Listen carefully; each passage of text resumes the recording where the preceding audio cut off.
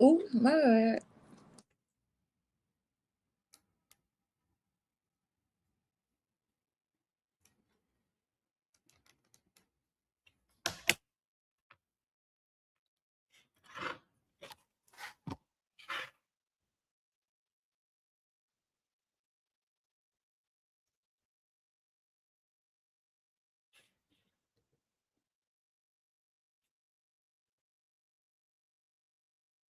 Why the hell this damn thing covered like that? It's great. What's good, Golson? I don't think he was in here. He probably ain't in here right now, but hey, he came through there.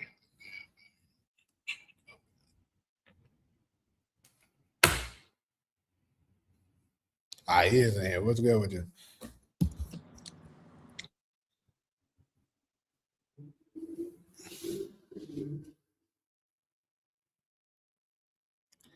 I should put it on my reaction jam today too.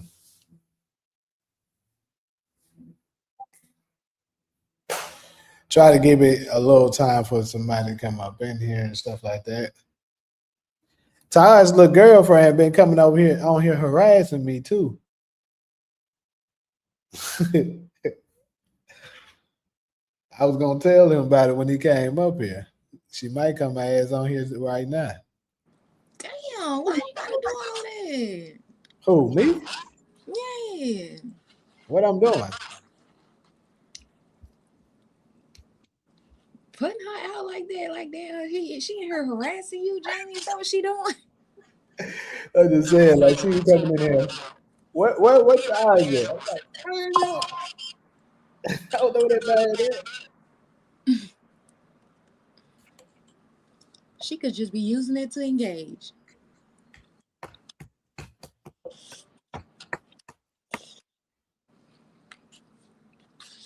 Nobody work ready to get off in the next 3 hours. Yeah, yeah. I'm good. Knocked out a few things today. Yeah, why are you late? Who, me? Mm-hmm. Oh, went and helped out somebody earlier. Who? Was hey, Is that none of my business? it really ain't. Oh, okay.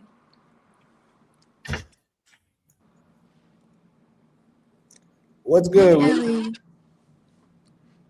Welcome to the live, Rita. I think this your first time. I never seen her before.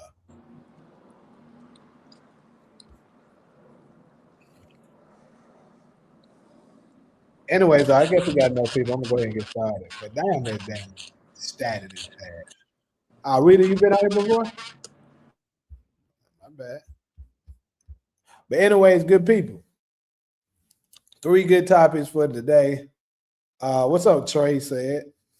I ain't never seen you before either that I can remember. But DeMarcus was good. So the topic that is at hand, the very first topic, as y'all can see right here at the top, is liking pics cheating. So basically, what I mean is like, let's say you in a relationship and you liking other women's pictures, especially the thirst trap ones. And vice versa for women. If you got a man and there's a dude, that's thirst trapping, he got his shirt all off and stuff like that, and you liking or leaving hard eyes and stuff under they post, is that cheating? And I got a video I want to share. One of my favorite women content creators in the game right now, what she had to say about it. She kind of was she kind of steering my pot a little bit right here, but we'll let her get away with it.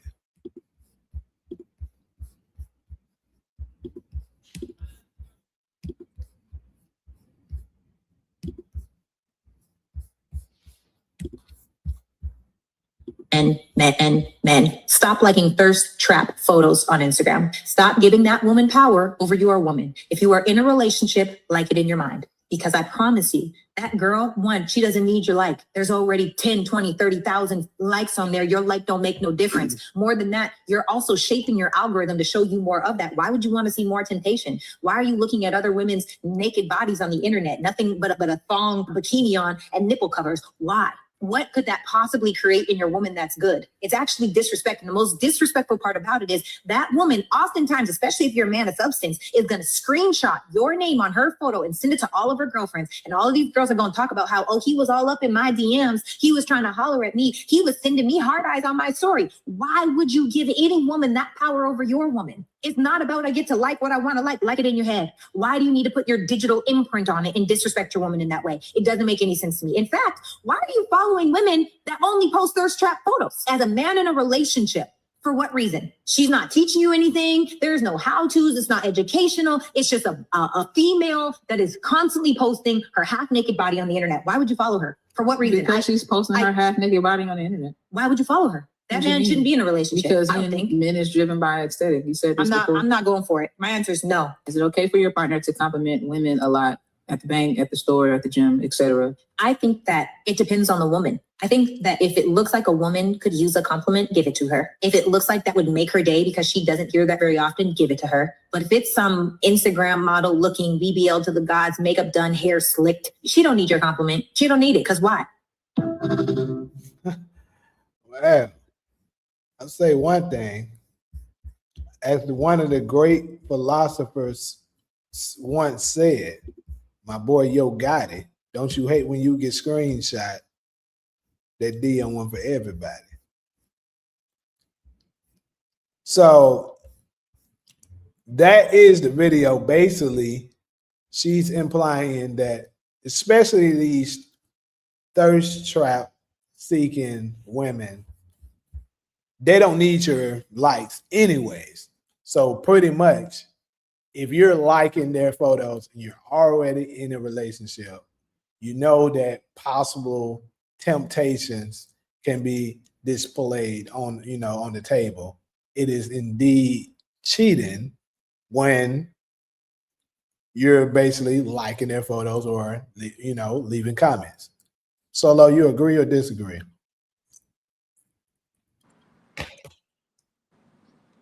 With you or her?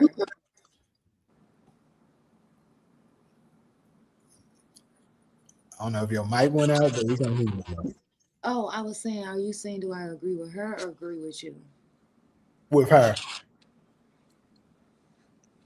I agree with that, but I think that is just to go a step further. I would say that I think that's what we have turned liking pictures to. Like that's what it means now in society, right? It means that you're interested in someone. It means that you want her to know that you're interested, want him to know that you're interested in her. So I think that's what we've turned it into. It didn't used to be like that. You used to be able to like a picture and it didn't mean that I wanted you to slide in my DMs. Because I think that on the flip side of it, like you can see a guy come down your timeline and you can like his photo and then here he comes in your DMs like what's up, and you like I just like the picture. I didn't mean for you, I didn't think that I didn't want you to think that I was interested in you now. So it's a little fault on us as society. So, but as for men, like men and women, when you're in relationships, I do think you have to be cautious of that. And so, if it is a very, sexual picture that you're liking, of course, that means that you like it, right? That means that you like her now in society. Um, but I just think that if it's, hey, I went to go meet my grandma had a 94-year-old, a 94, she 40, 94, and she had a birthday, and I like that. I think that's pretty innocent in that sense. But, if she bent over in a thong, then of course, maybe you shouldn't like that, as whether you thought she looked good or not. Don't like that, because that does send a message to the woman letting her know that you did like it, knowing that you're in sort of a committed relationship, especially if you're in a committed relationship. Hmm. Well, I'm gonna be honest about it. Um, I think it kind of matters what platform too, because like if I like a picture on Facebook, it's kind of not the same as if I like a picture on Instagram. You feel me? And I don't know, maybe others y'all can let me know if this is the same for you. Because for me, Facebook is more so family oriented. You know, where people that I actually know were close, like people back home for me and stuff. Like I live in LA now, but most of my people in Facebook is gonna be people that I know from Memphis, college, shit like that that I may interact with here and there. Instagram is, where a bunch of, you know, the ones that seeking that attention and stuff will be at.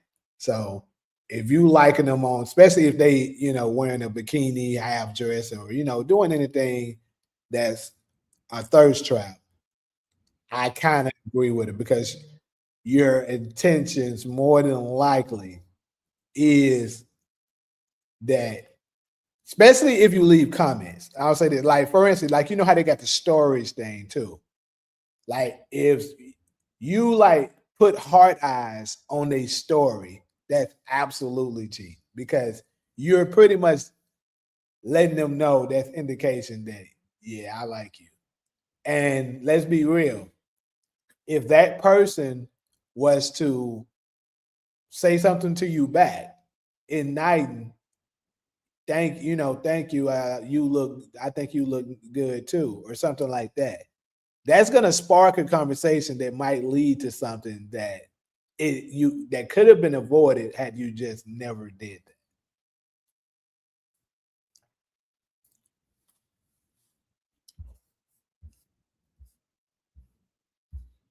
Let's see what they saying in these comments. Yes, but not when you are live. Oh, okay. She talking about mine. Got you. Got you. I don't. Excuse me. So I don't think it's cheating though.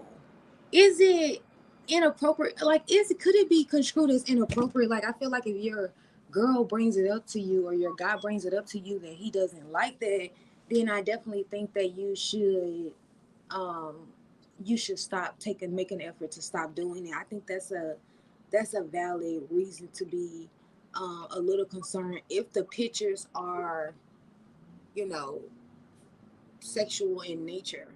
But just to say, so I think, but I don't think it's cheating though.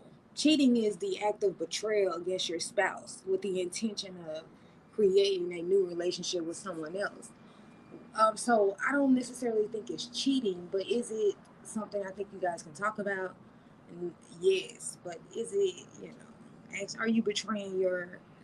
Now, if you slide in the DMs, then I would say that's cheating, right? Because if you don't know this girl, the only thing you know her from is Instagram. Why would you send her heart eyes? Why would you send her, hey, what's going on? Stuff like that. I think that's cheating because why else would you be trying to get to know her? You trying to be her friend? I think that's cheating. But don't you think if that's your thought process, remember, like I was saying, that more than likely, if that person was to get back, let's say that person was to hit you up afterwards, like let's say they notice you like a few of their photos and they kind of hit at you like, hey, thanks for the likes, and then they start liking a bunch of yours right after that. That can lead to something. No, but as the person who's married, you would say to her, yeah, I appreciate, you would keep it short. I don't even think that you have to tell her, hey, I'm married. You just keep it short. Be like, oh yeah, I appreciate the love. And that's it. You don't have to say, well, how you doing? You don't have to say, yeah, you look real good right there. You don't have to engage. You don't even have to tell her you married. but you keep it short. You don't try to open a dialogue so it can eventually turn into something. Even if she was to open, so how old are you? You could not respond. Not Temptations get started though. no, but you're an adult, right? And you know your commitment that you made to your spouse. So you should have some type of self control to know when to stop. Okay, let's see what the chat's talking about. Would you consider Angel Reese pics as thirst trap? Absolutely. Women get so much attention on social media now, they forget how to actually be a woman. That is also true. Just because I like a pic doesn't mean you trying to holler. However, if you slide in their DM, that's different. Okay, I can agree with that, DeMarcus.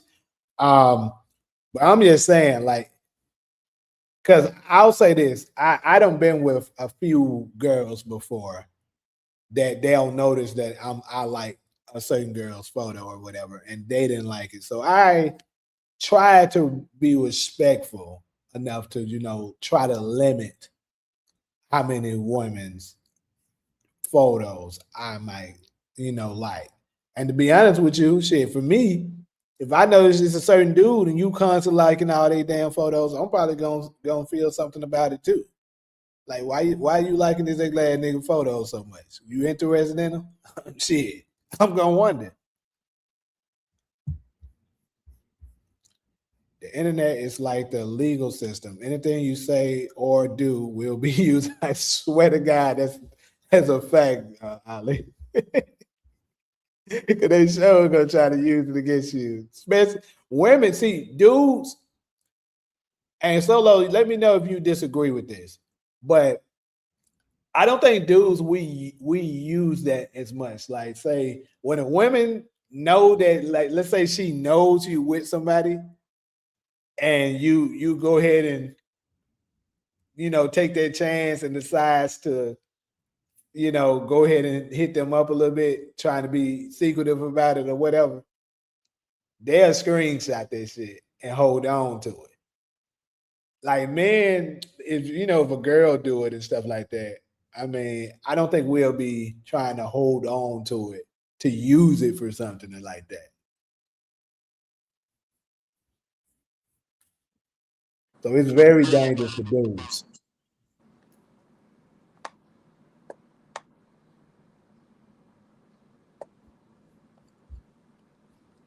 But the thing is that social media has turned into like dating. Like that's how people start dating. Like you see a girl, she posts a picture, you start following her, then you like a picture, then you start commenting on pictures, then you slide in the DMs, and then y'all done met up. You done flew her out. Like social media, instead of it just being about you being sharing pictures and stuff with your friends and people now it's turned into like this broad you now you have this broad audience where people are trying to meet, not only people, connect with people they know, but people that they don't know, and meet people on social media. When we started on social media, I don't think that was, we only added people we knew. Facts, we did. So now it's just like, everybody page is open. Our pages were private because only people that I know is gonna I'm going to accept. So it just has turned into this global thing, especially now that everyone is, people are making money off social media and stuff like that. So, it has turned into a dating app. Like, I don't know if you know this, but I always say TikTok is not a dating app. You ever heard me say that before? Nah, I don't think so.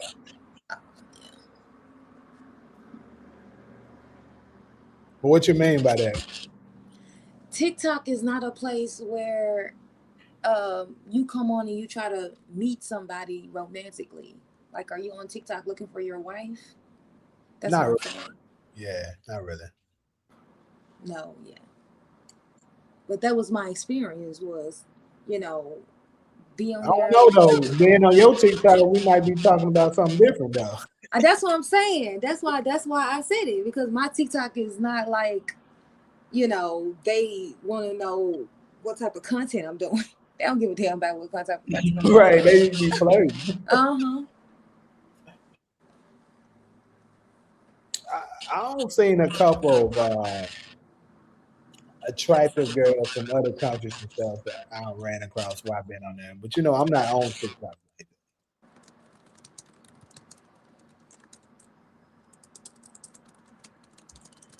Oh, My damn. bad. What?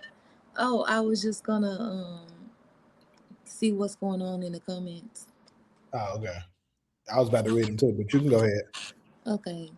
Okay, so Demarcus has a question. He said, "What about liking true model pics? And is that considered cheating?" For me, I don't think that just liking a photo is cheating. I definitely don't think if it's a celebrity, like even if my say for example, if my husband was to like a picture of like Janet Jackson in a bathing suit, right? I wouldn't find that to be cheating or inappropriate. Like she's a celebrity. What are the chances that this is gonna work for him? Like he's gonna start messing with Janet Jackson, or he even like, like what's another woman? Another girl. Like Nicki Minaj or Cardi picture because they in a swimsuit. I mean, I don't think that's cheating. So no, not like no celebrity, especially somebody you don't know that is a celebrity now. What Well, about at you? least you consistent. Huh? I said, at least you consistent. Because you said that about the Chris Brown situation too. Yeah, yeah. I definitely when it comes to celebrities, like wouldn't care if he like gushing over this woman. Like I just don't think that's like crushy shit. Like that. You know what I mean? Like now it's different when you got opportunities. You know what I mean? Opportunity to do it.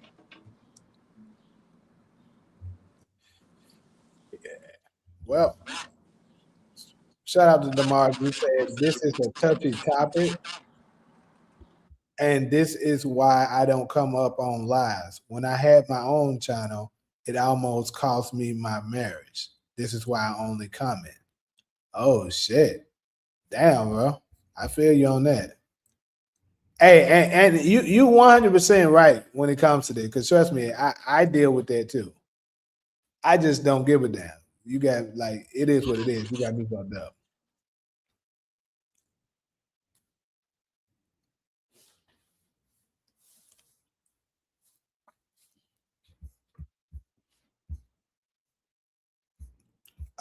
Poma said, just like I don't do that. Thank all veterans crap. I don't know if they beat their kids or kidnap people. Okay, you talking about something else. Social media is used for people puffing out the peacock feathers. They try to make it look they are hot and living a wonderful life, but in reality, it's just an attention trap. You are 100% right about that.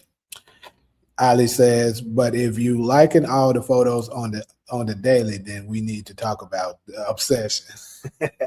Yeah, I ain't gonna lie. So look, check this out. I ain't did this in a long time, but this is a method, you know. Some of the times, if it's a girl that you kind of just meeting or whatever, and you just want to let them know that you are interested, this ain't got nothing to do with cheating or nothing, just saying that. But if you trying to let them know that you're interested, you go to their page and you like a bunch of their photos. That way, they're definitely gonna see it, and that's letting them know, oh, he's interested. And then if they go to your page and like some back, I already know, okay, I can get her. You feel me?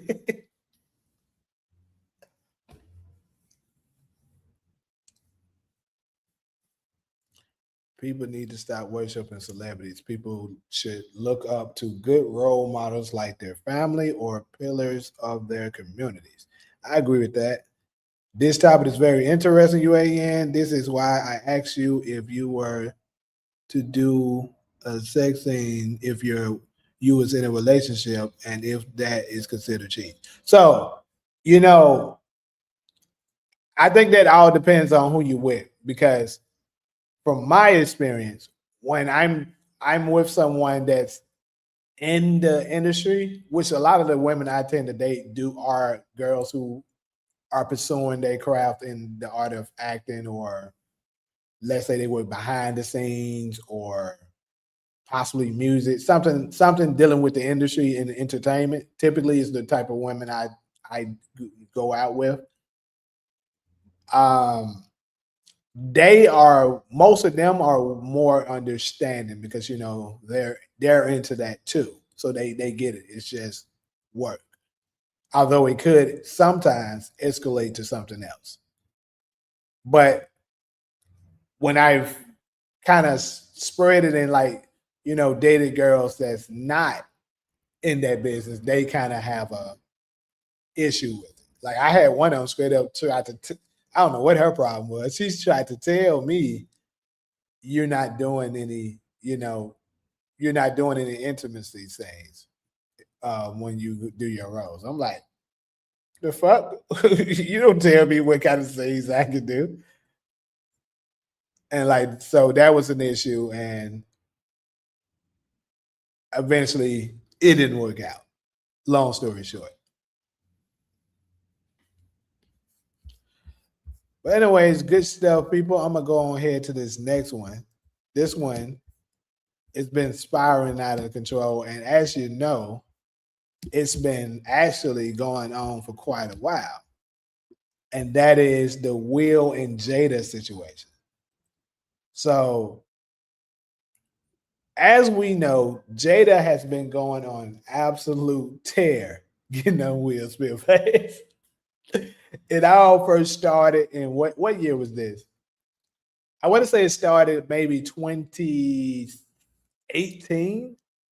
It was when she used to do her little red tabletop and stuff, and she had this little entanglement bullshit with August.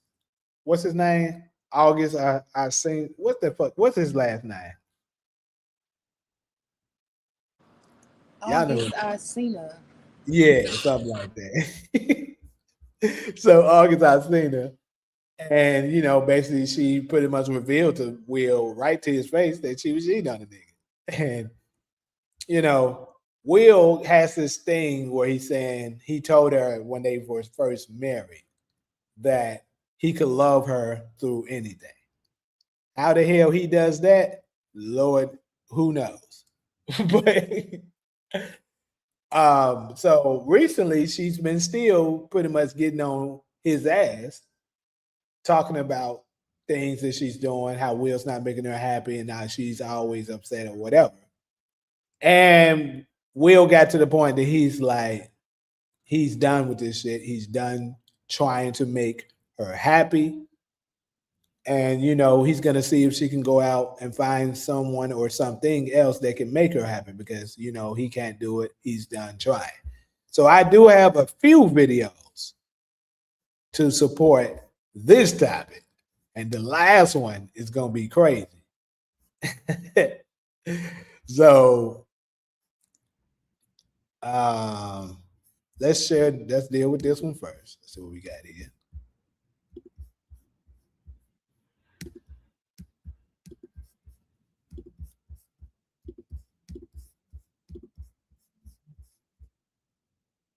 You cannot make a person happy. I thought that was a real deep idea.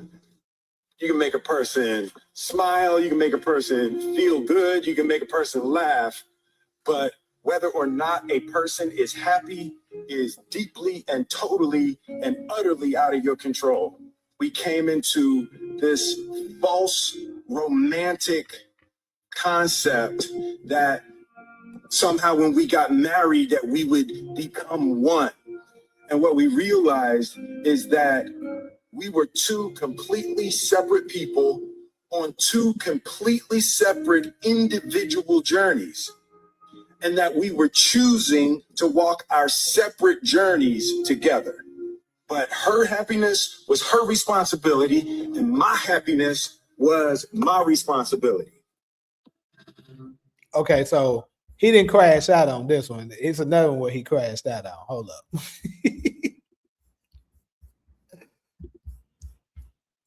Where is that one?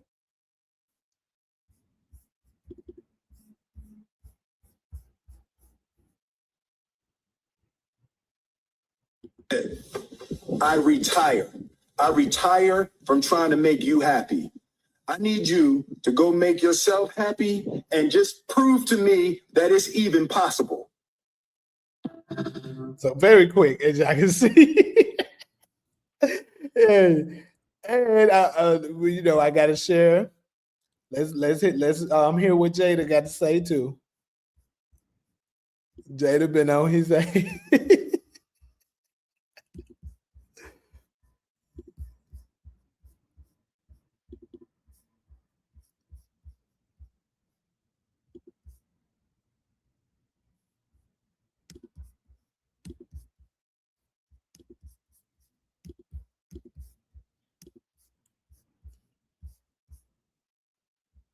I can love myself and love others.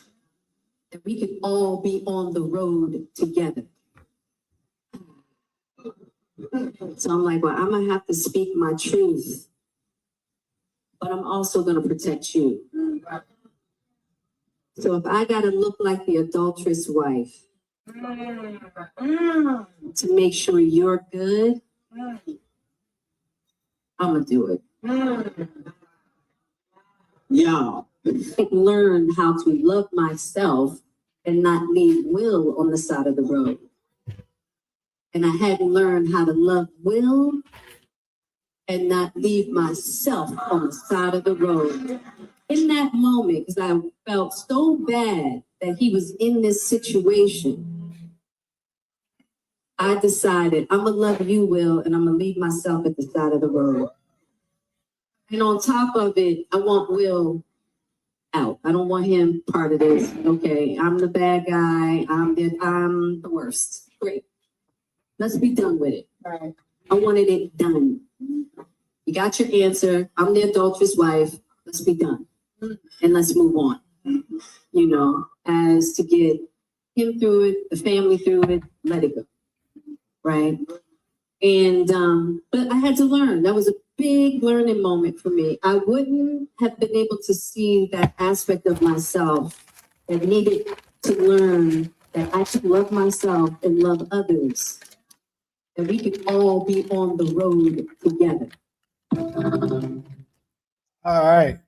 So Jada just said some very interesting things right there, in my opinion. One of them that stands out is she was saying what she said basically, that she's doing this for Will. She said, you know, while she's doing that, she's gonna do this to protect him. So I don't know how y'all may have interpreted that, but how I'm thinking is she could be potentially doing some of this because she know his career was damaged the moment he slapped Chris Rock, you know, at the Oscars. So this could be a few publicity stunts to get his name in, you know, so that folks can feel sorry for him and, you know, make him popular again, make him lovable again. And then he comes out with another movie. Everybody, you know, has fallen in love with Will again. She's like, hey, I may get deemed the, you know, adulterous, demonic wife, but at least my husband's career escalates more. Could she be, did anybody else look at it potentially to be that? Or am I tripping?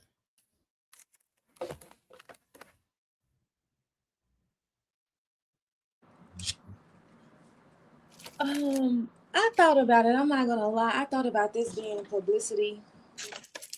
And they doing this to get their names out there because I've learned that that's what a lot of people are doing now. So like whatever it takes to get yourselves in the blogs that that's what it is now. So I wouldn't be shocked. I thought about it. As far as their whole situation, I just want them to take us out the group chat. Like, I understand y'all having marriage issues for whatever reason y'all won't officially divorce each other. So if y'all gonna stay together, just like we tell the regular people, if y'all gonna stay together, then I don't want to hear it from neither one of y'all. So that's pretty much where I stand. Like, either divorce each other or leave us alone and stop using us for clicks and views. Okay, so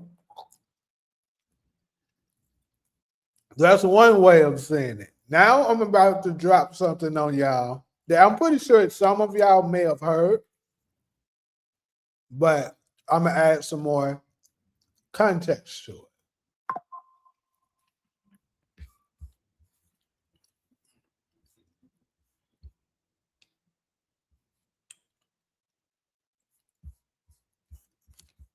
So here's the other video.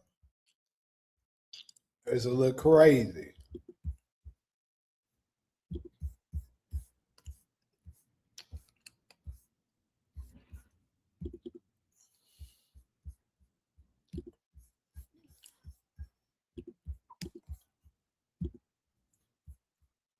Smith is gay, okay? He's gay. He's always been gay. I lived in Hollywood for a decade. My boss was his agent at CIA for 8 years. It would help him shuffle men in and out of their mansions. Him and Jada Pinkett Smith don't even live, they haven't even ever lived in the same bedroom. She is his, what's it called, lavender wife or whatever, to seem normal so they can seem like the all-American family. But in reality, Will Smith is gay and always has been. I hate Hollywood and I don't even like celebrities. I don't give a shit about any of that stuff. But I'm just so sick of seeing this story of like, oh, she's this big cheater, even though she's absolutely insufferable. That's just so you guys will talk about them. That's why their whole family is weird and it doesn't know what gender they are. Because the dad shuffles men in and out of their home all the time. And it's not all on him. Like, she's willingly married to a gay man. And that's fine. I love gay people, but it makes me feel, it's weird that they're pretending that. It grosses me out and it's annoying, but he's gay. That's the whole thing.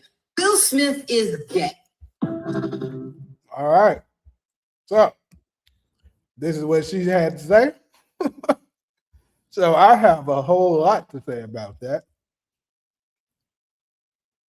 I know I've been deigned to be real hard on the sisters, but on this one, I'm actually not going to attack Jada because of a couple of reasons.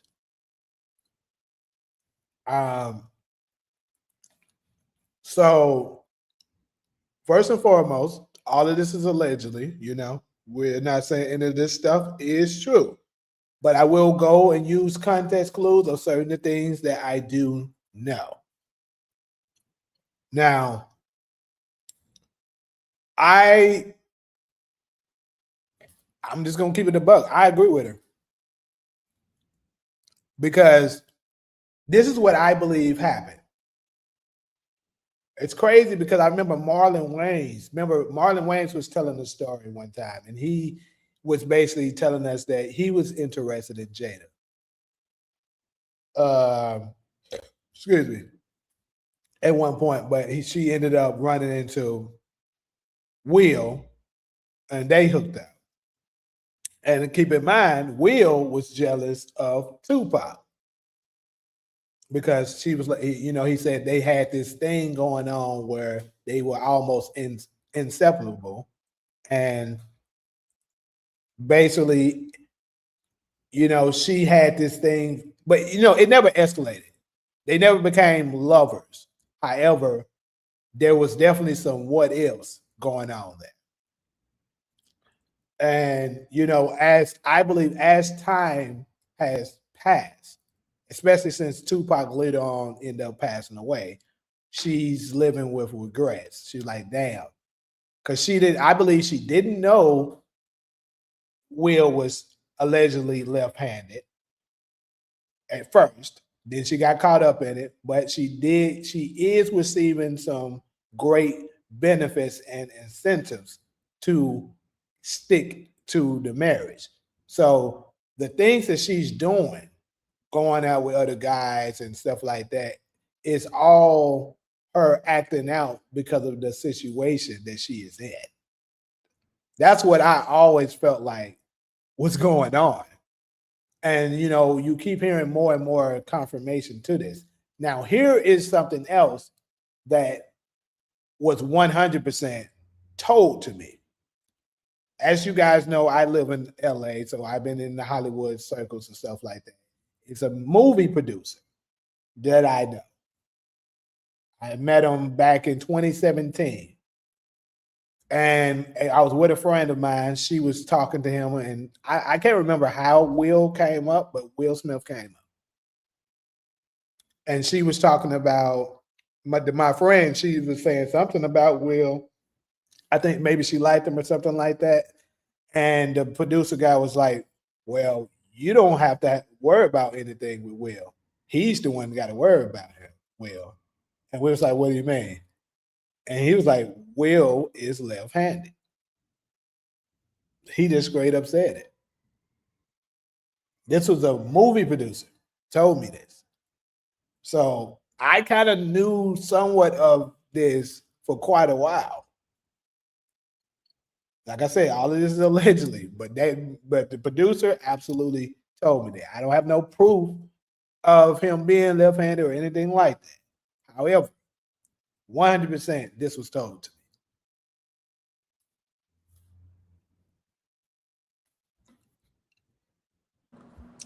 I thought we all knew me. You said we all do that? that.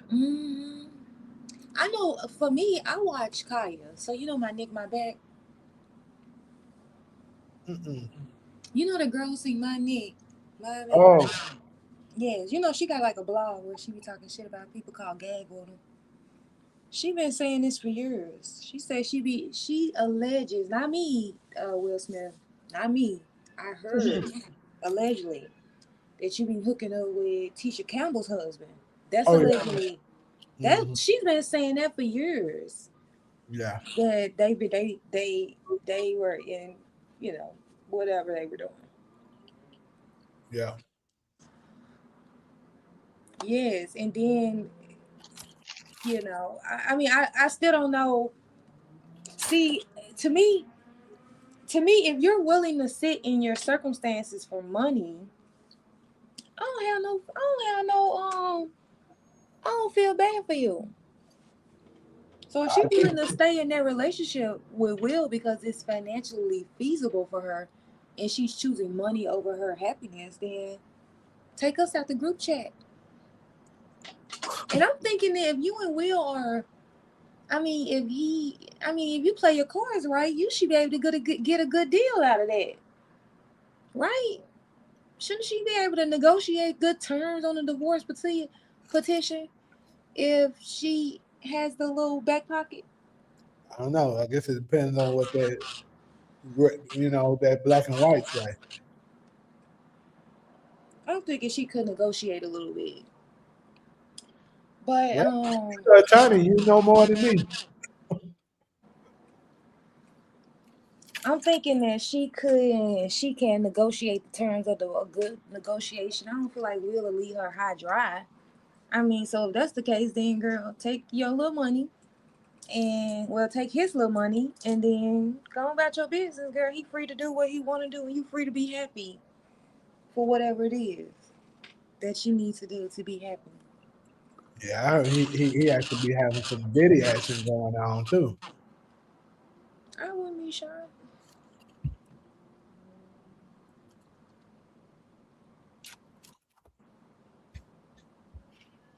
Okay, comment session.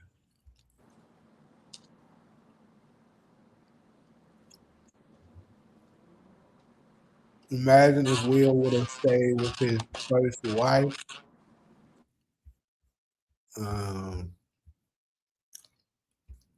he probably left her because that's not what he was interested in no more. Oh yeah. Speaking of his first wife, right? Here's another story that was told to me. Apparently, because if you see this on this video I just shared, you see here at the bottom, This bottom at the bottom, this comes from Will's first movie that he was recognized from. I think it's called 6 Degrees Under or something like that. 6 Degrees, some shit. I never seen it and don't plan on watching it. But um, he played a gay man on this movie. And I don't know how true this is at all, but this is allegedly. Someone told me this. That apparently during that set, because you know that these little weird Hollywood rituals and shit that be going on, that he actually did intercourse with the man at there, and the wife walked in and saw that, and she wanted out immediately after she saw that. So that's what I heard happened with this first wife.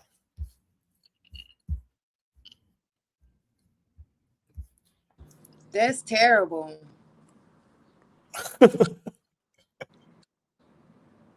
That's terrible. It is. So I mean, so Will too. Will sound like Will picking his happiness. I mean, picking the money over the happiness. So what we supposed to do? Yeah, they both doing it. Just take us out the group chat. I do not want to hear about their marital issues. Y'all talking to the internet.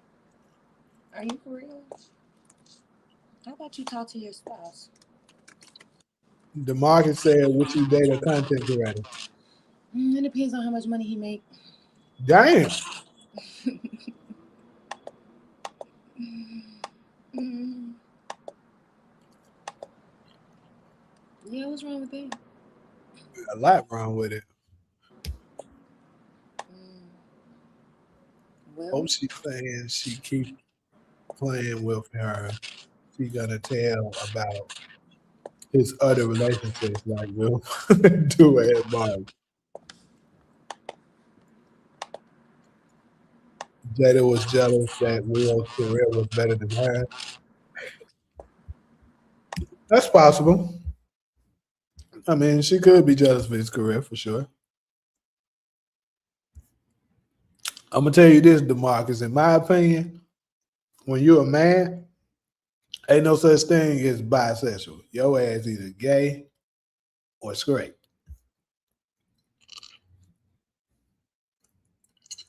I had to come here because of the channel name.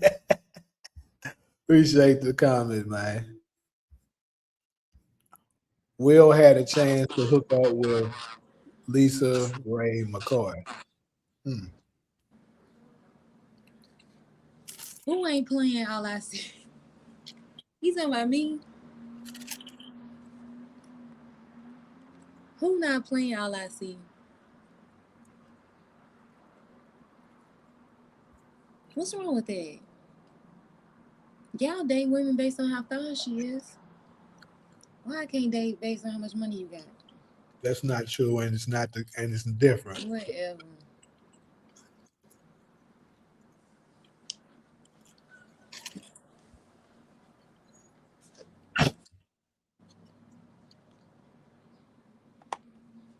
I'm pretty sure Will done been diddled before.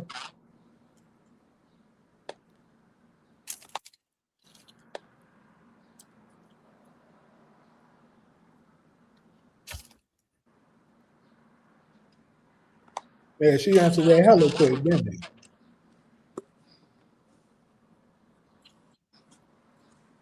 she? What's wrong with that? All I see. And don't you cap to her. What's wrong with dating a man based on how much money he got? What's wrong with that? Oh, Ali, you let me down. You let me down. Nothing at all. Nothing at all. Exactly. There ain't nothing wrong with that. There's a lot wrong with that, but it's fine.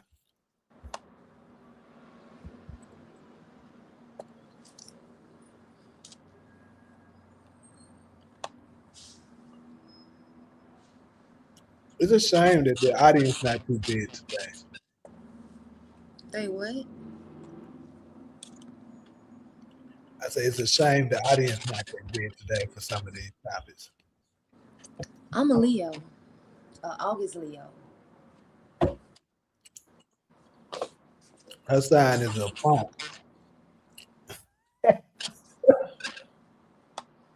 My bad, Y'all see, y'all heard that? Y'all heard that, right? Y'all heard that.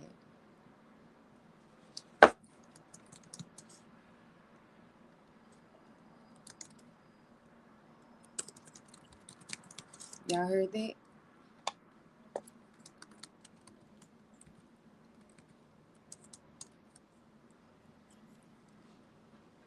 Don't be giving her no damn. What? Why you hating, Jamie? Who's hating? You. That all I see on my side. She should be. I love to stare at the pot. I'm not staring at the pot.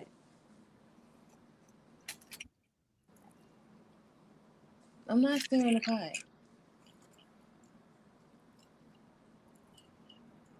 What's All wrong right, with fellas. you?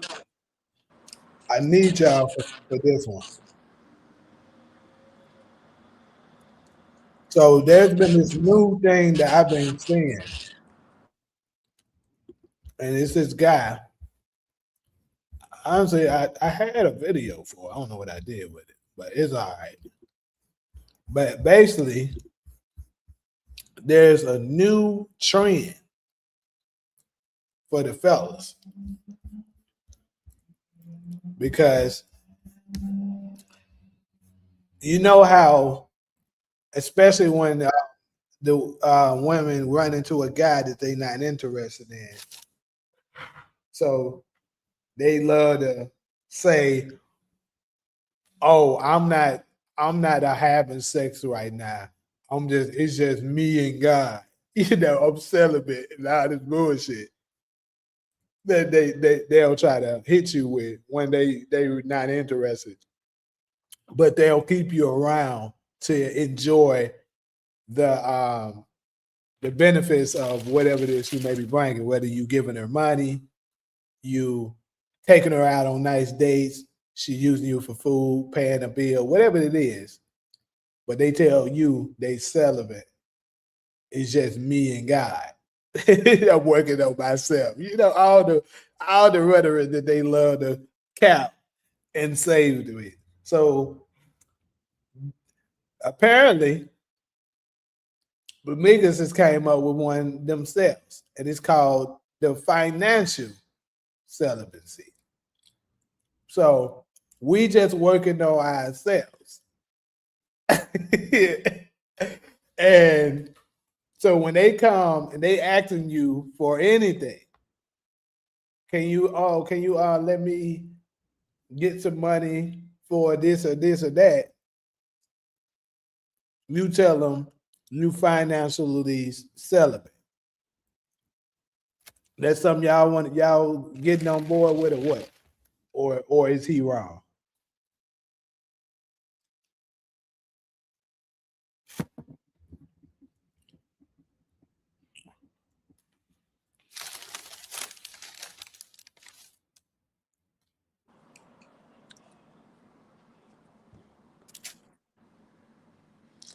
To be honest, I'm shocked y'all dating women that ain't really interested in y'all.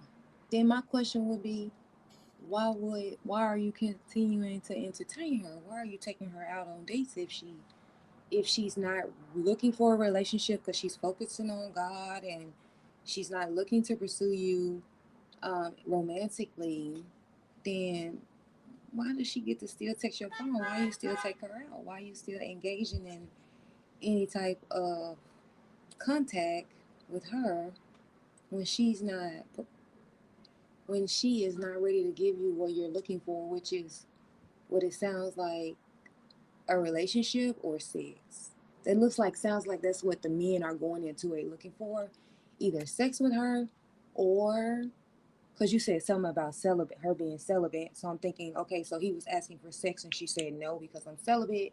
Or you have the instances where men are actually looking for relationships and she says, no, I'm focusing on God. Well, it sounds like isn't willing to give you any of that. Then why are you still dating her? Why are you taking her out? Why are you still texting her, talking to her? How is she able to trick you out of some money after she done told you that she celibate or she's not ready for a relationship? So if she's told you that and she still can call you and say, hey, let's go have dinner and you take her out, or she still can call you and say, hey, can I borrow some money, and you give it to her in that instance, because now you're saying you're no longer doing that. So she's already told you that she's not wanting sex with you or a relationship with you. Then she, you guys still texting, still going out. Then she asks you for some money and you give it to her. That sounds like you need to take some responsibility on what exactly are you doing. Are you holding on to hope that eventually she's gonna let you hit, or eventually she's gonna want to get in a relationship with you? I mean, if that's the case, then I'm thinking I'm blaming the person doing the pursuing, the person that's willing to give up what it is that the other person want out of trickery. So if it's your position that you're gonna stop doing it, I commend black men. Stop pursuing women that have already told you they're not interested in giving you a relationship or sex. I wouldn't. I mean, that would be the same advice that I would give black women when they're dating a man and a man isn't willing to do what it is that they're asking the man to do, whether they want a relationship or whether they want some money. And he's saying no, then you cut him off, right? If that's what you want out of relationships, why sit around and hope and pray that one day he's going to give it what you want, give you what it is that you want? This nigga Taj. But look, What's up, Taj? he but look, I'm gonna answer some of the questions you asked. I don't think they're just letting the girls just use at least most of them. What I think it is that a lot of them are, for one thing, they don't know how to identify a girl that's not interested in them. Unfortunately, like some dudes, it takes them a while to be able to, actually notice. Okay, yeah, she's not really interested in me. She's just using me. Because women are very manipulative creatures.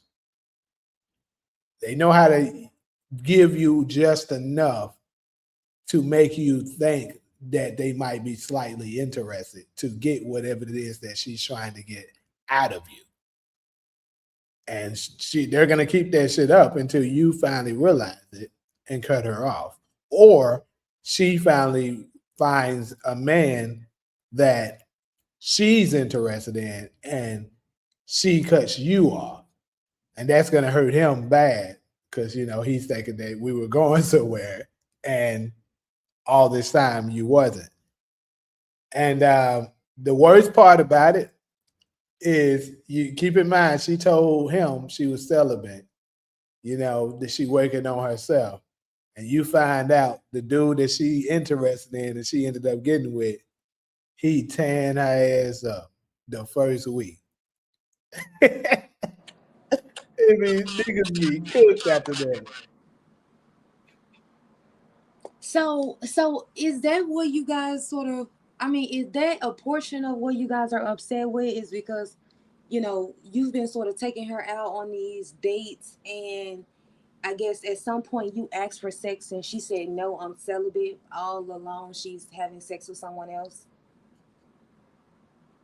Yeah, because you getting used. You was getting used the whole time. But what if she just doesn't want to have sex with you? Right. So this is the thing.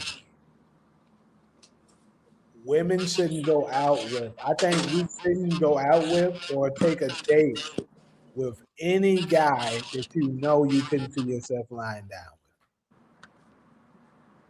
But that's not the same thing. Why isn't it? So because if I'm going out on a date with you, my mind isn't that I'm gonna fuck you in a month or fuck you in 2 months or fuck you in 3 months. At this point, I'm going out with you. Am I sexually attracted to you? Where I'm like, I understand that you may be physically attracted. I was like, oh, he's a handsome young man. Um, but does that mean that I'm sexually interested in having sex with you? I don't know that until I get to know you, right? And I get to know your mannerisms and how you are, who you are as a person. Then that sexual, then I'm hoping that that sexual attraction would start to build where I'm like, okay, now I want to have sex with him. But I think that what it is when men are dating, they're going into them thinking that eventually I want to have sex with her. But when it comes to women, I don't think that's how we're going into it. We're hoping. I mean, if you find a guy attractive and he's attracted to you, then of course you want to hope that that attraction builds. But if I'm going out with you, I don't know I want to have sex with you until now I've built my sexually attractive. I'm sexually attracted to you. But we have to get time to build that, right? And if I go out with you, maybe I go out with you 4 times and I still don't get the sexual attraction where I'm thinking that this is gonna go further. Is that me using you for dates, or did we spend time together trying to get to know each other and you just happen to spend money? Is that me No, using you for the date though? no. See, I don't think in that situation, no, I don't think you were using him. It just you so happened to test it out and it didn't work. That's different. I'm talking about the women that know full well they have zero interest in this guy, but they'll keep him around, particularly to use him for whatever it is that he has that she wants to use him for. Okay, so I want to flip that back on you. So, what about the men who know the girl wants a relationship, wants something commitment from him? He's saying, no, I'm not ready, but he's still taking her out, still having sex with her. They going on trips and all of that. Mhm. Is he using her for sex? I'm sure. As long as it's It's- consistent. yeah, I'm gonna be fair about it. It's the same. Okay. But here's the thing, though. It's much easier. It's much easier for a woman to use a guy for her money than it is for a guy to use a woman for sex because it's very easy for a woman to get a man to do something for him, opposed to it's not as easy for a man to get sex from a woman. Well, it depends on the women that you're going after. No, it's If a just woman, if a woman knows her worth, then maybe that woman isn't willing to just have sex with you because you want to have sex. But there are some women that you can have sex with, but that the issue is that those women are considered less valuable to you guys. It's not hard for you guys to have sex with women. I just think that there's a certain caliber of women that you want to have sex with, and y'all she's think more that. willing to do You that. think And that. I'm telling you, as a just like man, if I wanted to have sex with a man, I could go find a man to have sex with, but of sure, course you can. A woman can. he's gonna be less caliber than a man I would find myself marrying. So look,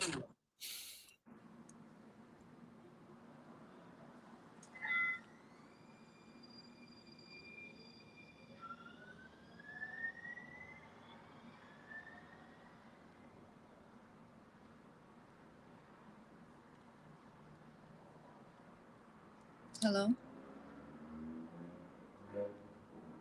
my bad, my bad. I have to mute myself. I'm tripping. Um, but yeah, I was saying, sure. I think this is something that a lot of women tend to think that it's easy for men to get sex, and it's actually not. Only the upper echelon. If you're a guy that's having sex with, let's say, if you can nail 3 girls in a year actually. And obviously this is talking about like getting to know you're not doing no pay to play action or nothing like that. That's actually rare. Niggas aren't smashing like that, like you think. The ones that may be around you might be, but that's only because women tend to surround themselves around dudes that they may be potentially interested in, or let's say that they're somebody of some kind of status that they just so happen to come in contact with. Those guys are. But the everyday guy, they're not doing that like that. It's hard for men to get, because the average women be not wanting to do. Sometimes an average woman wouldn't want a dude that's high up. And even the ones that's not as attractive, let's say the below average women, it's the same with them. It's not that easy to get sex like that. Well, I think again, I think it depends on the woman that you're trying to get sex from. Mm. If you're trying to, like, again, I said, a woman who knows her worth, it is going to be harder for you. But if you guys pay for it, you literally can go pay for it. So it's very easy for you guys to get sex. Like I said, the low quality, the low women who are you guys would put down, say she isn't quality enough. That's the women that you guys don't want to have sex with, but those women are available to you guys. You guys could pay for it.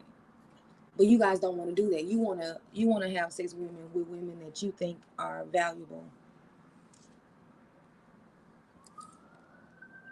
Mm. But the thing is, even the even the below averages can smash the upper some of the time with women. That's all I'm saying. It's different.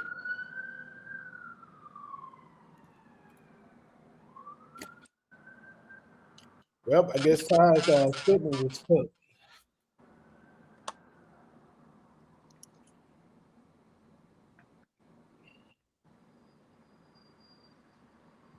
Well, the Suns' first game in Phoenix is Saturday.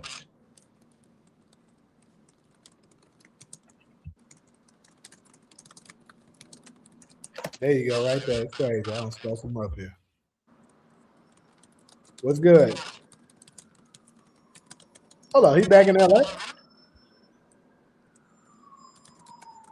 What's up, Tom? He on mute right now. I guess he just was listening in. Hey, Todd, you in LA or you in Florida? He can't even hear us, I guess. Can you hear us?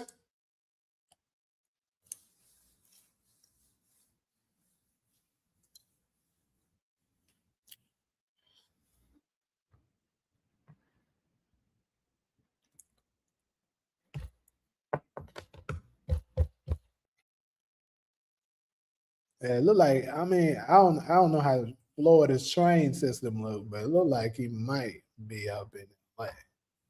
Can't really see.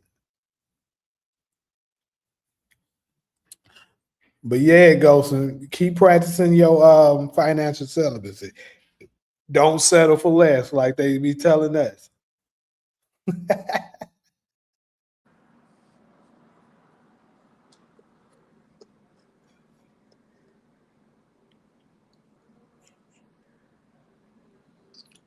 I can't believe y'all women can trick y'all out of money.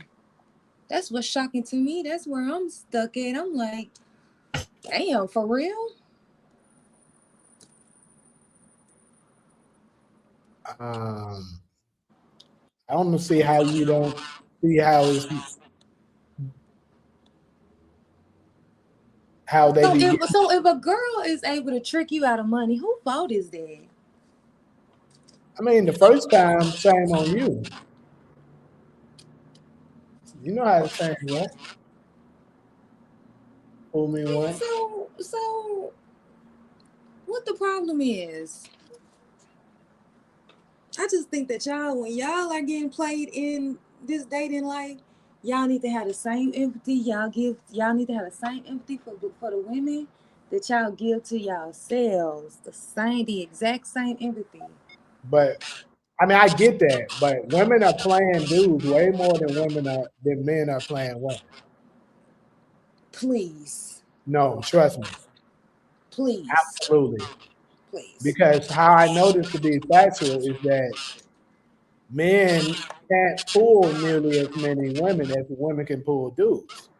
So that means that we're playing every dude we meet.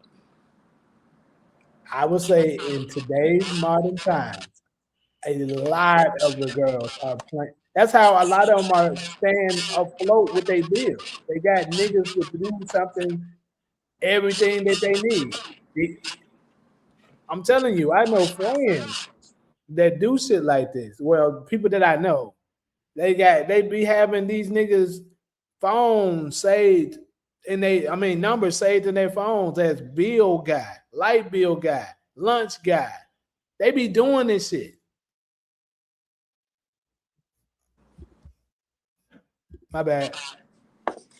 Um, I guess I mean I to be honest, if a girl only hit you up for lunch, for you to pay for her lunch, girl only hit you up to pay for her light bill, and you actually do it, who fault is that? Because if you It's stop yours. responding, she gonna stop hitting you up, Yeah, right? absolutely. Right. But So she ain't and gonna go then there. it definitely has to be the type of woman because it's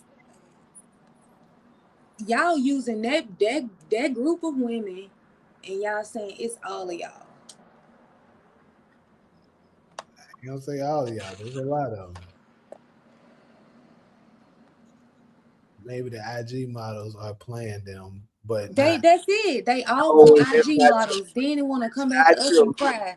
That's Yes, not it true. is. Yes, it No, it is. ain't. That's No, it exactly ain't. what it is. No, it ain't. That's exactly, No, it ain't. Darla. That's exactly what it is. Them extra fine Oh yeah, you girls that's definitely. racially ambiguous, that got a big booty, big titties, and all of that. That they want all of them want to have sex with. That's who they allow to play them, and then want to cry. I That's don't care. big cap. I don't care. Then they want to cry about it. Please. If this was TikTok, I'd be sending you your caps right now. Whatever. I just think that you're I'm saying my thing is you are giving the men that's getting played, that's willingly participating in getting played, oh, it ain't your fault. It's the women because they doing it way more than us. No. No, no, no, no, no. Just like you hold women accountable, hold the men accountable. And I would say at least he ain't leaving you with no damn kid that you can't get rid of. You being cheated out of $500. That's like Jay Hey, Judy would say, well, I consider was yourself getting away clean. Cause reach down to the floor and thank God. Cause he could have left you with a baby. And ain't nobody gonna excuse you for that. You ain't never gonna get no excuse for having a baby with a man that ain't got no intention on doing nothing for this baby. You don't get no forgiveness for that. But you shit. want us to They get excuse excuses. these damn. They giving for But it all the time. you want us to excuse these damn men because they getting used for light bills and shit. I don't get it.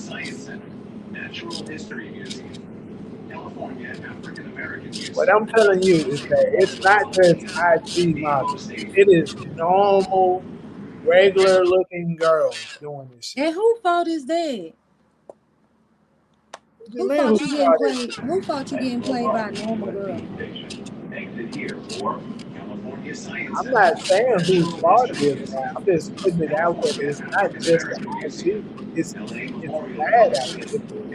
It's a great percentage of them in general. Because the problem is Instagram and other social platforms has made average women believe that they're the same on the same level as these IG models. So they're all trying to do it. But if y'all aren't responding, just like you, just like if y'all are not responding, she hit you up, hey, can you help me with your light bill? If y'all don't respond, then she doesn't get your money, right? For sure. I mean, Just like with our single mothers, if they never open their legs up, they never get a baby. I agree with you. So I'm not. we don't blame the men who's opening up their wallets. We're not giving them a pass because all they losing is money. I'm not giving Stop anybody. leaving niggas with babies, please. Yeah, I'm not giving anybody a pass. You're right, 200% correct with that. It's still on you that you was weak enough to let her connect you out of whatever she connects you out of. But I'm just speaking and saying that uh, these niggas are for the dude side is how they be getting tricked is they don't be knowing whether or not a girl is actually interested in them until later after she don't maybe hit his ass for however amount, then he trying to figure it out. Damn, she really just used me for whatever it is I got.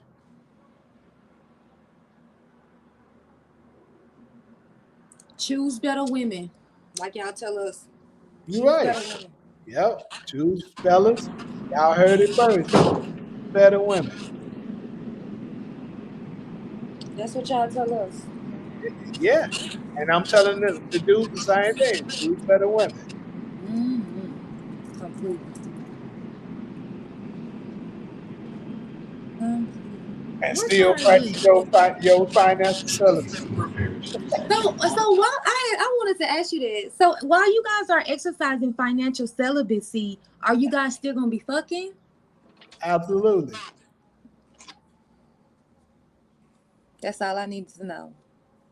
Wait, we said financial celibacy. We I didn't know, say. I get it, but again, you guys go into a relationship looking for sex. Women go into the relationship looking for money. So you can argue, right? So you say, "Hey, I'm not willing to spend no money on you," but yet you're still willing to have sex with her, right? Yeah, yeah. We So even in is it that you want the so if I spend money on you, is the expectation is that I supposed to be able to fuck you eventually? Because I'm I thinking think that what dating is supposed to be like you trying to get to know the person, not that you spend enough time, spend enough money to where you think that I should be able to fuck you by then. what the problem lies is too many times now that dudes are tired of getting played. So how they're looking at it is like, I'm not about to come home empty handed. If I go out with her and stuff like that, I spend this, X, Y, and Z on her. I want something out of it. So yeah, I'm trying. That's the only reason why I think dudes have gotten away from, the time where they used to be okay with, all right, we go on a nice date, we have a good time. We may hug and stuff like that. And then, I take you home. We call it a night. We had a good time. I can't wait to see you again. And then, eventually as y'all get to know each other better, maybe a kiss will come and then eventually sex, right? But it started, I don't know exactly what time period this started happening, but it started getting to the point where women had started to use men for money and only use them for whatever it is that they have. That dudes were like, yeah, bro, it's getting hard out here. They only want us for whatever we got. They're not really trying to give us a chance. So But the only what about the women who say that all men are all men want sex? well, this is I actually think that's not the case with a lot of guys. So like, what I just was saying is that since so many are used to getting played, they like, bro, I'm gonna just go ahead and try to get sex because I don't want to get played. See, And men, and the woman can feel the really quick, same really quick, way. really quick. Men, I think when we get hurt maybe once or twice, that's when we go into savage mode. Like, I'm just gonna smash. I don't care.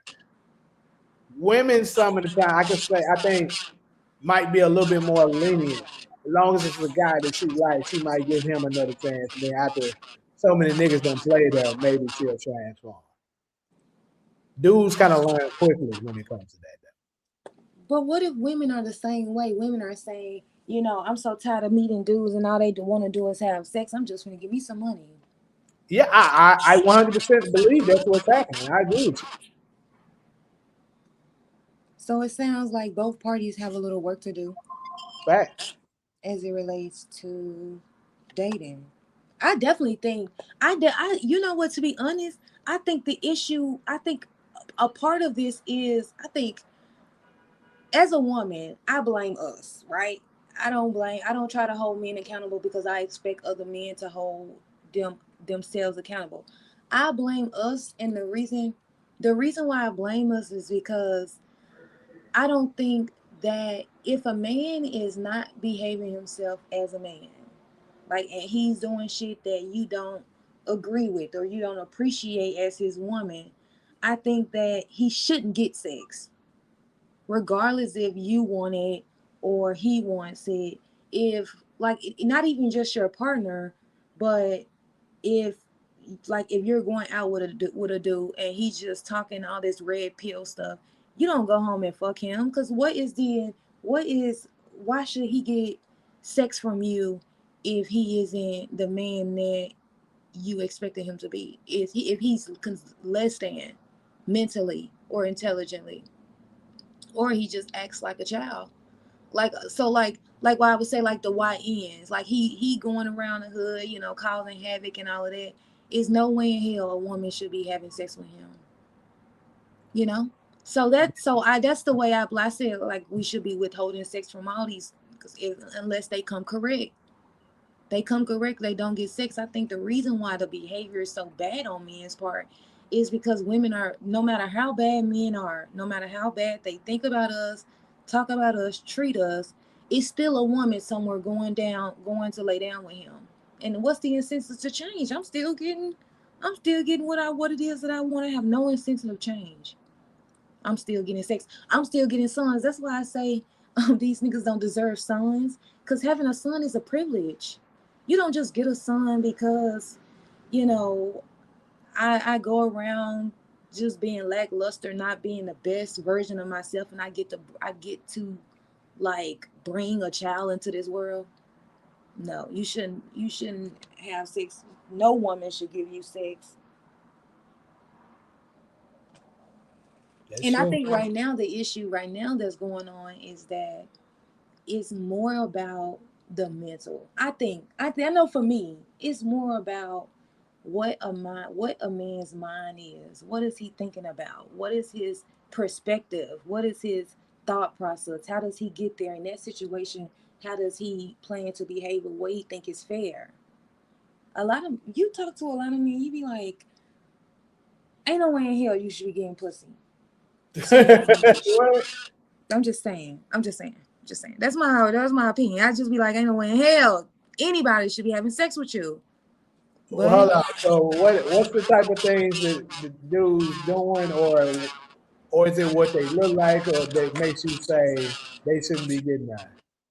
so like if so for example, uh say for example, if this dude, you meet this dude, he asks you out, um and you talk to him and he be like, you know, say for example, if you think, well, let me think, because you got to get to a certain point, right, in the relationship where you guys are talking seriously, or you're a type of girl that you don't mind having sex with him on the first night, right? Let's just say that, yeah, I have sex with people on the first night. I don't have a problem with that. And so you're sitting at the table with him and he's talking, and he's just talking this red pill podcast shit that be going on the internet. He's talking about how women should be, you know, this and we should do that, and just essentially hate women.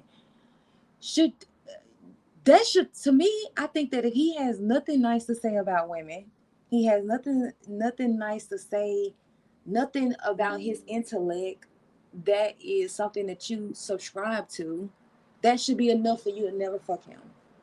But not just because, well, he's so fine, so I had to give him some. I had to fuck him, girl, even though He sat at the table, talked all that shit, degraded me, degraded my accomplishments, degraded what I, everything about me other than the fact that I'm a woman and I'm attractive to him. That was the only thing that he appreciated about you. Should you shouldn't, to me, you shouldn't go home and have sex. Reward him for what? Diminishing you, degrading you, telling you that your shit didn't mean nothing, and all of this bullshit that you don't prescribe to, right? You don't agree with it, but he's so fine, you just have to have sex with him. I think that women should stop doing that. Just because he's fine, that doesn't mean that you should go home. You should have sex with him. That's not a badge of honor, I don't think. So just Yeah, like that. I can agree with that. And vice versa, the dudes, um, we shouldn't be putting, fonding a lot of the lifestyles and stuff of these women that got bad attitudes, very disrespectful.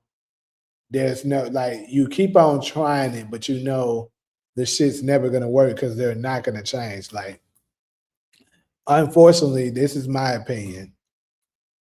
Especially once a woman reach a certain age, more than likely they're not gonna change. So if that's what they're like at a certain, like, once they reach a certain age, and that's something that bothers you,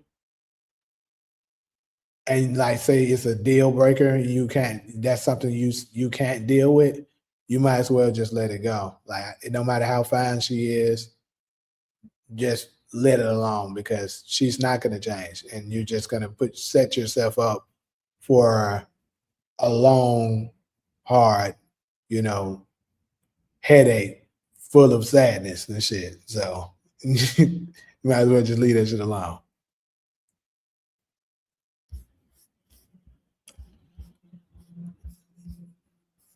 Hold on, Ali. Who the leader? Who the leader y'all follow?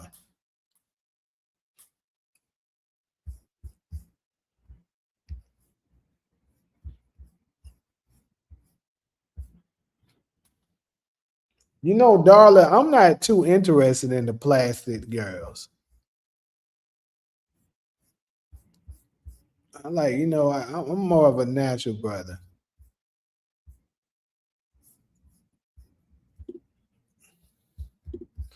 Yeah, some dudes is. So I guess see what you talking about. And what is Demarcus talking about here? He said the new trend out for the women is getting the dimple surgery for 3,500. What? I didn't even know they was out here doing that shit. That's crazy. Right. But women, I feel like that sort of phenomenon has just gradually increased. First, it started out with us getting fake hair, then fake lashes, then fake, asses, then fake titties, then it was fake. Okay. It just keeps getting worse. Everything on you is fucking fake. I've seen people like getting gaps in their mouth. It's just like, what are you doing? Or people getting braces that don't need braces. Like, have you heard of that? Yeah. I don't understand this shit.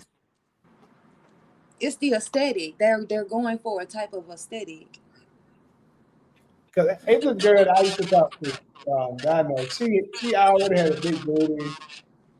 Her body was straight, and she over there talking about she about to get a BBL. Like, yeah, what the fuck are you getting a BBL? And she ended up not going through with it. I'm happy she did. I'm like, yeah, there's no way in hell you need a BBL. Yeah, I agree. Hello, my bad. I took that 2 hour break now. I didn't even know you was back yet. Yeah.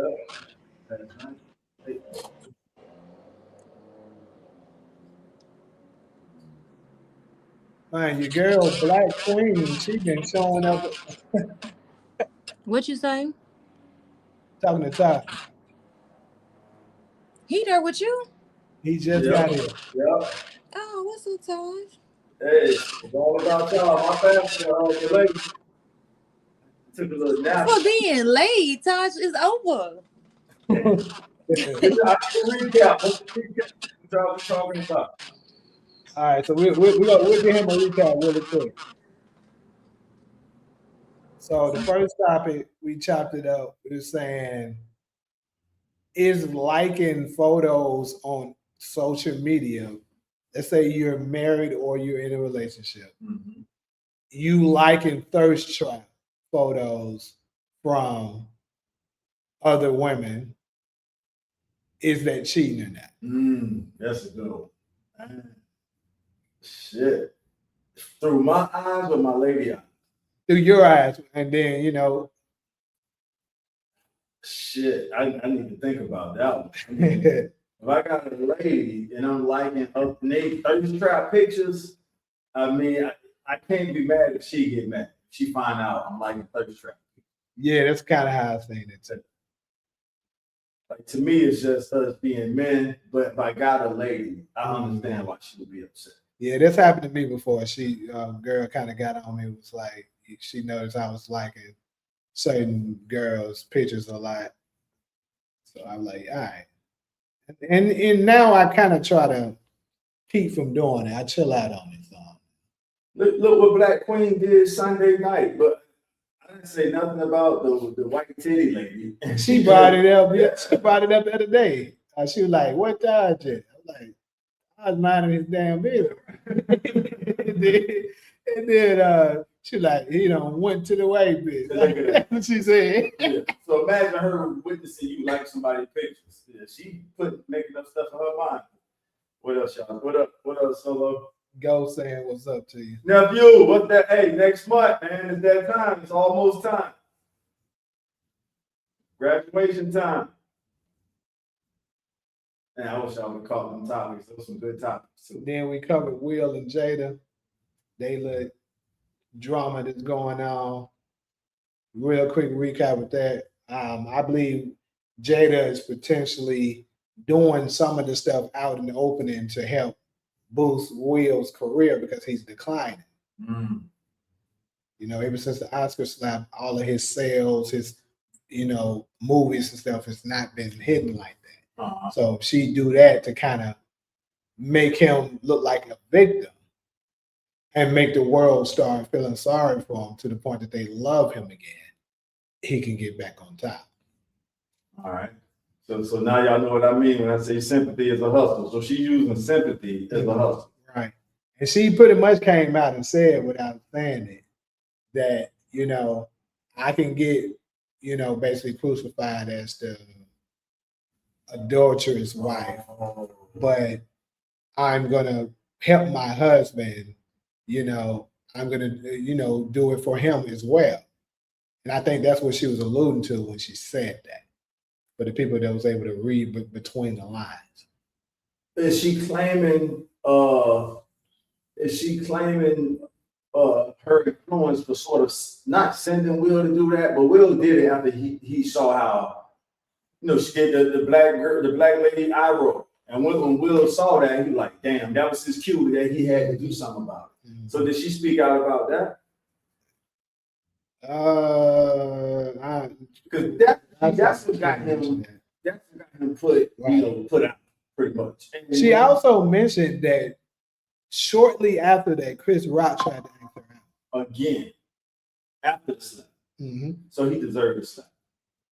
We got to remember, y'all, Chris Rock went at Jada on the 2016. This is when the Oscar So White campaign first started. So I understood Will. Of course, I would have told him not to do it, but he used the Oscars, and I think that was the Emmys. Those are two massive platforms. So he joked on her on the 2016. Will or Jada wasn't there. Remember, it was boycott in Hollywood. And then fast forward, make a long story short, on the Oscar stage with both of them sitting right there, I understood Will. I look up to Will because he kind of got that good guy. He get that good guy when people kind of go too far because they don't think he's gonna do nothing. So I understood where he was coming from, and he was like, "Damn, bro, you already used the Emmys to disrespect my wife. We wasn't there. We let that slide. Now we're both here, and she's showing me she don't appreciate what you're doing." And so it's like, I'm not saying that's an excuse for Will to do what he did, But as somebody, I think as Chris Ross said, I understand. And Chris Ross, I understood why he did it. Solo. Also, this lady came out and basically just blatantly said in one of the videos I shared that Will's gay. And she don't, he's been hiding it and stuff like that. And I came up with basically that could be possibly the reason why Jada is acting out the way she's doing too, because she's stuck with a nigga that's gay. Yeah. So shit, those terms for divorce. So I'm not gonna defend Will on that. As far as the good guy who kind of get, pushed over, and Will never showed any signs of being pushed over, but I know how it is to have that image and people think they can go a certain distance with you. But I won't defend the gay rumors. I don't know what that man's sexuality is. And I wouldn't be surprised if it came out that he was. Will came out here and I don't say at a young age, but he was one of the first rappers to come to Hollywood. It's possible he could have fell victim to their initiation system. So I wouldn't defend him. And if Jada knows that, I mean, those should be her grounds for saying, hey, let me get up out of here, nigga, you gay. Yeah, but I think it's the money situation aspect of it. She's like, yeah, I'm not. But she would get half, right? It depends on what's in their contract. So, but yeah, that's what Solo was saying. Though she was like, he should be able to negotiate. She should be able to negotiate things to try to get out of that. Yeah, that's the case. I mean, that's worse than adultery. Yeah, you gay? Like cheating with another lady is one thing. That's still terms of. And Solo know this shit better than us. She understand that law. Right. But yeah, I can't defend him on it. I don't know nothing about his sexuality. But the producer, another thing I said too, basically a producer, long story short, I was with a friend, a producer that I know confirmed that he's gay as well. Oh. But he also said, I didn't say this earlier, he also said Jada's gay. Not surprised. I wouldn't be surprised. Well, bye. Yeah, wouldn't be surprised either. Neither one was surprised me. They actually came out with receipts to prove. Right. I wouldn't be. Jada has let us know that she's a gay. Bro, when you go put up the old footage of her taking on the industry, like she got gangster in her. She tell you when she first came out here, the way the producers were coming at her, she had to remind them she's from Baltimore. She's like, man, you gotta see that video. She was straight up checking Hollywood producers when she first came here. Like, she ain't going for that shit. And she did. So yeah, I wouldn't be surprised. The only thing weird about that is Jada said they had been separated for years at the time of the slap, but she made sure she was seen on the red carpet. Well, that's how a lot of them do, unfortunately. With the celebrity lifestyle, they're gonna be seen on the arm of their husband, even if they hate each other's guts.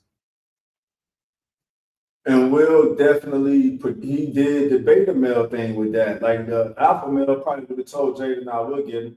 I'm not about to go up there and throw our whole family career away. You know what I'm saying? We'll get him." So we heard what he did.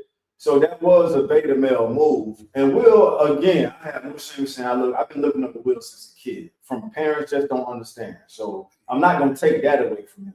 The first rapper to win the Grammys, the first rapper to cross over into hip hop Hollywood. So, but he was the first rapper to win the Grammys? Yeah, 1989. Yeah, Will set some trends. I'm a little kid. Him and LL Cool J are the reasons I wanted to rap. If I could just share that story with y'all. Yeah, when I'm growing up as a kid watching them, I'm like, wow, that's cool ass shit they doing. Like, that's what I want to do right there. So he's the first, in 1980, he's the first when the Grammys were trying to block hip hop out of getting awards. He boycotted the Grammys way back in like 89. And then he's the first one to get one. And then he's the first rapper to cross over from hip hop to Hollywood. And that's what I'm saying. When he came to this industry, who knows what happened? And Will don't really have that tough guy exterior, so motherfuckers will come at him a certain way. So I'm not going to defend his sexuality. I don't think another man should anyway. That's for him to do. So, but as far as being a good guy who gets pushed too far, I understand that part right there. I still don't think he should have did the beta male move of just letting a black lady eye roll be his social cue to go up there and do what he did. He could have simply, if he would have just grabbed her wrist, but this is He took the lick so we could study what not to do. So I'm grabbing my lady hand now, chill, and the whole camp, the camera's catching that shit. Okay, Taj just touched his lady hand, which means don't trip, we got it. And he could have did it like that, but I'm not here to tell Will how to handle his business. It's history now. It happened. Here we are. So Darla said, I think they had an agreement, but she got messy and made it public. It's rumored he had affairs too. I agree. I think that's 100% what it was. And TK just came in. He said, I'm tired of hearing about Will and Jada. She needs to get back to acting instead of being dramatic online for the attention. Good point. Good point. What up, TK? And everybody. I'm talking through Jamie, Mike, so I can't really see the comments. Yeah. The last topic we covered, we were talking about financial celibacy. So basically, is this trend of this dudes saying, fellas, we gonna start practicing celibacy with our wallet. I heard that. I mean, I'm already practicing that shit. Yeah, because they keep on doing this bullshit with us. We like, hell nah. Start that movement. We'll get credit for starting that movement. Hey, I gotta go back and find the video with the dude I said. I've been doing that shit. I got chicks waiting for me to take them out. Now I'm like, nah, I can't, I'm good. Like, ain't nobody doing that.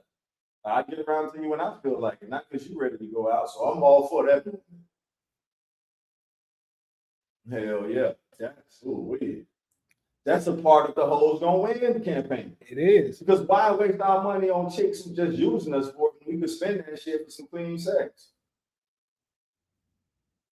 So, yeah, because I ended up talking about, because you know how they used to hit us with the, because I know I've definitely been hit with it a couple times in my lifetime, where they'll hit you, like, if you a dude that they're not interested in, they'll tell you, they might be cool with you and stuff like that. Let's say you able to take her out, do a couple things that she likes, so she'll keep you around for that. But she ain't trying to go no further with you. She knows this. Right. She knows it, right. And she was like, yeah, I'm celibate right now, Basically, she's trying to gain access to your benefits while withholding hers. Great way to say it. Yes. And they be straight up lying when they say that. That's why every time I hear them say I'm celibate, I'm like, bro, y'all, you fucking lying. I'm sorry. This is me. Certain ones, I'm sure it's a percentage of women that actually be telling the truth when they say it. But I think majority of them, when they say it, I automatically assume you're lying. No. Because you just saying that because you may not be interested in that guy. Right. As soon as the right guy shows up, he clapping you. He clapping. He clapping. You're right. Absolutely. They always can't. What's wrong with that? Nothing. What's wrong with her picking and choosing what man she want to have sex with? Nothing's wrong with it. But to tell her you're celibate, that's the part where you're saying it's a lie. So there's nothing wrong. Look, I've been the guy who wasn't the guy she was sexy with. She had the guy, and what I would add to that is that guy usually don't have to pay nothing. Nothing. So why? He's already paid. They use the niggas who willing to take them out. Like Jamie said, they'll milk them and give the guy who they naturally like the pussy for free. And to your point, so there's nothing wrong with that, but to actually play on other dudes. I mean, let's just put this shit out. A chick that really likes you ain't got to spend no money for her to be around. That's the hardcore truth. And so why y'all spend money on girls then? Because it's like them. But if you think that if she really like me, I wouldn't have to spend no money. Shit, you should be straight then. You only dating girls that really like you, so you ain't gotta spend no money. Right. So you're right about that. But the girls who like me, we discussed this before. The girls who like me that don't make my nation right, they don't mind hanging out with me. I got a phone full of them. At least 6, 7 chicks who I'm just not attracted to. I can call them right now and say, let's go get some coffee. Like, you ain't got to spend a whole $60, $70. They just want to be around you. They like you. I know how that feels. That's the guy. I got chicks who I like. They don't like me. It go both ways.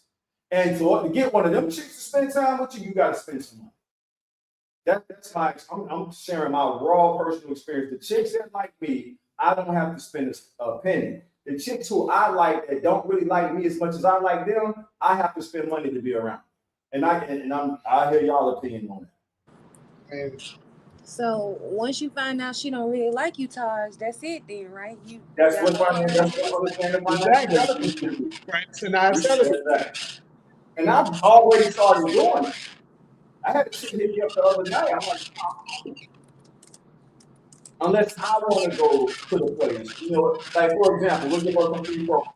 Issa Rae got a new restaurant on Slauson. I want to go there and I'm waiting for the right chick to take there. And whoever I take there, it don't necessarily have to be a chick that I'm smashing. I like Lil Haiti said, I don't want to go by myself. So I am waiting for the right chick to go there. What Issa Rae selling her? It's called Somerville. You said, What she selling? Oh, I heard it real good. I saw the menu one time. I think that was around, I can't remember, but it's. I don't want to say high class. I know the reservation list is long. Like it ain't really no pull-ups or top-ups. You gotta reserve to get up in it. But it's I don't want to call it a steakhouse, but it's high end. It's like it's definitely a Valentine's Day destination. It's a spot that you would take somebody on Valentine's. Not just Valentine's. You can go on a regular night. It's one of the hit spots in town. Like with celebrities in town, people visiting, they're going to support her restaurant.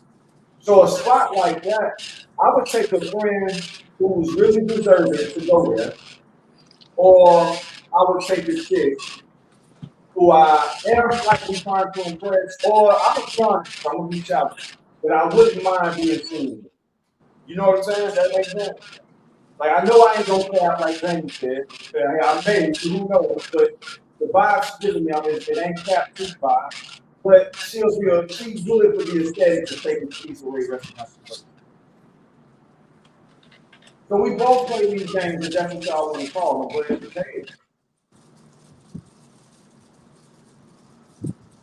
I think it's good for all of us to go to Chiron solo with I us can in barely hear Taj. Damn. No, we were talking about Issa Rae restaurant. Just Oh, okay. This is you. What's your thoughts about it?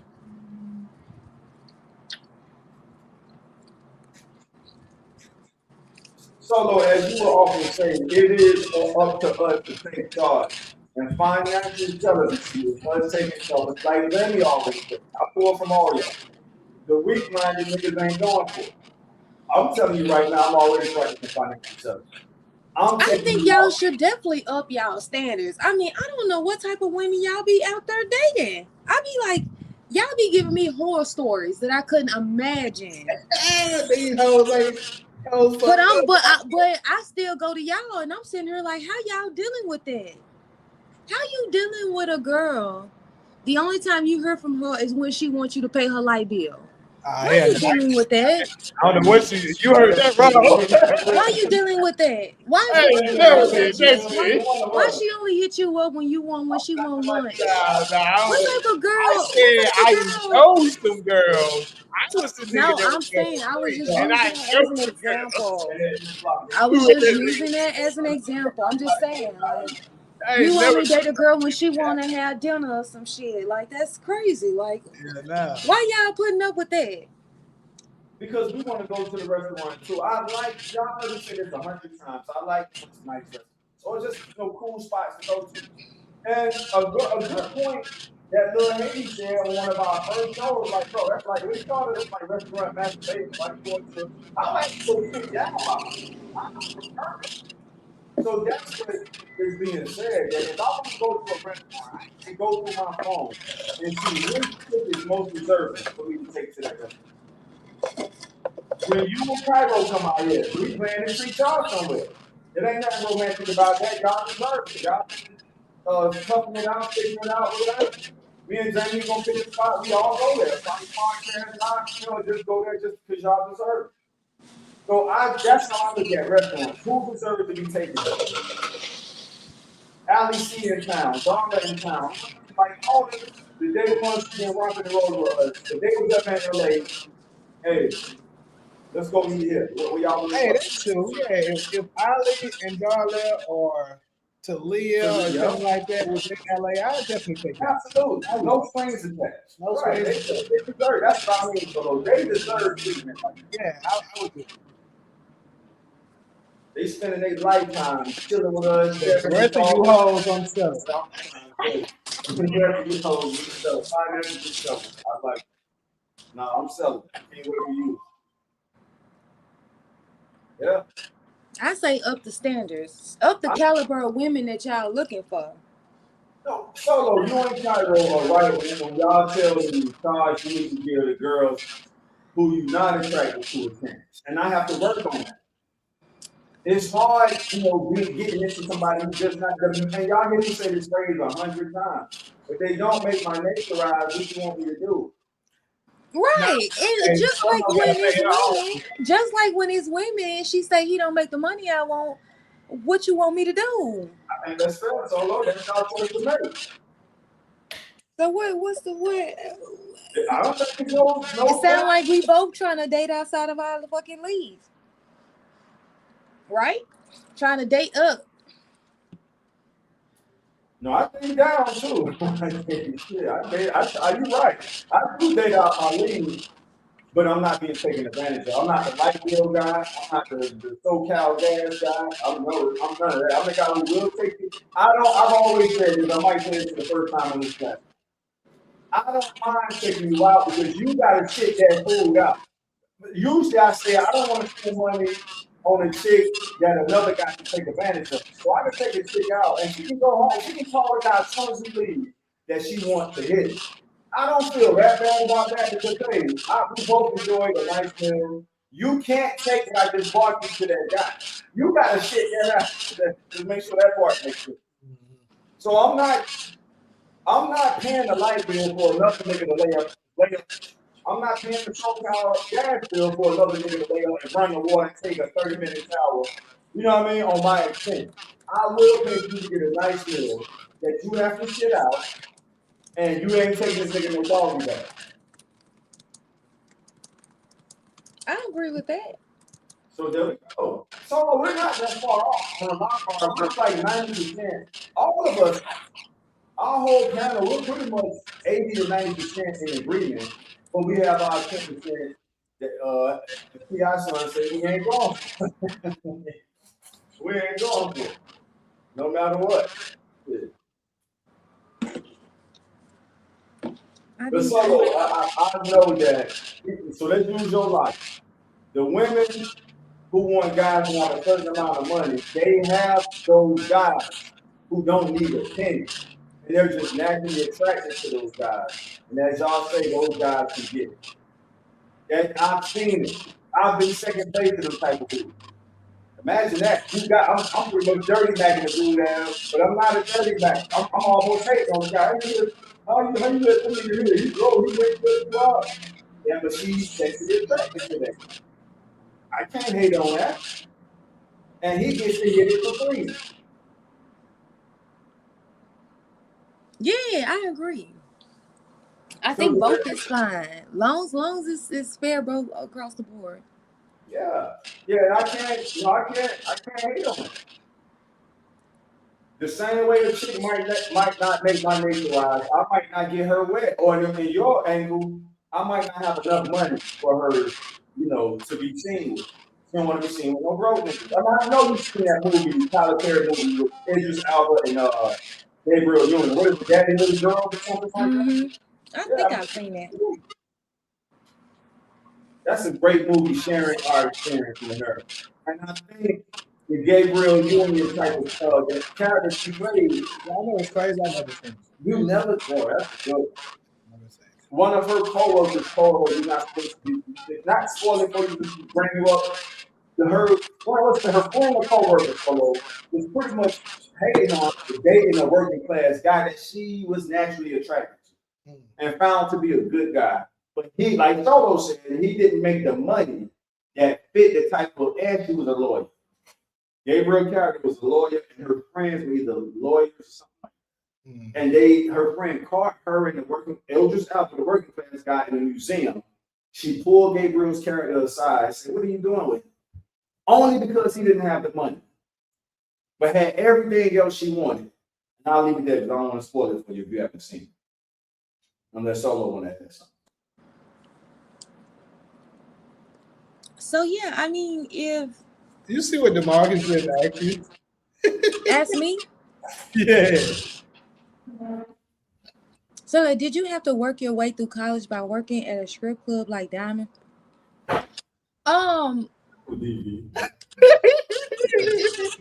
Actually, I did not have to work my way in college. I hope you Actually, What did you say? What's the answer, Solo? We all want to hear the answer. I didn't have a job during college. Now, I did used to come home during the summertime and work at McDonald's. That's gangster. And you was deep for even being you was deep for being vulnerable enough to admit. Yeah. During the summer break, I used to come to Memphis and work at a McDonald's. That's gangster. That's more gangster. I still say this. I hate I didn't know your ass did that. I would have came to that McDonald's and asked you your ass. Oh, snap. If I do that shit. Go ahead and stop the location now. What side of town? In East Memphis. East Memphis. Yeah, in East Memphis, off Shelby Drive.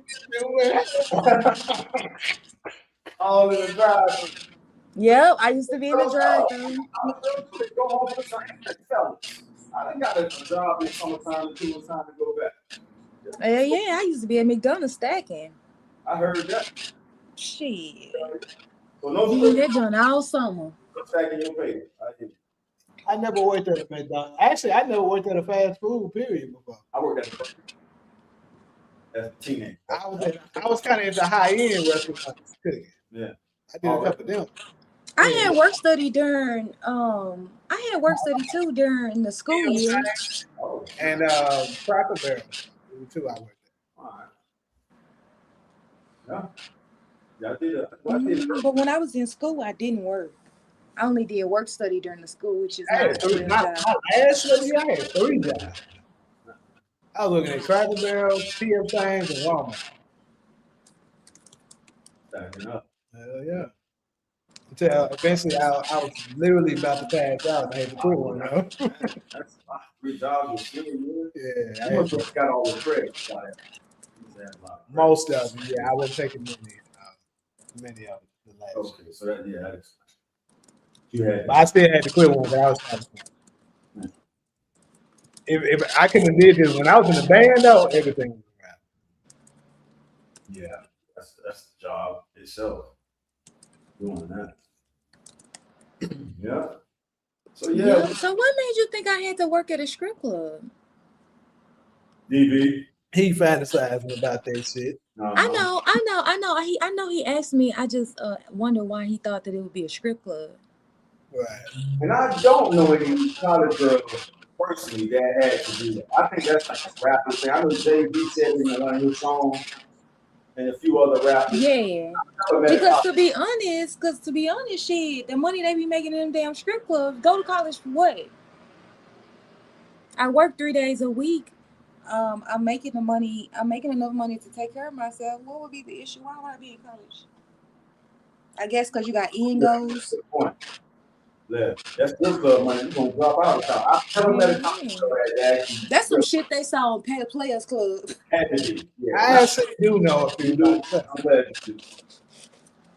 I don't want to keep the whole college experience. I don't want to.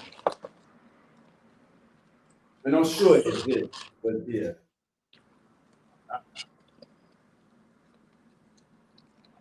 Yeah. He's one of them gang room niggas, Solo.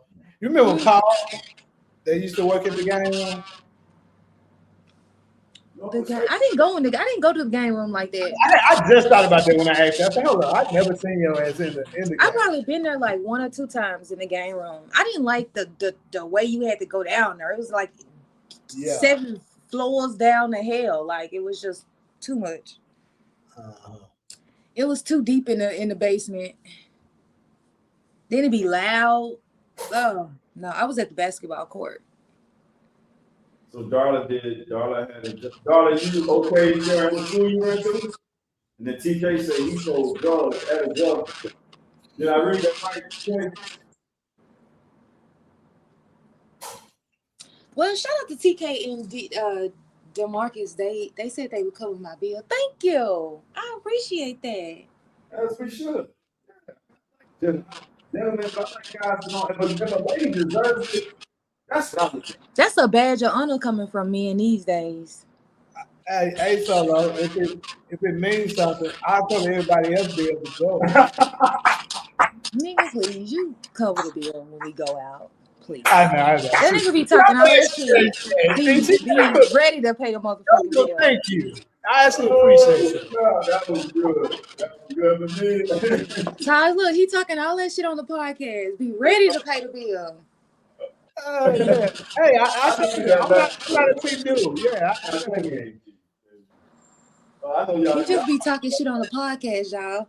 He definitely be getting used for dinners and shit. Nah, that ain't true. I can't speak on that. I'll let him speak. So I didn't get dessert on your dime. But you don't count. Right. No, I'm just talking shit to Jamie because I got this strawberry cake we went out last time. Me and anything to y'all cover everybody. That was like a Martin I had a good ass. Yeah, that was good. Yeah, I needed it. Oh shit, I went past that one. I think everybody building that's a Martin Sam football thing. That's fucking Martin, man. Yeah, that shit is funny as hell, bro. That Martin show is traveling through time like time don't exist. That shit come on this channel I watch it, and I'm like, that shit is still good. 30 years later. What up, TK? For the dollars, share what college you went to. Most people are proud of the college they went to, especially if you went to an HBCU. DB, Norfolk State is HBCU, right? I think it is. I almost auditioned for them, but I passed them. All right. Because Virginia has Hampton as the shore of HBCU. Hampton, Virginia Union, and I want to say Norfolk State. They might be. Yeah, because I think all the schools I not. Hold up, yeah, all of them I think I auditioned for were HBCU. All right. Yep. She said she went to Cal State. Hey, what's that? You're a real California girl. Yeah, real. Yeah, that's damn. My eyesight was getting bad. I had to get close to that motherfucker. When I saw that name, I know somebody from Vegas, so I can't see it either, but I was able to make it out. Damn, that's the Bay Area. My eyesight normally pretty damn good. Yeah. That's like over by Richmond and all that. Okay, that's cool to know, bro. No wonder, because don't leave her comments. You always share how she did through different experiences. And now that, I'm not saying that college is revival. That's a respected college. Cal State is good. They got them down here too. I know the ones in the Bay are kind of like Cal State, Berkeley. Heard of Cal State, Berkeley. That's real known. You know what I've learned, that usually when girls grow up in California, they usually don't want to leave. I had a roommate who basically grew up in California, and she moved to Memphis for 2 or 3 years, then went to TSU.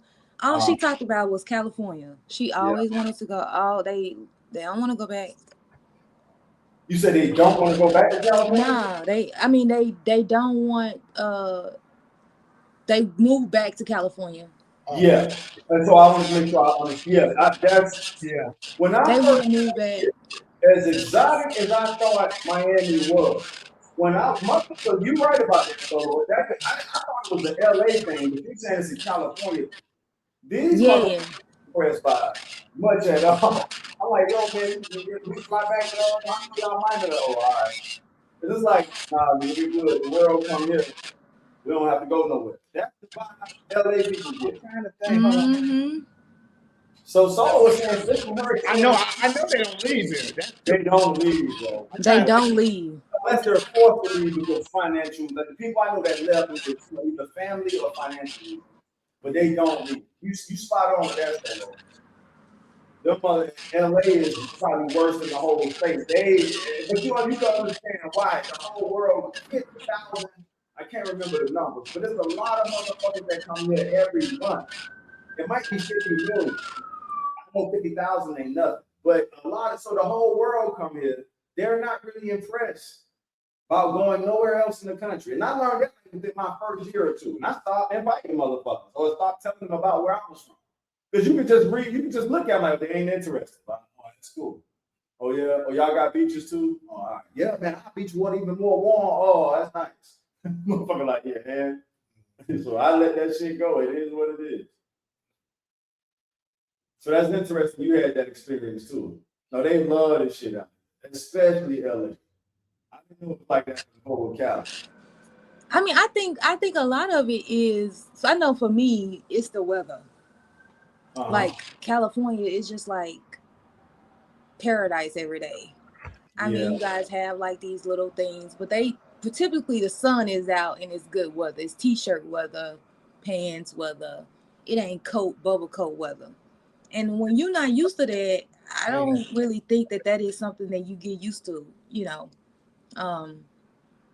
So like that's why I think New York could never compare.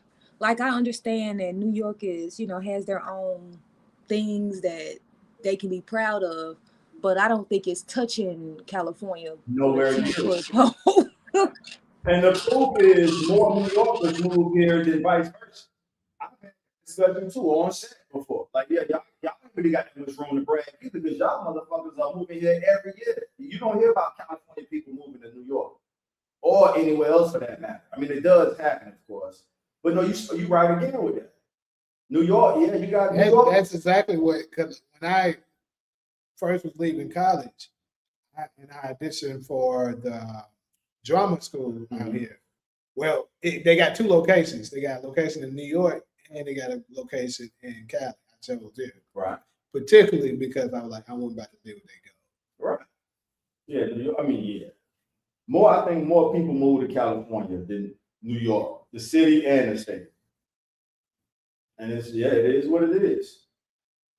I didn't know you had that experience. So I never got Jamie's opinion on that too, but I learned that shit real fast in the first year or two. So think about this. I'm from South Florida. The whole world goes there too. So we're used to people like being interested in going.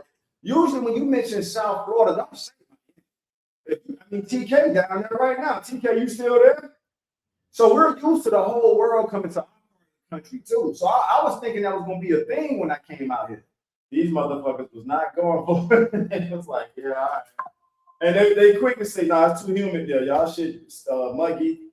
It's too humid. Got mosquitoes. And they wasn't lying. I just left, y'all. I was at a family event. Motherfucking flies. That shit stand right out like, damn, we ain't got to deal with this shit in Cali.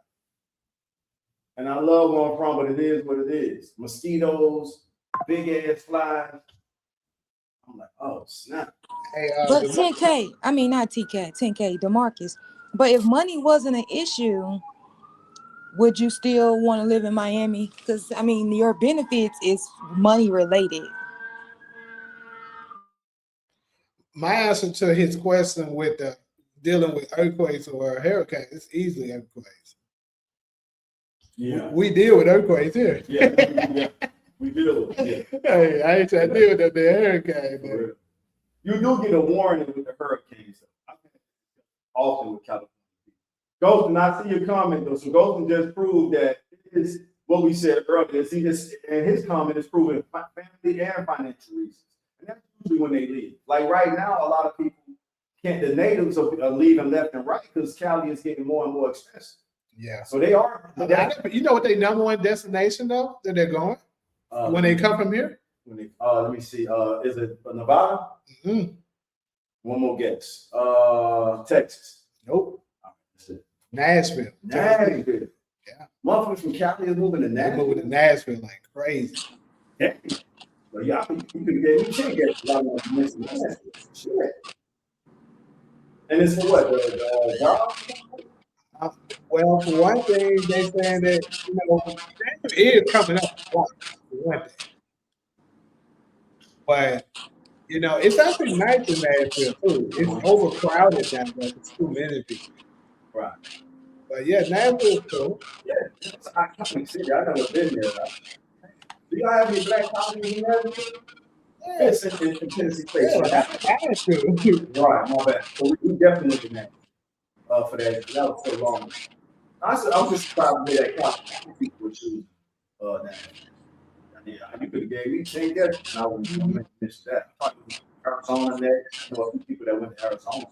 I know last time I said they said Nashville is number one. Let me check it now to see if it's still I was going to ask you that. That's what you wanted for. I mean, you pretty much last year, 2025. Yeah, it was. Now, when you say something, David, you can pretty much take it to the bank. Now, you do your research and everything. You ain't just put nothing out. So I was going to ask you that, like data, facts, and stats. I said, nah, Jamie, pretty solid. But yeah, that's interesting. All of us are having that experience. Even nephew said, so nephew, you said the father had to move to Champaign, and it was because the father got a good job. That's finance. Yeah, that's the only time they leave. They being forced out because they can't afford it, or they get a better job that's worth the money of going to staff. Yeah. Yeah, that was a humbling experience. So I pushed the whole Hollywood Oscar shit. They're like, nah, we're good with the one we got here. Like, we don't have to go see you. And they don't say it like that, but they vibe to kind of tell you. We'll get around to it. But I'd rather deal with earthquake than hurricanes. I think I can deal with California earthquakes better than Katrina hurricanes, right? Fucking, what was it, Harvey that hit Houston? See, my issue with the hurricanes is that it causes too much damage. Yeah. Right. You know what I'm saying? So, like, I'd rather deal with California little shaking, because that's usually, less traumatic to the infrastructure as opposed to the hurricanes. Because I allegedly, I think they creating them giants. The hurricane? Yes. But shit, they can create the hurricane, they can create the earthquake. Well, yeah, but it ain't that damn bad. Cause when I was in Jamaica during Hurricane fucking Melissa ass, like a lot of the locals were complaining that, damn, you noticed you didn't hear any thundering going on Interesting. with it's supposed to be like a hurricane. Then they had previously, been some conspiracies that they have been creating those hurricanes, like they created Katrina allegedly. And then what made Katrina really bad is that they had the levees broke. Right. And so I've been sort of thinking that they've been creating, because I definitely think they doing something with those tornadoes that goes through those countries, those states, even though they're tornado prone. But yeah, I'd rather probably do the California earthquakes as opposed to those Florida hurricanes. Yeah. They seem to be worse. Yeah. Okay, to answer your question, the Marcus, I have met all of them before.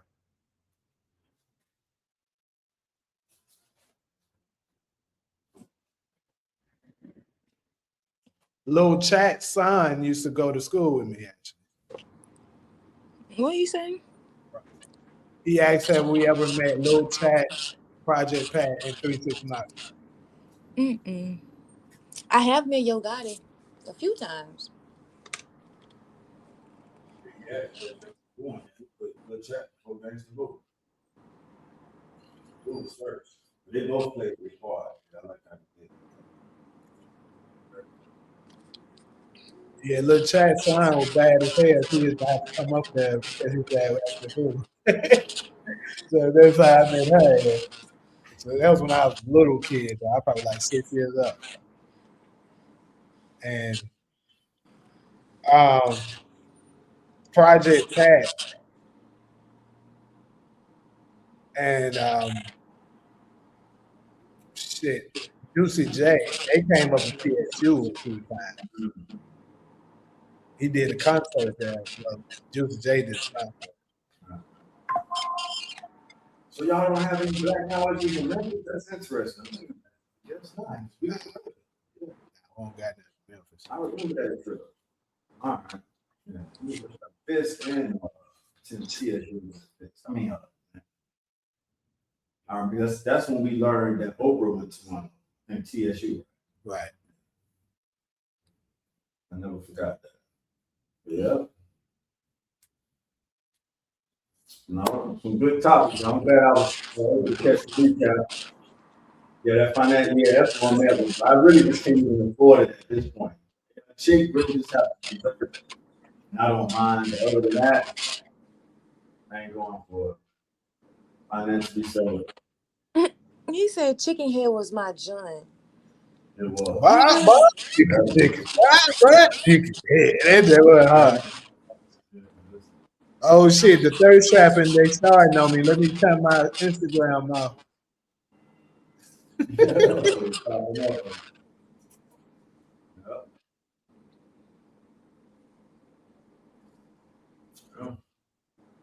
We need to I like California though. I'm happy to hear you say that. So I done invited her here so many times. But I've been there. and you know what? On my flight here, I'm looking at it now, and I actually thought about you. It's so close. Like, now, that shit has to be like a 40-minute flight. It is. It's like, yeah, it's like 40-45 minute flight. Either you got something against Cali, because it ain't no excuse for you not have to come visit by now. Because when I think about going to California, I think about driving. It's only a 5-hour drive. Either way. But I don't want to do that. If you were to come, would you drive? I make the drive all the time. Oh, what about Memorial weekend? Memorial Day weekend. The son's playing the playoff game. No, you can't come over my house. I didn't ask you. But that's what you expect when your ass comes to the Suns play. It's your problem. Up front. Don't say something. No, that's what you expect. I'm not asking shit. You know, Jeremy got the But anyway. Touch! Oh my God. That is on his keychain. Please. Jamie fucking wished he Today, had a fucking key to my house. I saw somebody put that. I thought it was yesterday. So Solo, just so I know, how come you don't fly? So flying is like a 30-40 minute flight. How come? What's your issue with California? I would rather drive, but I don't want to do that. I mean, I said Memorial Day weekend. That's a 3-day weekend I could come. what day is that? That's next month, and I actually might be going back. So let us know. Because I told my mom I'm gonna skip Mother's Day. Like, Mom, I was just that's less than 20 days. Mother's Day is less than 20, so I don't think I'm going back that soon. But I did tell my mom getting up there, y'all. She be pulling on my heartstrings. I might pop up on my mama this month. Now y'all see me planning to come, and them niggas talking about they got other shit to do. Y'all hear that? I was looking at Memorial Day, but if you let us know, I mean, I think you're supposed to be here for that. You understand me going for Mother's Day. And I say that's too soon. That's less than 20 days for me to fly right back. But I'll set on our account. Hello, if you do come. Memorial Day is what day? That should be late May. Late May? It was like it's got to be in the 20th. It's the Monday the 25th, I think. Okay, Monday 25th. Okay. All right. So that weekend I'll come like on the 21st or the 22nd, and I'll leave on the 25th. Okay, I'm gonna definitely take consideration of that photo. Jamie said he might go for Mother's Day, and he'll be back. And it was just a thought for me. I said if I do stop back, I haven't even told her yet. But she does know I might not come back for Mother's Day. So I just said. So I was gonna tell her I might come for Memorial Day, but now she just gave me a reason like, well, Ma, maybe June. You know, June and July is like family reunion months anyway. Mm-hmm. So I tell her it's probably June or July. She loved pulling on my heart. And I got 3 siblings there, yo. I got 2 brothers and a sister. I'm like, damn. You know, some people be like, oh, man, you must be her favorite. Oh, I guess. She loved pulling on my heart. Well, so we got to be part of the San Memorial Day, so we're gonna put that on the count. Yep. Where you want to go when you get here? What'd you say? Where you want to go when you get here? To the beach. All right. Santa Monica, Venice, Malibu. Oh, that'd be cool. We're gonna go to Malibu. That's what it is. You haven't finished that. I've never been. Maybe one. I don't have no memories, even if I went. So that's your first weekend solo. You haven't been to Malibu, right? Solo? What you say? Have you been to Malibu? I don't know. Yeah, I don't either. Nothing is damn near 12, 13 We're years. gonna take that as a no. So Yeah, so if you ain't got the memories, yeah, it don't count. I think I worked out there. You know how that you just drive to locations and kind of get a vibe. I just explore there. So yeah, that's good. I've been to Santa Monica and Venice 1,000. Yeah, that's cool. That's good. yeah, it's cleaner and the water's better there. Yeah. Yeah, it's definitely better. Yeah, that's resonated as soon as you said Malibu. No resistance. All right, so there it is. So Malibu it is. Yeah, let me. I don't know if I want to fly or want to drive because I still got $3 gas in my car. I'm not sure I'm really willing to give that up yet. No, come spend some of this $7 with us. Hell no, I got $3 gas in my car. Hey, No. y'all saw where I was earlier on that train. You said what? You saw that I thought was real good, but I was on that train on the way here. Yeah, hell no. Be saving money. That my car. It's like shit. I can't pay no $8. That shit is My crazy. shit gonna stay there. I just filled up, bro. My shit, I filled up today. And I promise you, my shit is already at like 75%. I'm like, bro, this is crazy. Yeah, I ain't know. I'm waiting for that shit at least get I'm waiting for my financial intelligence. Yeah, I'm selling it on that gas too. Nigga, I'm talking about niggas refilling with paying $100-something per nigga. I be looking at them folks when they get done, $150 to refill. Like, damn, the motherfucker just cooked your ass. There's certain people that count on me for rides and they put bank in the tank, so I'll move the car for that. Other than that, everything I need is right in my area. Hey, look at what the market said. Love the beaches. You know what? I feel like at some point regarding the MLK Day, I feel like some point it was Martin Luther King Day, and then it turned into Civil Rights Day. Then I think at this point they've gotten rid of it altogether. I may have, I may be not telling the truth about that, but I know that it's no longer called MLK Day. It's called Civil Rights Day. That's messed up. They got some You know these white folks complain. I just know that. That's messed up. Yeah, and then he asked me, "Have I ever had a lap dance?" Yes, from a girl. I've had a few of them. I've been to strip clubs before. Hey, I take that $4 in a heartbeat, Ghost. I was waiting to respond to that. What did he say? Hold on. Hey, nephew, you don't want to pay the floor. We can't wait till it get back. Right, we looking for We're folks. looking for the floor. I'm not driving shit. Go back and forth. Shit. That's my boycott. Unless somebody call me and say I need a ride, I got $30, $40, put some bank in the tank. All right, let's go. Other than that, I'm not going. Nephew, we good training. But hey, I ain't gonna lie though, I'm glad my car good in gas. I went to Vegas, 2 weeks ago? I was able to go all the way to Vegas without stopping. My shit wasn't even on E. And usually you have to, or no? That's no. No, it's just Hell no. I gave y'all a scenic route on my way over. Y'all, somebody was saying we went by USC. I saw it. Yeah. I was kind of confused on where you were. I was like, I can't tell if that's Florida or LA with the palm trees. And that's why I moved to it. I just told a family member that, so I'm glad for you to be confused proves the point that when people from Florida ask me why I moved here, I say, bro, it's like another Florida now. And they're like, oh, yeah. So for you to say that, not being from Florida or California, proves the point. Tosh, have you ever been to Phoenix? No. I want to come. You should. As many times Jamie has be coming to Phoenix on a whim. I might come this weekend real soon. You cannot come to my house. Solo, solo, stay over there. But yeah, I might. Todd, did I tell you that day he popped up at my house to my side? I think he told me. Yeah. Jamie get his alphabet on when he comes solo. He took it so far. No, I already told him.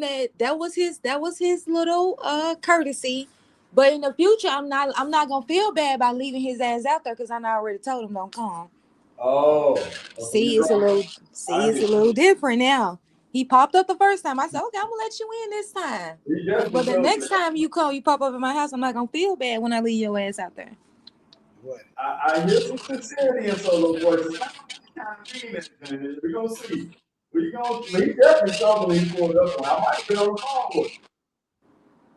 Yeah, he ain't got no boundaries. And I never got your name on it until now. So I did. That's their job. You gotta make it rain. I expect to get paid when I work. They expect to get paid when they work. Yeah, that's a normal thing. Like for the ladies to be in the club. Now, I'm used to it. Not very at all. Yeah, I don't have girls take these to the club. TK, who you talking about? Martin Luther Who the King. hell is Guy Who Heart? Got the key to Who Heart?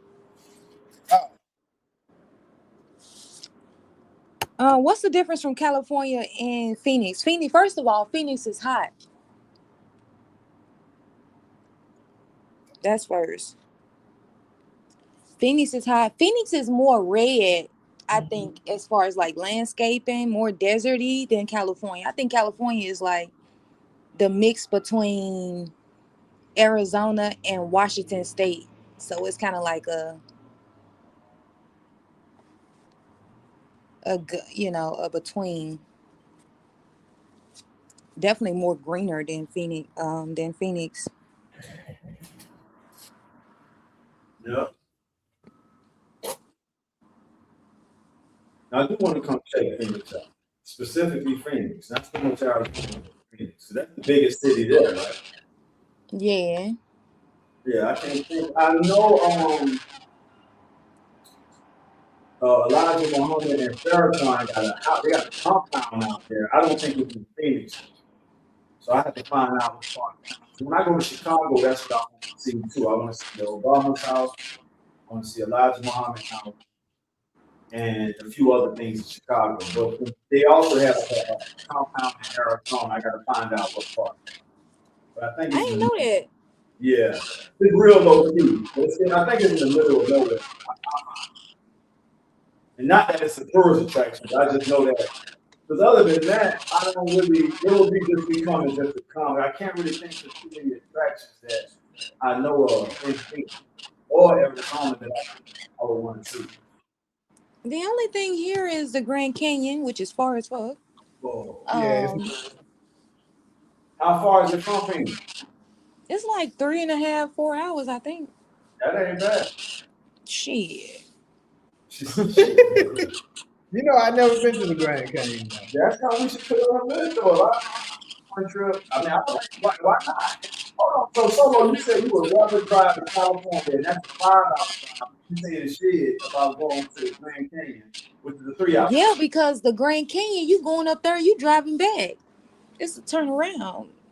That's what makes it a bit annoying, is that unless you're going up there to stay for the weekend, you're driving, 3.5, 4 hours up there, and then you're having to drive right back down. I think that's what makes it. Yeah, I ain't gonna lie, them mountains ain't no joke up in there though, bro. Also, they do got them motherfucking mountains in Arizona ain't no joke. I didn't know that. I didn't know they had mountains. Even one shit, Taj, they everywhere. It's some crazy mountains in Arizona. They every fucking where. They got them here. Nigga, then they be falling and shit. Oh, nigga, when I came back from getting on her ass one day, I ain't gonna lie, bro. Matter of fact, it was heading in Phoenix. It was this one route where you going over and going through that joint, and it's like it didn't have no rail. You high as fuck in the mountain. I was like, nigga. And I'm slowing. I'm not going that fast during this time because I'm like, and I'm talking about people who you can tell they were natives. They blowing at me trying to get up. I'm like, nigga, I'm not speeding. You see that shit? Man, that's crazy. And I was on the way to Phoenix. Yeah. Yeah. But it was the route I took though. I was about to say, It's another route. It's another way. It's another way. Is it a way to get around that shit? Yeah. No, we go there. We're definitely not going that route.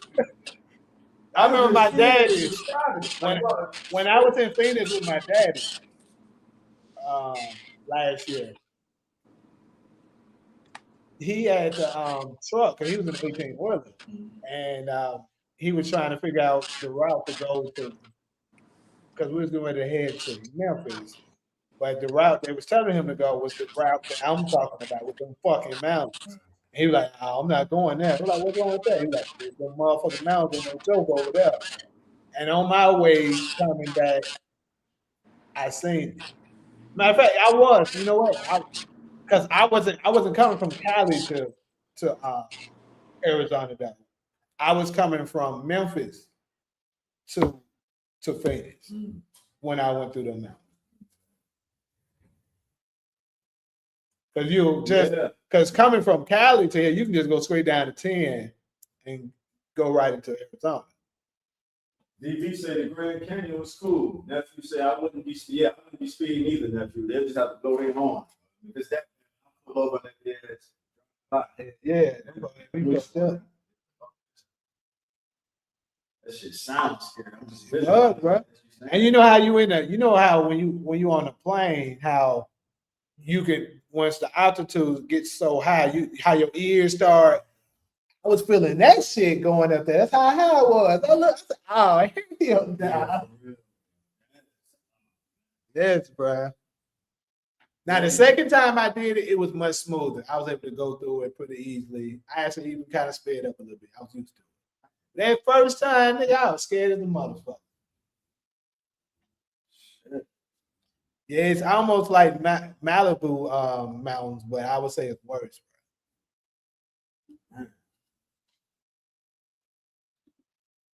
Yeah.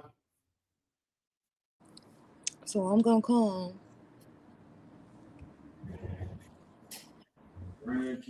Jamie, you gonna let me stay at your Airbnb? I would love to. Unfortunately, somebody just booked me. Oh, not yet. See how he do me? Friday. I'm being honest. Well, you want me to tell the motherfucker you gotta go? Yes. Actually, exactly. That's exactly what I want.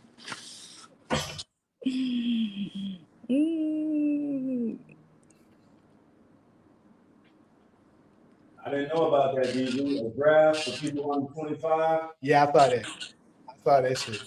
That's fucked up. He pulled us into this shit. Now you want people to spend I say take all the YNs. Take them all. Take their ass over there. Why the YNs gotta That's go? what I'm saying. What else? What else they doing? They want a good time. What else they doing? But if Trump, how come Trump can't say his speech? We ain't got no plan for him. We do. It's gonna take a lot of work. I hear what you're saying, Solo, but why do our YNs got to go if Trump pulled us into this? Why can't they YNs can't go? Right. They need to send they YC. YC. Right. That's the crazy. I say the YNs gotta go. Because the reason why I say them, because black people ain't got no plan for them. We ain't got no plan for them. And we had a plan for what we gonna do with our next generation of young black men. And we had a plan. I say they do our plan. They go through our process. They get jobs with us. They get their economic power from us. But we ain't got no plan for them. We do got one. Solo security. They gonna become the security. Hold on. I just thought about it. Solo, you said what day again? Memorial Day. That's the 25th. Memorial Day. Let me check that. And that's usually not usually, that's a 4-day weekend. So if she come on the 20th, Memorial Day is the Monday, which means you would come with that Thursday, Friday. Yeah, one of them days, like Thursday, Friday, and then I'll Yeah, leave on Monday. right. So she'll be here the whole weekend. Hmm. Yeah. Let me check that real quick. I'm looking forward to that. You got me second guessing my mama. I hope that means that I'm excited about you coming. Now you can Let get. me check my calendar while I'm sitting here.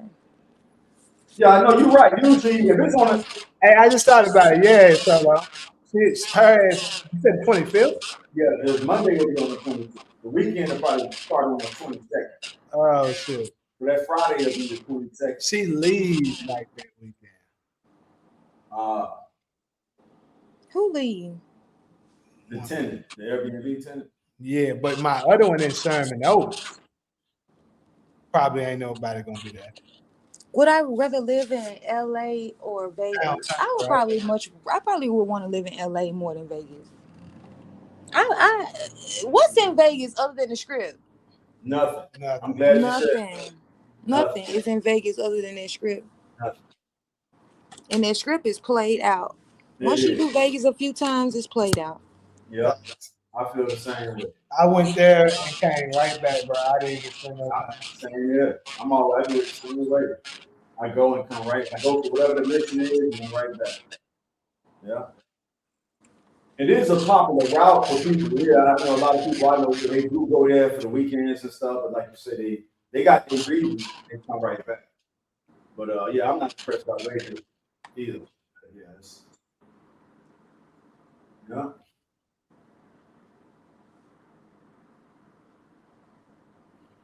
So yeah, Solo, we got that on the calendar.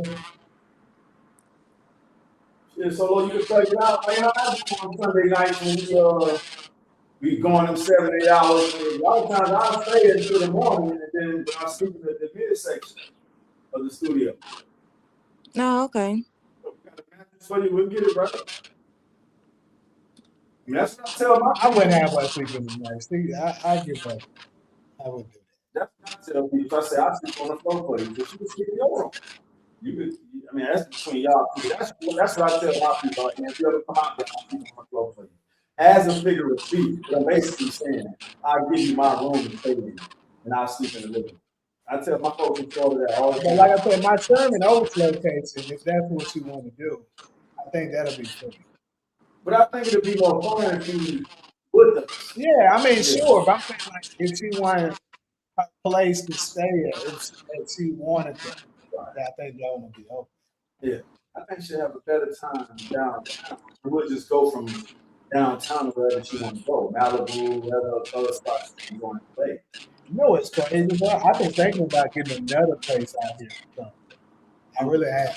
I'm glad you brought that up. Let me know if you need a partner. I know partnerships ain't the best, but just to show me the ropes, because my nephew keep asking me about. I'm like, man, he got the blueprint, but whenever you're ready. He's telling me at this point the money ain't the problem. He said, nah, the money. I know we're talking big on that. But he like, so if you do let me know if you need an investor, I just said that. Yeah. Yeah. I plan on racking up a couple more because, like I said, this damn, what's the name of that stuff? The soccer shit that's The coming. FIBA Cup. What is it called? Yeah, World Cup, World The Cup. World Cup. Okay. So I'm about to get back. Yeah, in like a month. So I'm probably about to get like 2 more locations. All right, cool. And that's what he was asking me about. He said, just find a location. I said, you got your own thing going on. But once he told me that, I'm saying the money ain't a problem, then I'll let him know. And so when you mentioned that, you made me think about what he does. Keep me in the loop, and if it's a certain location, let me know. I run it by him. If he okay with that, because he basically want to do it like that. You doing your thing with that shit. What y'all think about they starting this war back? Them folks had cooked. The United States had cooked down in that shit. Yeah. Yeah. So like man. moving out this country. What'd you say? So you might be on to start moving out this country. Hell yeah. More and more. I'm really thinking about taking my money out of that damn stock market.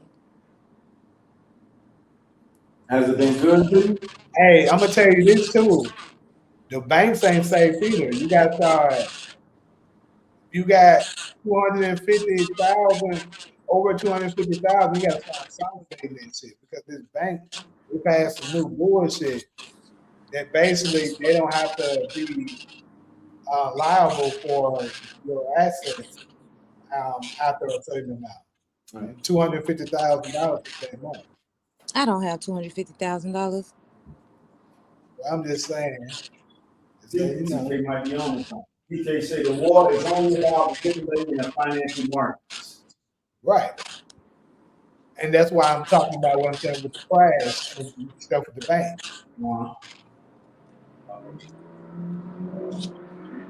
TV could pop up to a Suns game next week where they will get okay. Stop hating. Stop hating. Grand Canyon could be He top. gonna come here and be disappointed because the Suns got their ass towed up. We winning tonight since you motherfuckers talking. Yeah, exactly. Who y'all fans? Okay, see, no motherfuckers. Jamie gonna drive all the way here just for that. Yeah, that's a dedicated fan. Yeah, he just ain't his first time. Jamie traveled for this. Hey, man. I've never seen us lose before when I do it though. So maybe I'll be helping us out by driving down there.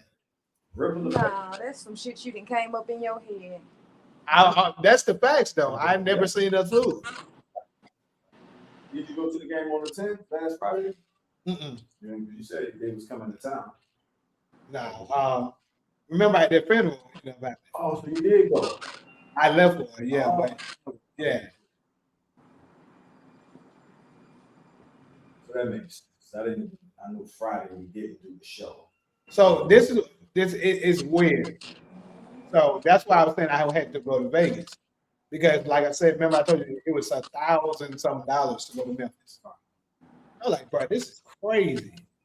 So, but it was cheaper to go to drive to Vegas and fly to Vegas. So I parked my car in Vegas to fly to Vegas. Non-stop or you had a little? It was a non-stop to go there. I flew back on Frontier. The Spirit was too expensive.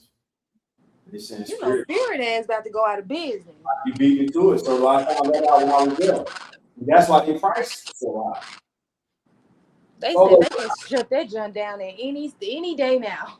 That's what I heard. The whole damn thing down. It makes sense why I couldn't find no damn right. Yeah, for both of us. Bro, when I got there, I was gonna book my ticket as soon as I landed, which was the Friday. It was $150 when I landed. I didn't get it because I wasn't sure if the funeral plans were made. When I went back hours later, it jumped from $150 to $280. I said, "What the hell?" So I switched over to Frontier. I actually got a credit for Frontier now too. They had a layover for my going back when it was a major layover. They gave us a credit. All right. Delay. Like they had a delay. So I basically got like a free flight. And Solo, you flying no less than JetBlue, right? You don't go below JetBlue. Is Spirit below JetBlue? Hell yeah. I don't discriminate. I pick the flights based on how much they cost and what all I gotta do. But hold on, the way you had us thinking the other day that you don't fuck with Spirit. No, the thing about Spirit is, first thing is, Spirit always got some crazy ass layover. Like it's like go spend 12 hours in Orlando or go spend, Frontier, go spend 12 hours in Denver, right? Yeah. That's how you get a cheap ticket after you go, do that, some shit like that, right?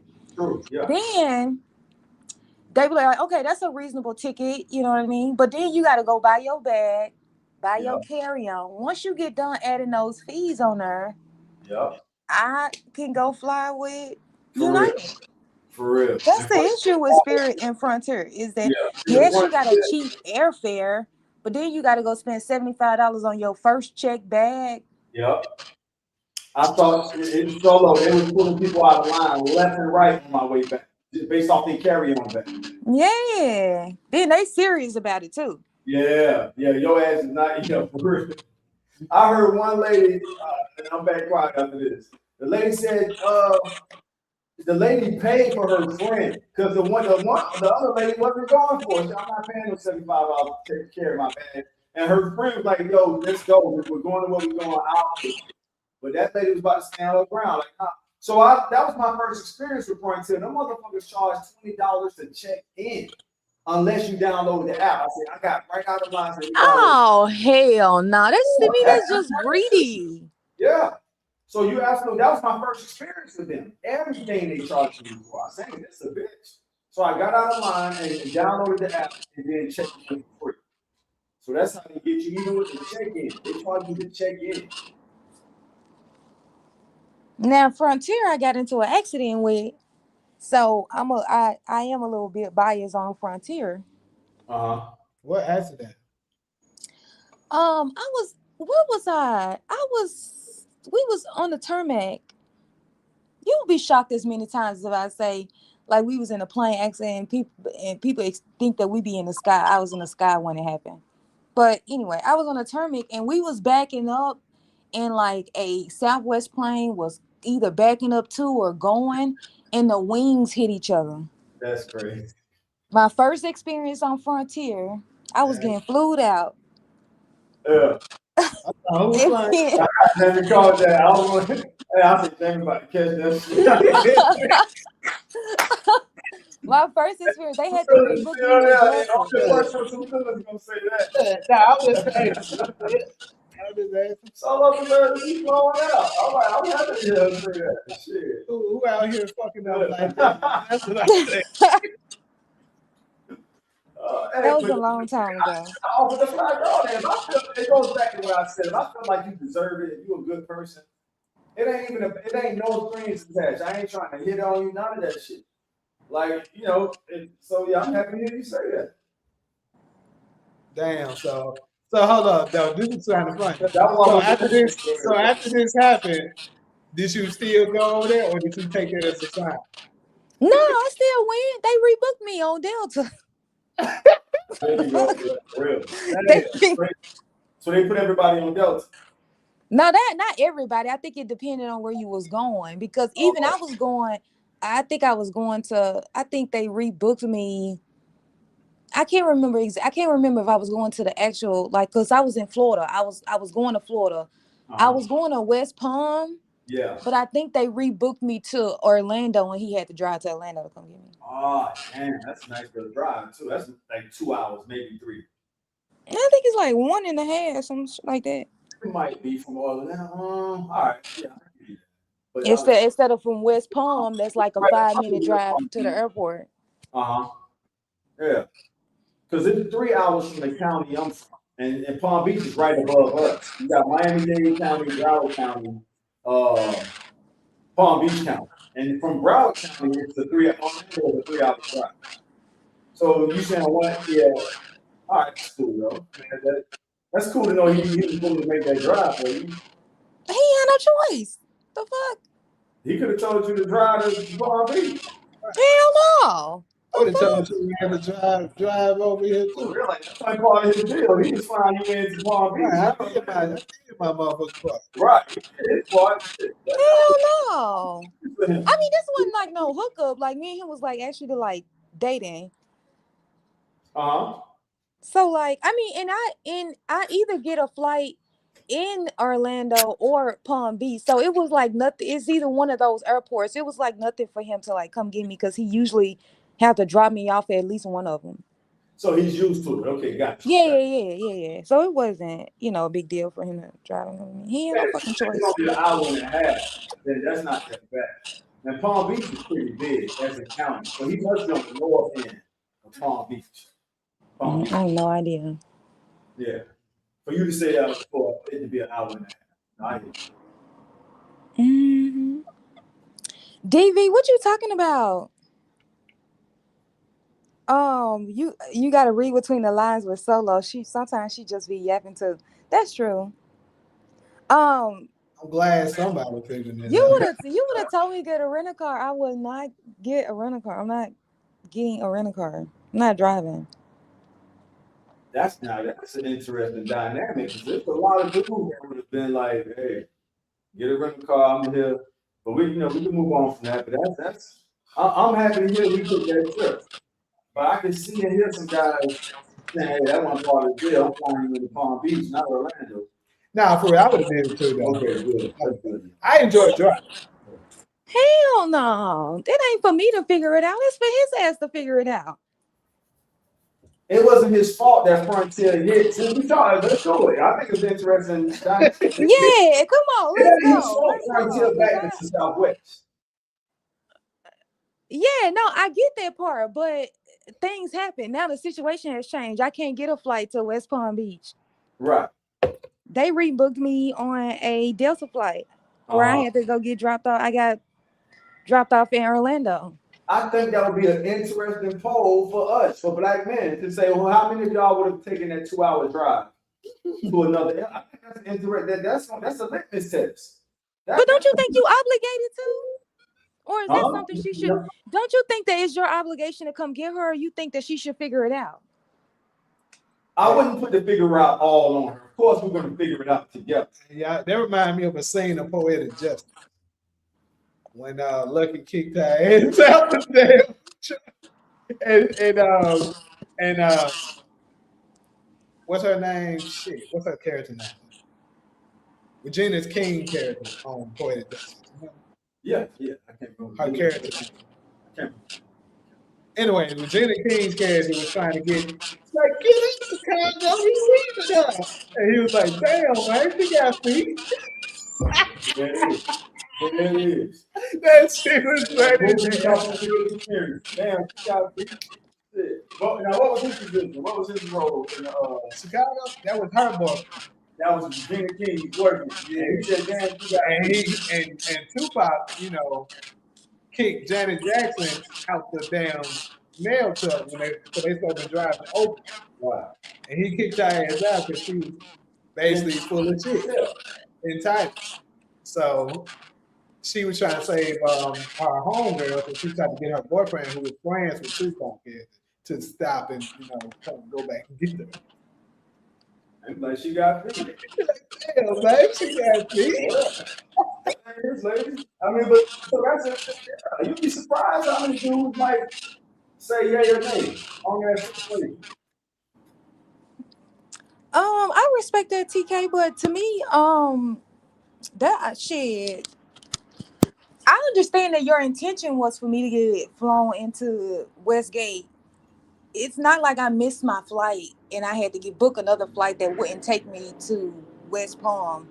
Like both of us had to make accommodations. I mean, I thought I was going to West Palm too, but they wasn't able to book me another flight there. So, I wasn't. Yes, he has to come get me. That's an interesting dynamic. See, is that? What, you want me to walk? I like that. I mean, you want me to get a rental car? So just for conversation. So, but what if the guy would have paid for you to get a rental car to drive the company?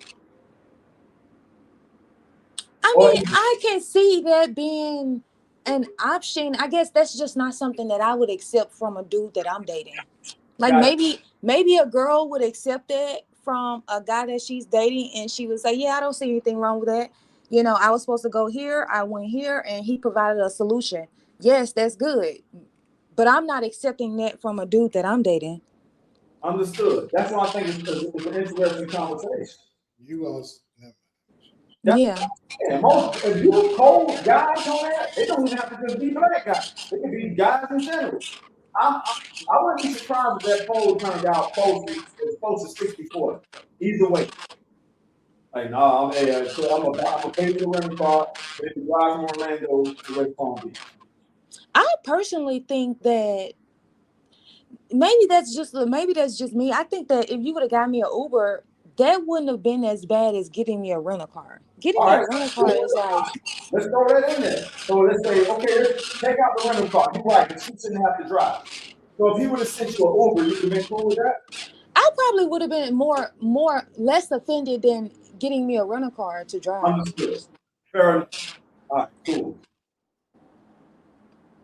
Yeah, like you say, rental cars are pretty much, I don't want to say old school, but I think that's more player or more gentleman for a guy to say, I'm gonna send you an Uber, I'm busy, I'm actually in the middle of doing something I was prepared to get you from Palm Beach. But here's a Uber X to bring you from Orlando to West Palm. See, but if you're at home doing nothing, then I really would be offended. If you would have been like, well, baby, I don't get out work till 5:30, and you're gonna be sitting up there for a few hours until I can make it there, that makes sense for you to give me an Uber. But if you off work, you sitting at home waiting on me to get there, it shouldn't be an issue. I got you. That shouldn't be an issue. I appreciate you sharpening that thought on me. Right? If you had, I'm like, that's an interesting situation. And I think guys would draw the line on the distance and how long in time. Okay, how long? If it's more than 2 hours, that's interesting. I've had to do that to Palm Beach. I've had to drive from Fort Lauderdale to Palm Beach to pick up a chick, and it was the same situation. You couldn't get to the Fort Lauderdale holiday. So I mean, we can move on. I was kind of analyzing. I think it's more so like to be honest, now that I'm thinking about it, I feel like when he came and got me, I feel like he was tired and he made me drive.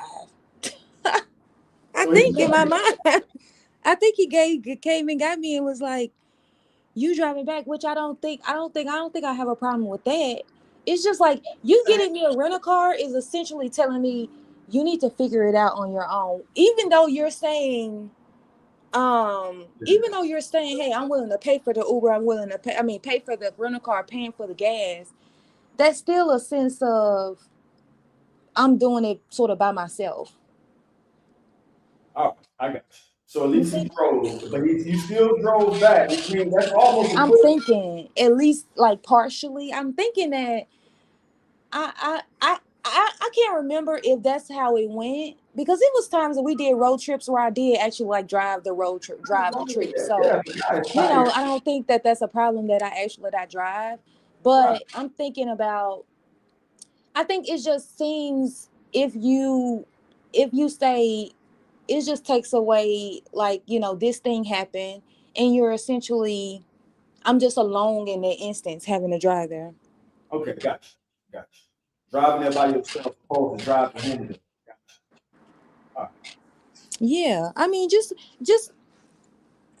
if I'm dating a dude, I don't want to have to be like I'm really soft girl, and that's why that's how I like to be treated, like soft girl, not like it's just different when I'm dating someone. It's just very soft girl. I don't want to do shit. What do you say? TK said he would have sent me a private jet. That's what I'm talking about, TK. Yeah, TK, there you go. That's what I'm talking about. Now you talking. Now you talking. Like, hey, you inspiring me. That's lifestyle. That's inspiration. Now you are talking. I want another coffee, y'all. He said, let's be real. Nobody else on here would happily spend $500 on an Uber for a ride when the rental car is $83. Right. I'm money math all day. Now you right about that. Uber wouldn't have been no $500. They talk, so it wouldn't cost that much, but I see what TK going. But it would have been the same amount for that damn rental car after I get done putting the gas in it. Yeah. Hey, have y'all seen Uber these days? It wasn't these days though. It was back then. In 2017, 2016. That shit would have probably been like $150. Me either, but I know it's that. Because you gotta think about it, look how high gas is. My flight back was $84. Frontier. Layover in Dallas. Solo, would you be down for polygamy if you were involved with two men? Yes. Why not? It's your life. You, somebody out of their mind now.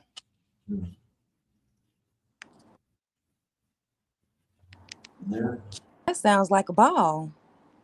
Actually, that sounds like a good time. I'm just playing.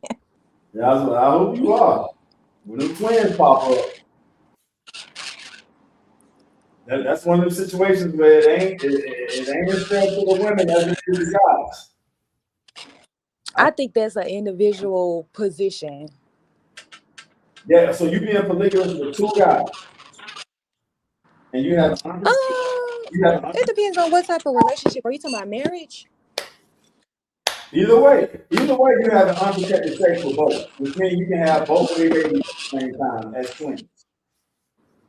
Um, How, I think if the situation is what I want, yes. So like, first of all, like if can't be working, right? I'm not working if I got two husbands, right? right, not working. So, one got one house and the other got a house, and I take care of both of them. Is that what you're saying? Or are you talking about we're all living in the house together? That's responsible. TK or me about you getting pregnant with twins? You. Yeah, yeah. Let's use the fairy tale imagination you want, but I want you to focus on both of them want their sexual affection from you, and you. I got a homegirl who was pregnant with twins with two different two. I knew both daddies. I knew both homeboys that was both snatching her at the same time. She got grown twins as you see. One twin belongs to the other. So that means both. And I think the way it happened, she ended up having sex with both of them in the same day. Yeah, it can happen if you have sex with two guys and twins. Right. So there you go. And I know a set of real twins. I don't even know if the twins know this. Like for my power fans, I'm telling y'all, that's what happened with Ghost and Canaan. There it is. So Solo, does that change your mind a little bit? Because you might just want to carry one child. I mean, women don't have control over they get twins or one baby. That's biology. But does that kind of make you reconsider? That's the only thing, even if it was a female girl. No, I don't see the problem with it. Uh-huh. If anything, that helps because I can get them both. I said if anything, that helps because I can give them both sons at the same time and I ain't got to do it again. All right, there you go. I just wanted you to take on Get it out the way. Get it out for both of them. All right, there you go. Both of them. Give them both sons and tell them that I don't want to hear it. Oh, he got the first son. He got the second. I don't want to hear it. They all came out at the same time. What if one of them get a girl and he's like, no, bro, I want a son too. I'm glad you called it. Well, that's fine. We can try again because I do believe my husband deserves sons. I wasn't gonna push on that too, but I'm glad you did. Because that means you want sons real bad, but you don't have no control over. Yeah, I know, but I know the importance of having see, because when I'm thinking about it, I'm thinking about the next generation. I want that generation to have a male lineage, right? So to me, it's important to have a son. But I ain't gonna have 5 kids looking for a son. Like once I'm gonna give you like 1 or 2 or 3 times. If you as dad can't produce a son, then that's your fault. Cause don't the sperm come from the man? Don't you pick the so that's your fault. You ain't got no fucking son. Right? We don't know the science behind it. I mean, it might be some, but I don't know if we can say that's the man's fault. Both men in the house. I mean, for both men to be in the house, I don't necessarily have. I What don't if you have get a son and a objection daughter? to that. We're trying to get out of it by giving them a son and one pregnancy. What if you get a son and a daughter twin? Then we're gonna have to keep trying because There you go. All right. the other one need a son. As long as you understand that biological dynamic, then hey, you know all the. Don't y'all have project twins all the time? Yeah, you got sister, brother twins all over the world. Dang. Who is this? Somebody said biggest scams in history. COVID, the entire Democratic Party. Damn, Jesus returning. Yeah. Civil rights, the devil, religion, Elijah Muhammad. No, I'm pushing back. Property tax, hell yeah. Yeah. I like number 3 in the last one you just said. Integration, Yeah, I agree. Integration.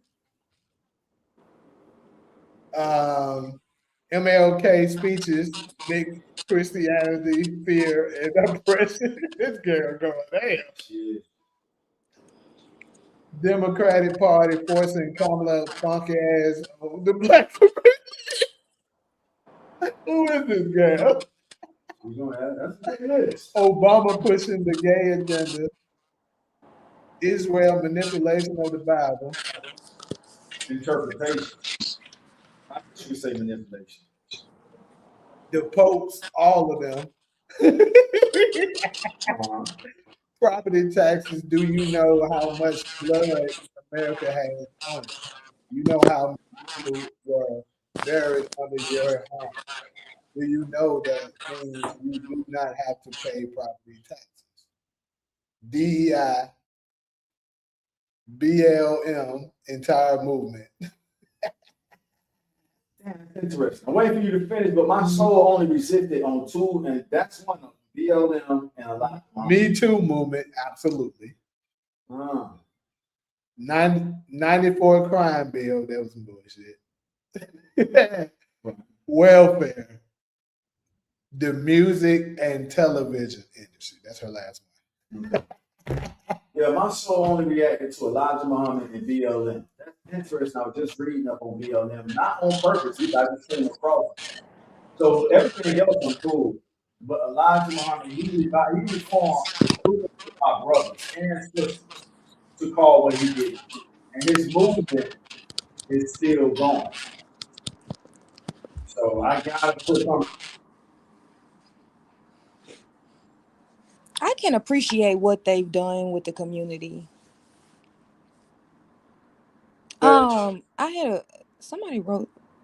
Every time you talk about what? I thought somebody wrote a comment for me, but never mind. Yeah, my soul only resisted on BLM. BLM was necessary in its initial stages. Now, once money corrupts everything, and once that $385 billion poured into the Black initiative, corruption is going to happen. But there are issues, and I'm for disagreement on this, but there from 2013 until 2020, George Floyd, it was a necessary. It actually goes down as one of the top, ranked number 2, modern movements in modern times. So they're saying BLM is ranked number 2. The one that's above BLM. You said something, Solo? Yeah, I agree. I mean, it's unfortunate because I look at BLM and I say, damn, y'all had all this money, all this power. Y'all really could have made changes in our community, right? But the way I look at it is that if it's not exclusively, if these movements aren't exclusively for Black people, operated by Black people, then you're going to always find corruption in it because I don't think they genuinely want us to have a very like a movement that is really going to benefit us. Right.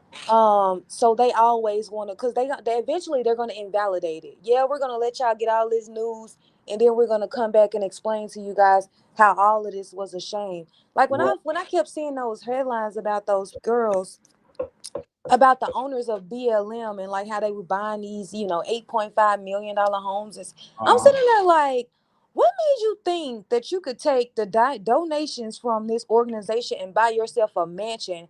I'm not saying if you were dedicating your life to this and you're saying that, well, I'm unable to work my, normal 9 to 5 job, and I want to pay myself like a small salary because I'm dedicating my life to this. But if you wasn't BLM, could you afford a $8 million motherfucking mansion?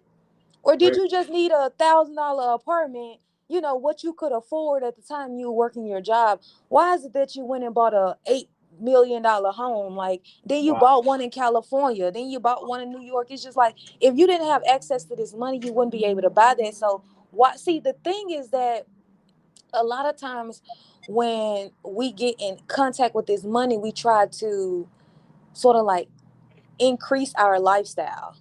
And it's like that's not the purpose of the money though. The money is to put it back into the community and actually help us financially.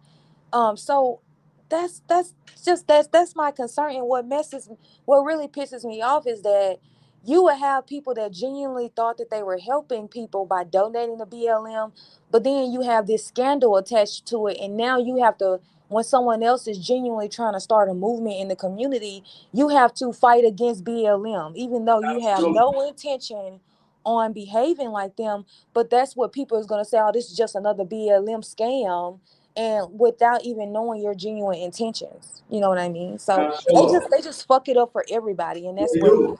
And I pisses got me to off. take advantage of this moment. And I'm not putting you on the spot, but when you put out the whole $20 a month thing, how do we know it's not another?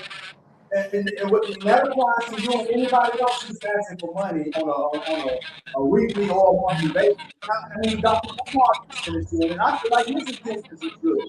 But at some point, you have a lifestyle to maintain. When I say you, I mean people in general that ask for donations. So now to you, you don't have to respond. You feel like I'm putting you on the spot with this. With your $20 request a month, how do we know? You know what I'm saying? For just a person who don't know you, okay, why am I sending her this $20 every month? I could be putting that towards something else. Towards what?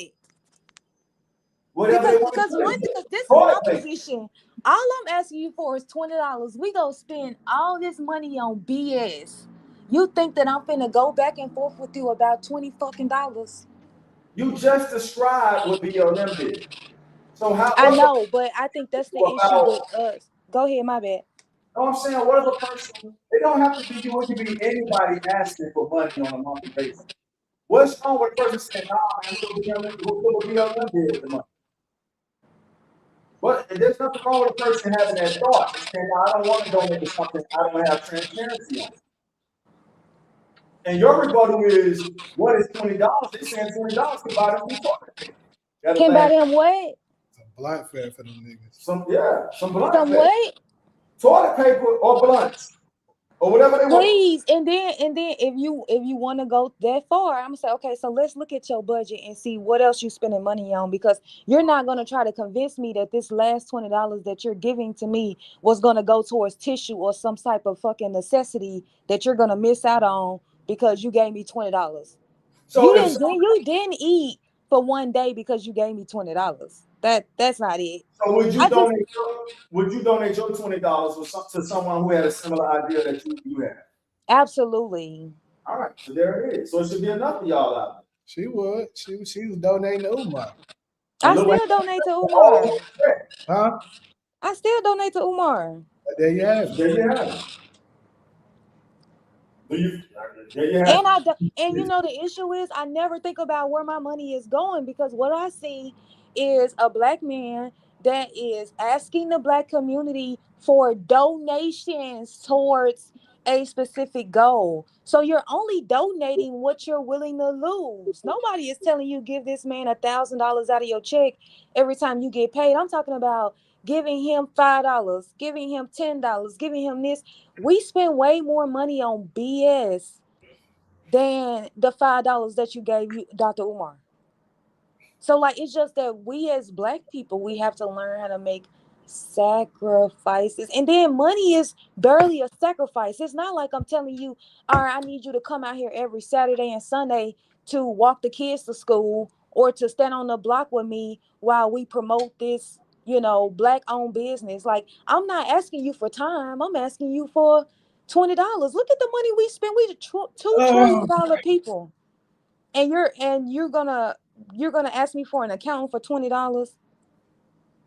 We going to the club, we traveling, we going to brunch, we're going hookah, we buying sections, we buying Jordans, we buying Gucci, we buying Prada.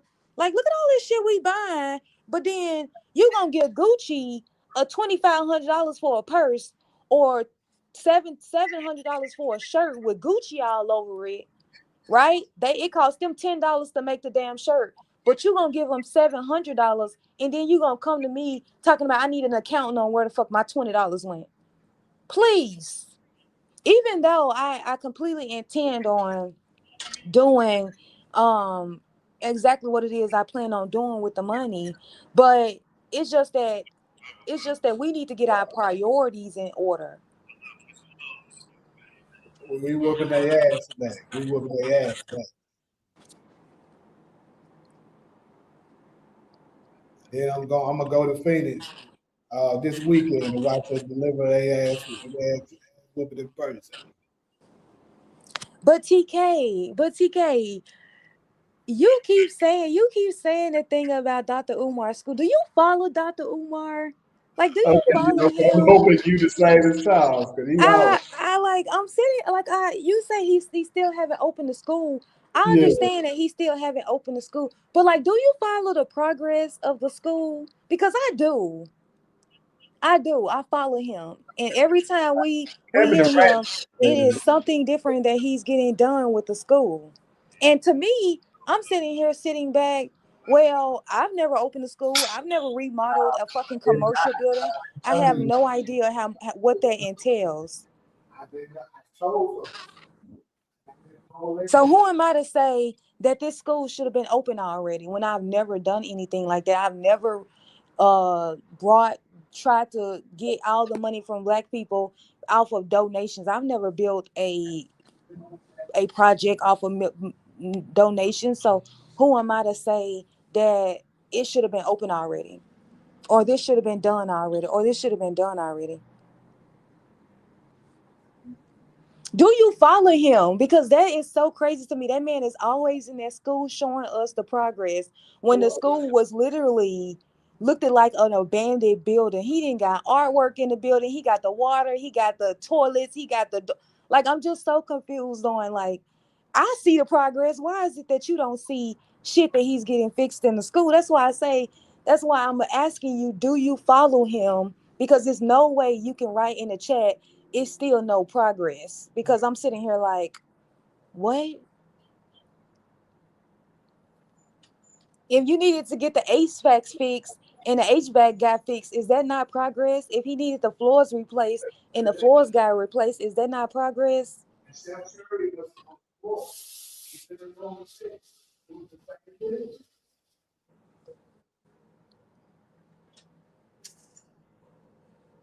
So and I understand that it's $20 can get you a whole bunch of shit, but we're trying, the goal is to build institutions for black people.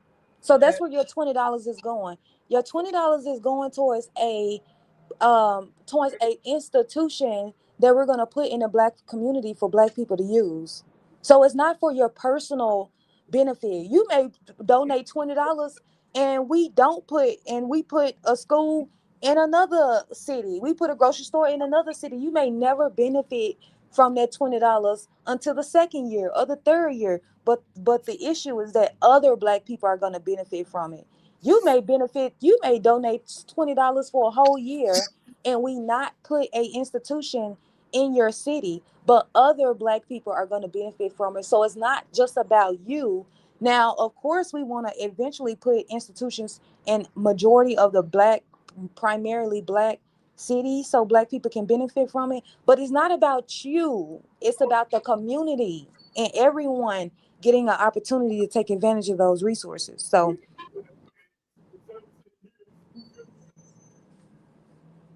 it's not for me to say it take that long. That's why I don't comment on how long it's supposed to take. Like I said, I've never done it, so I have no idea how long something like that could take. It's his opposition that says, "Oh, it should have been open. Oh, it don't take that long." All of that. Only his opposition brings up how long it's been and what it should have took, even though we have no clue how much money has been donated. Y'all just assuming that, oh, I assume that he should have raised X amount and he should have been able to do it with that. I mean, other than that, I mean, because I follow him all the time, he's never let us know how much has been actually donated.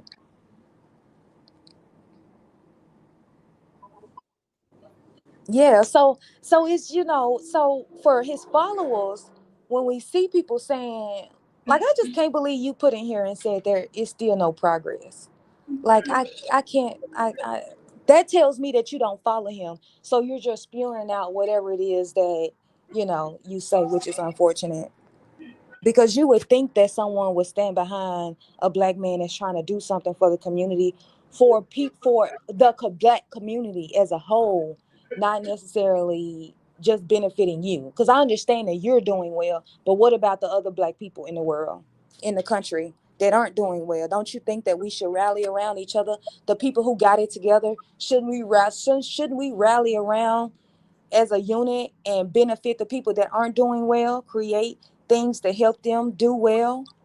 Don't you think that's our responsibility? Or is it only your responsibility to take care of yourself and your family? Because that's the issue with the Black America, is that we're so individualized. We don't give a damn how the next black man is doing or the other group of black people. All we're worried about is us doing well, and that's why majority of us aren't doing well.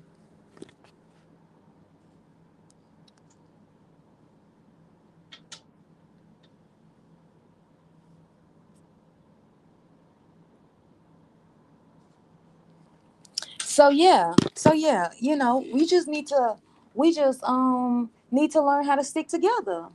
And I don't understand what the problem is with that. Like, why can't we stick together? We are $2 trillion people. We're the richest black people on the planet. Yet we own no banks, no schools, no supermarkets, no hospitals, no manufacturing plant. All these other people from other races get the whole 2 trillion. That's ridiculous. That's ridiculous. That's crazy.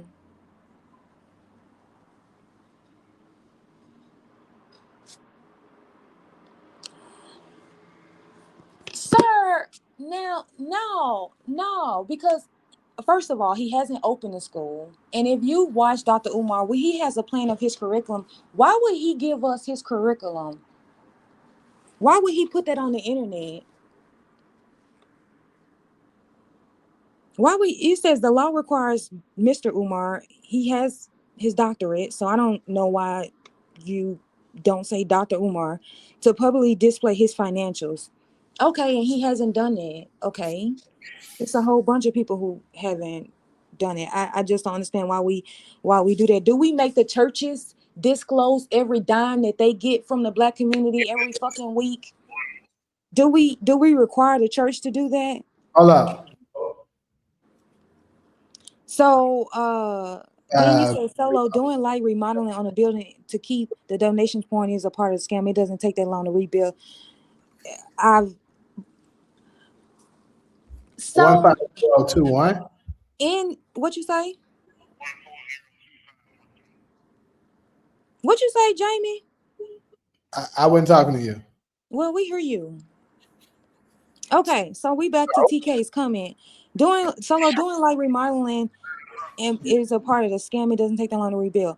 To remodel a building. Well, I think the issue that you're running into and what you are assuming is that he had the money to do that, right? So if you first of all, like, he has to raise money to pay for this stuff. He didn't take out a bank. He doesn't just have $1 million in his bank account, which he has explained that when stuff needs to get fixed, he has to raise the money to do so. So again, a lot of the stuff that you're saying, it doesn't sound like you keep up with him. So if you really genuinely wants to know what's going on with the school, all you have to do is watch Dr. Umar's lectures. He used to go live in the school all the time and get in. And then you have people who live in the city, in the neighborhood where the school at, that be like, he be there all the time. So it's very easy for us to say, oh, that should have been done, oh, that should have been done, oh, that should have been done, when we ain't did it. I understand that you remodel stuff too, but did you raise money from individual black people in order to finance that, or did you have the money already? See, I think that is just not the same playing field. If a bank was to give Dr. Umar, if we had a black bank to give Dr. Umar $5 million, he could have been had this damn school up. But every time something needs to get fixed, if he has to raise the money to do it, then don't you think that it's going to take him longer to do that? if he needs to remodel, if he needs to get a new air conditioner for the whole school, he need electricity work for the whole school. If he needs to replace the water pipes for the whole school, don't you think that it takes money to first raise the money? First, I got to raise the money, and then I have to find somebody to do it, right? I've been brainwashed. You won't address what it is that I'm saying. You just keep moving the goalposts. Because the first time it don't take that long, right? Then I say, well, he has to raise the money to get stuff fixed. Now I've been brainwashed. That is crazy. Oh boy. And you keep saying it doesn't take 10 years to remodel a building. What about raising the money to do it? Right? Because he doesn't have a bank loan, right? And then you're asking black people to donate when three-fourths of y'all think he's scamming. So let's just assume that only a fourth of us is helping him. So like it's not that I've been brainwashed. I could say that you've been brainwashed not to support, or I could say that you have. I think the issue is that you have self-hatred, that you don't support black people when they're trying to do something that you think should have been done. I could say that. You say that I've been brainwashed. I can say that you hate black people. So that you saying, I mean, being brainwashed means nothing just because I disagree with you. Now me on the flip side saying, oh, I'm saying that you don't believe in Dr. Umar, so you hate black people. You see how crazy that sounds? Just because you don't agree with me, now I'm brainwashed, just like I don't agree with you, so you hate black people. See how that doesn't, you know what I mean? See how that doesn't, you know? Please start loving black people. Solo, you've been brainwashed and you don't like black people. Please wash your brain. Please start using self-love. So how do you know he doesn't have a bank loan? Because he said that he's raising money to do it. Raising money to do it. I'm just making a lot of assumptions, or I'm listening to the person who's giving us the information about the project that he's building, right? Has Dr. Umar came out and said, I have a bank loan? So I mean, he never said that he's came out and have a bank loan. So I'm not assuming that he doesn't have a bank loan. I'm going off what he said. He said he didn't say that he had a bank loan. It's just crazy to me that you would go to this extent to just play this mind game with me based on what another man is doing. If you don't support him, you just don't support him. I don't know why you have to go out of your way to try to invalidate him and then tell people who support him that they're brainwashed. That's insane. But has he ever, you're assuming that he has a bank loan. He's never came out and said that he has a bank loan. You're just in your mind, you're saying, oh, he's got money from somewhere and he's still raising money. I'm saying that he's raising money because he came out and said that he's been raising money. So are you saying that he has a bank loan or he could have a bank loan? Isn't it you assuming that he has a bank loan? He's never came out here and said that. See how you keep moving the goalposts? Now he got a bank loan. At first he was, at first it didn't take that long. Then he was scamming. Now he got a bank loan. See, then it don't take, you see, it's crazy. It's crazy. It is crazy. Yeah, you guys have no proof of none of this shit. Give me proof that he got a bank loan. Give me proof that it doesn't take that long. Give me proof that he's been scamming. Y'all just be spearing that shit. I have yet to see any evidence. It's just black people not supporting black people, which I would say is i.e. self-hate. TK, you married to a black woman? Because I know you married. Is this wife white? Is this wife black? I knew she was gonna go Is there. this wife black? I Because said the that. issue, because a lot of black men, what they don't like about Dr. Umar is that Dr. Umar tell them to date black women. And so a lot of times when black men are not dating black women, they find very issue with Dr. Umar. And so the only thing they can really attack is the school. And you still hating, TK. Damn. Damn, you still not supporting black people. I could say that's self-hating. I mean, I'm just saying. Which one of her parents black?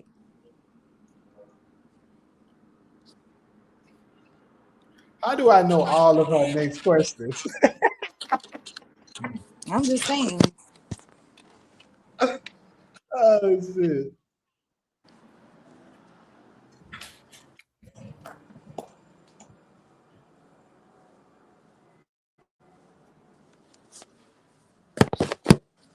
Well, that Her makes her dad black. is black. Well, it makes her black. But who was she raised by? Was she raised by both of them? Let's It's talk just about that. crazy to me. TK, That's let me see. crazy to me.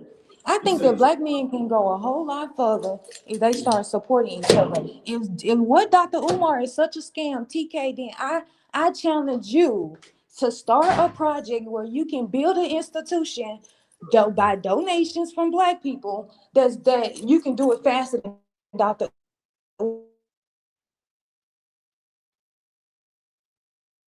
Technical difficulties.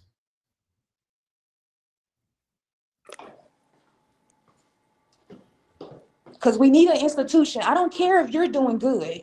I don't care if you're financially straight. In a position where everyone is doing good.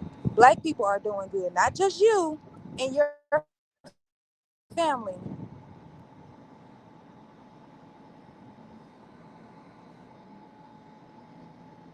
TK say he know a place that would give you $25,000 for $20 a month.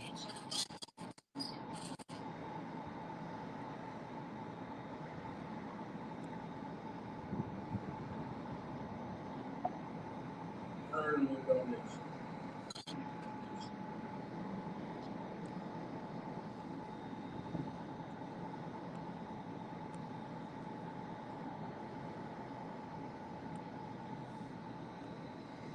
Where are you going? With my damn.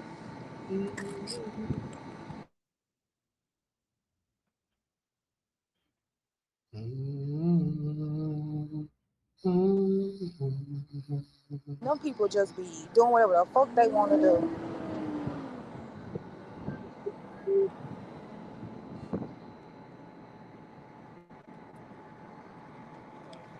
Thank you. Thank you.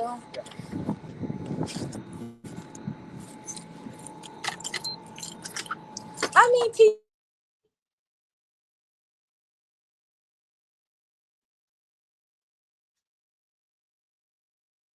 no.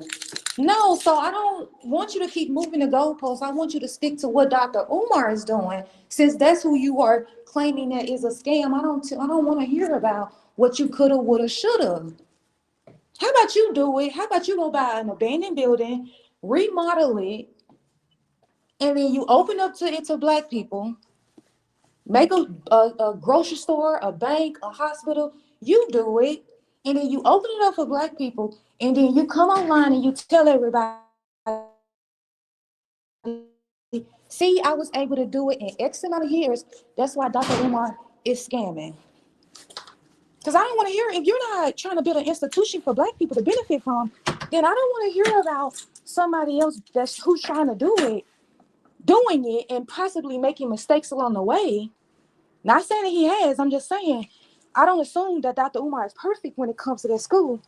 But are we in any position, if we're not even working on that, are we in any position to criticize him while we're sitting outside the club, not doing shit for black people? Taj, correct me if I'm wrong. What stood out to me is that I'm with you, Solo, but I can't lie. When he said he could put those $20 a month towards trading 25,000, if a person is sending Groupon $20 a month, they can get a return on that $20 with $25,000 to invest. I would like to know more about that. That stood out. But I'm hearing y'all go back and forth. Like that. But Taj, I'm not in the business of trying to make you individually rich. You understand that? Right. I'm in here trying to make black people have economic power where we're not relying on white people to provide our basic necessities. Right? We Do we want in 50 years, do we want them to still be responsible for birthing our fucking kids? Even though black women are the leading, the first in line for people who are dying during childbirth. In no, 50 years, do we still want our women to be going to their hospitals dying in childbirth? Do no, we still want to be getting poison from the grocery stores that they're feeding us? no. Do we want our farmers in 50 years? Do we want the little farmers that we do have? Do we want them to be completely gone, or do we need to invest in them? We should invest in it. So I say you donate your $20 and you get your 25,000, and then you play your black tax and you pay $20 for your institution too. Because eventually the goal is to put that agency, whatever that institution is, in the community that you can eventually benefit from, right? Because that's what I'm saying. It's not about you individually getting rich. Now, of course, we want it to trickle down. We want to eventually, you know what I'm saying, you paying your $20, you've been paying your $20 for a year. Now that we didn't open up a hospital in your hood, now you can go to the hospital and get whatever you need. So you are going to benefit from it, right? You are Uh-huh. going to benefit from it, Yeah. right? But Yeah. we're talking about us as a collective unit where we're saying we own this. I can go in any black bank, that's the name of it, black bank. I can go in any black bank and get a house loan. I can go in any of these black banks owned by us, operated by us, for us, and get a business loan, get a car loan. You know what I mean? Like Yeah. that's what I'm talking about. Not you being individually rich. I think that we're going to offer you employment. Obviously, we're going to offer you services. Obviously, that's going to allow you to be able to benefit from these services. You may pay your $20, and we put a manufacturing plant in your hood, and now you got a job with a pension. See what I'm saying? Like Yeah. it's not. It's. But if you want to eventually go to, start working at Apple, you can. But just know that this job at the black institution is always going to be available for you. Maybe you're a financial advisor and you're working at the black bank, and then you get offered this tremendous deal with Google to be their financial advisor. You want to move on to Google, that's completely fine. But just know that and whenever anything happened with Google, you can come right back to the black community and get you a job as a financial advisor at our bank. You see how we're providing jobs? It's just not about us individually. It's a lot of black people individually doing well, but we're still having to ask white people for our basic needs. That we never gonna get respect. It don't matter how much money us as individuals have, we're never gonna have the power that we need in America unless we start building our own institutions. If you make $1 million a month, who cares if your people are still struggling? Who cares? Like people, they be making those posts about, oh, you've reached billionaire status, and it's kind of like, okay, so let's go to his hood. Let's go to the hood that he grew up in, and let's see if he's really, um, is that something to be proud of? If you had, when you get the power to create one of those institutions, which one would you start with first? The grocery store from our black I owned? would start with the bank first because the bank is going to fund all the other institutions, All right. right? We're going to Uh-huh. start with the bank first because the bank is going to give us the financial means to buy these other stuff, right? That's Uh-huh. where I would start with first is the bank. We pull all our money together. Now we got capital, right? Now we got capital. That's what I would start off first. All right. It's And the then, bank. okay. And then from the bank to the farmers and the grocery stores. Yep, to the bank, to the grocery store, opening up a grocery store, and I would even say a hospital. But I think the schools are important because if we're not teaching our children what they need to be self-sufficient, then that's gonna hurt them as they get older. Like, for example, like Taj, you say that you became conscious in middle school, right? Yeah, A yeah, lot of our kids aren't becoming conscious today in their 30s. that's true. So you know what I'm saying? So from kindergarten all the way up to your 30s, you've been misled and maybe made some mistakes that you can't get out of, and maybe made some permanent mistakes. I'm thinking that if we can get them early and start training them up to be the people that we want to employ, the people that we need to work in our positions, right? We got a certain amount of people going to college to be lawyers. We got a certain amount of children going to college to be doctors, so they can come back to the hood and work in our hospitals. That's what the Chinese do. That's what The all the farmers. Chinese people, they took their kids and financed them to go to different countries and learn their systems, just so they can come back to China and teach the people what other countries are doing. I'm just saying that it ain't hard. All we got to do is do what other It's not people do. hard at all, and it don't Absolutely stop with not. Chinese. Like most foreigners do that. Even the Caribbeans do that. Yeah, so I mean, China might do it the best, but I get your point. So bank first, grocery store second, because if you handle the grocery store right, that'll prevent you from going to the hospital. So I think the grocery store comes before the hospital. Yeah, I agree with that. But we also want to make sure. I agree with the grocery store. I agree with the grocery store. Um, I get to black farmers. Yes, because that's gonna then build. Then we're gonna have black farmers, right? We got a contract with the black farmers. They gonna do all our vegetables and fruits and shit, right? Then we need to hire a transportation company, right? So we're gonna build a transportation company, hire some of our commercial drivers, or we're gonna grab some of these YNs and make them CDL drivers, right? Because we're trying to create jobs. Then the farmers, we're giving them a new contract. Maybe they need more people to work on the farmers now. Okay, so we got a few YNs that's been in a couple trouble, need to get away from the hood. We're gonna send them out to the middle of no fucking where and have them work on the farm with you. You know what I'm saying? We're gonna help you, pay for it and all of that. But this is kind of like a scare your mind straight. They gonna learn how to do the meat. They gonna be cowboys. Cowboy YNs.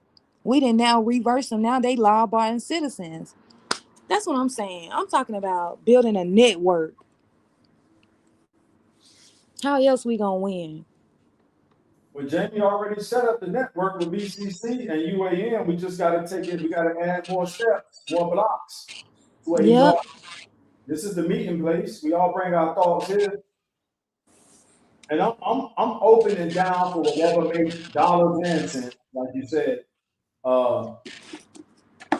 But it just got to make sense. And I know a lot of us are skeptical on making donations to somebody they believe might be a scam. And that goes for anybody. And But when we go in the club and spend $250 on a paint of fucking Remy or Hennessy, we don't feel like we getting scammed, even though we know that shit costs $50 in the store. yep, yep. I'd rather go get the bottle out the store any day. Yeah.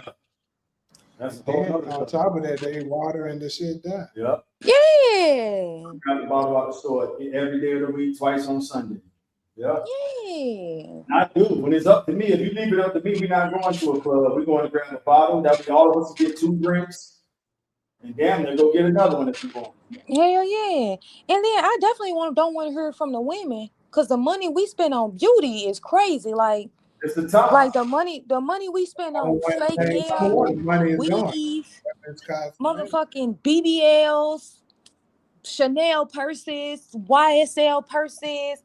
I don't want to hear nothing about the $20, because we have no problem going to go buy $1,000 purse or a fucking $300 Gucci belt, or like, it's just the shit that we spend our fucking money on. I don't want to hear about the $20. I don't even want you to be reminding me that you gave me $20. Solo, how do we, even government deal with this? How do you earn the people confidence when you have examples like BLM and multiple others? I don't even want to drag Dr. Umar through that one. I think he had sincere intentions starting out, but hey, when the money is just sitting there and he got things to do too, he's going to have to dip in that money. And I can't prove that, what I just said, but I do believe at some point that occurs. So, but I don't want to throw no dirt on Dr. Umar's name. I appreciate what he brought to the community, but when it goes back to BLM, I think that's what people are afraid of, even if it is only $20. I don't want to sponsor your, what you said, I don't want to sponsor. I don't want to pay the light bill in your $8 million mansion with my $20 every month. Hey, I don't mind shaming. the The way fuck? to I, get I literally I will shame you into submission. Because that's what we need to be. the way Fucking to get shame. to We ought to the be ashamed. But you're Times right. we make 2 million, we make $2 trillion a year and we don't own shit in America. We ought to be shamed. I'm with you with the shame stuff, and it's a shame. Go ahead. correction. We make more than 2 trillion. We spend 2 trillion. Spend 2 trillion. Right.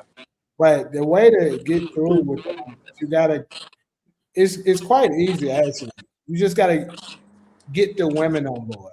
That's all you gotta do. The men are gonna fall in line. Some of them, a good percentage of them will. All you gotta do is get the women on board. How come we can't sell something? And I'm speaking in general right now. T-shirts, super chats, whatever it is. I think when people know they're getting something for their money, even if it's $20, like knowledge. People come to BCC and get knowledge. We get super chats all the time. So why does it have to be a donation opposed to a super chat or a T-shirt? I Hey, mean, you I don't mind either way. I because don't at mind least either they can way. care Long as you less give about me what you some do money. for 20. Once you buy that T-shirt, they can care less if that 20 is going towards your lifestyle or the actual cause a person puts out. You see what I'm saying? So if Dr. Umar was saying, I would buy a Dr. Umar shirt, to be honest with you. Now, do I just want to send him $20 and I can give that $20 to my nephew or my niece or somebody else in my neighborhood that can use it? And I can see that they need it. I'm right there in their apartment, like, man, this motherfucker needs this $20. I would rather give my 20 to them than to somebody who I don't know what they're going to do with it. Yeah, I mean, I get it. I don't give a damn how you what makes you donate. You just need to do it. Right. I just Um, don't understand how come we don't take the merchandise route. Like if I was to do it, and I'm speaking from experience, when I first started my studio and my music company, I wasn't asking donations. We were selling T-shirts. Hey, here's the name of the company. We want $20 for these T-shirts, so you see what you're getting for your money. Whether we blow up or not, you man, there's people still to this day that got those T-shirts. We sold those T-shirts in the early 2000s. And people still walk on me today, so I still got this shit in my closet. So they saw what they got for their money and they helped us at the same time.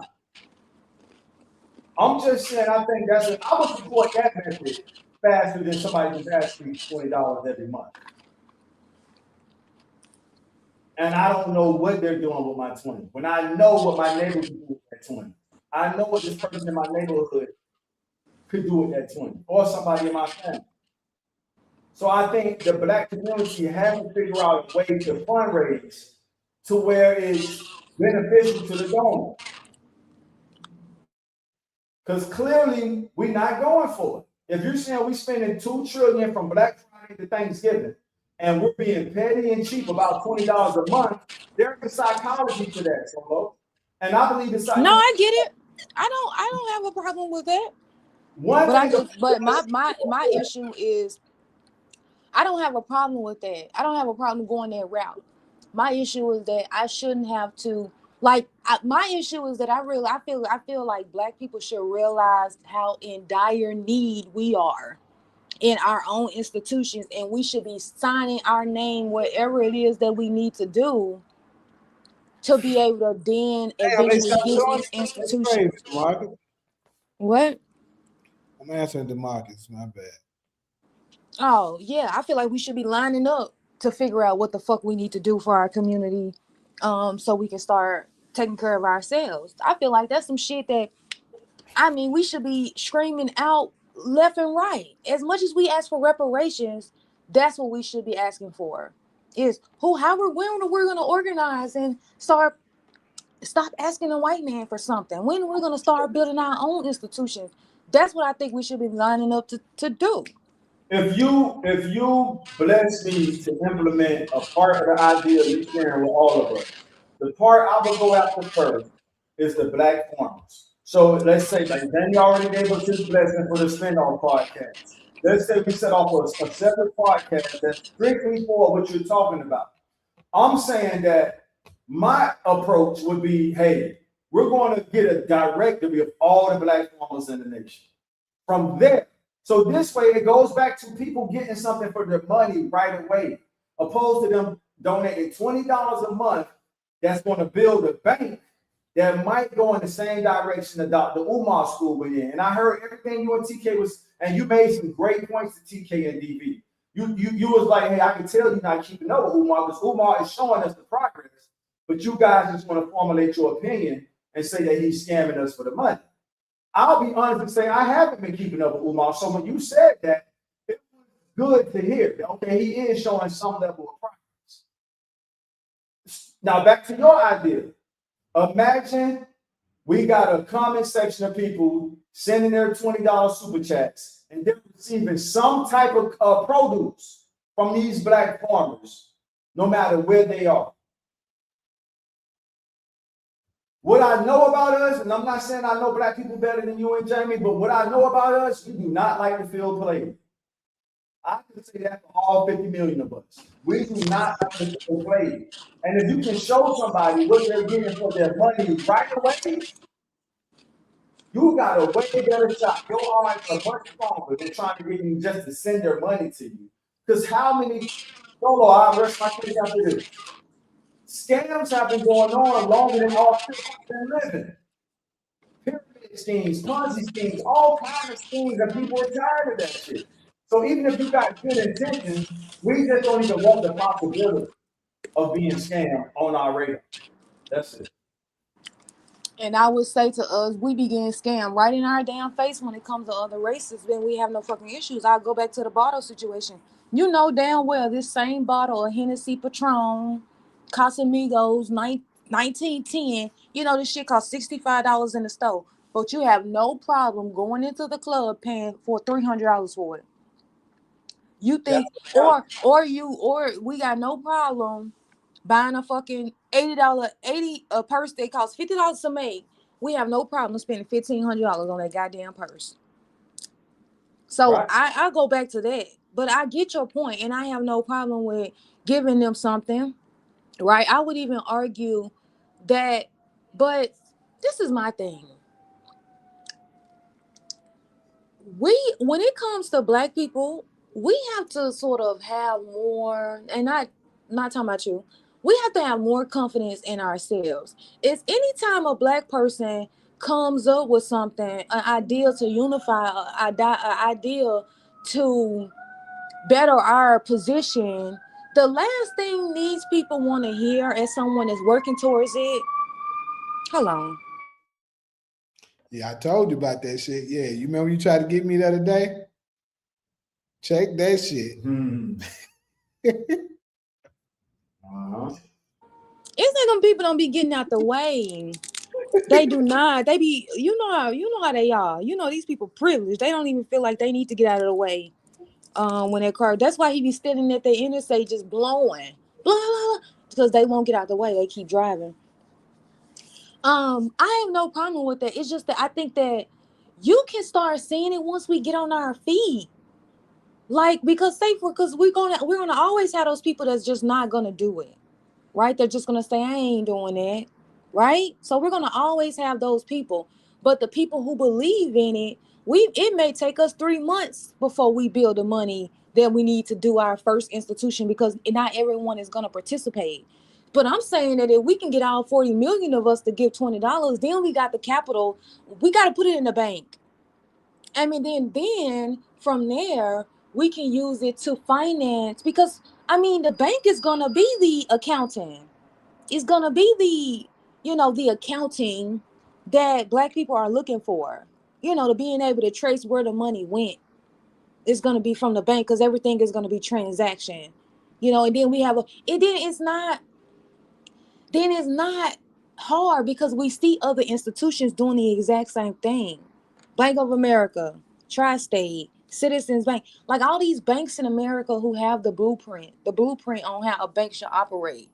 This is how the institutions are doing. I'm not offering to do it no other way than what other people are doing it. It's just the where the funds are coming from is going to be specific, But right? what's wrong with the banks that the farmers, the black farmers, are already connected to? Because those banks have no obligation to lend to black people. But that's something the black farmers have to deal with until we create our own bank, Solo. No, that's why we're gonna have our own bank. That's why we're gonna start with that. So they don't have to worry about asking you know what I'm saying, Bank of America for a loan to do anything. If they need, if we're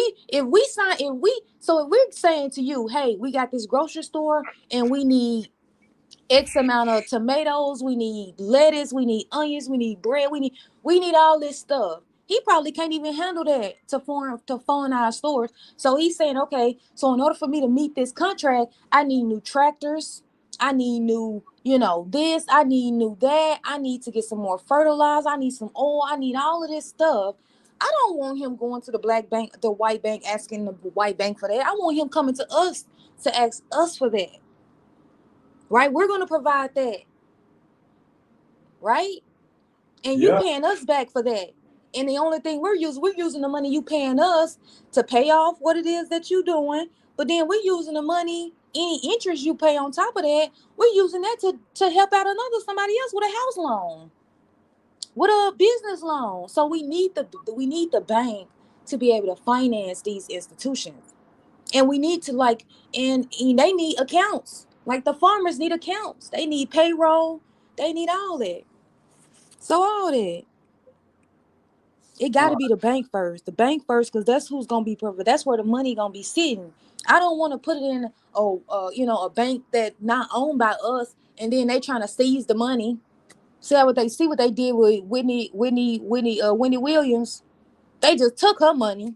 They said, "Oh, we think you crazy. We're gonna put you in a conservatorship, and we're gonna cut off all your access to your money." No, we no non-black people are gonna have access to this network because it's to benefit black people. Because if they put their money in a non-black bank, they're going to be using their money to lend to other people that aren't black. We want the money in our bank so we can donate it, so we can lend money out to Jamie for a house, for Taj for a business. Jamie got a movie. We want to be doing that for our people. You see what I'm saying? Yeah. So Hey, yeah, can I say something real quick? yeah. So all of this sounds nice, and I think, like I've already said, I'm all for it. But I do think that the ultimate answer to it is when we finally get to the point of liberation, money isn't going to exist because money wasn't the thing when we were actually at the top. Think about that. You said money isn't going to exist. No, What you because mean? I'm saying when black people actually were on top, when we were ruling the world, money didn't exist then. So what I'm saying, in order for us to return back on top, money isn't going to exist during that time either.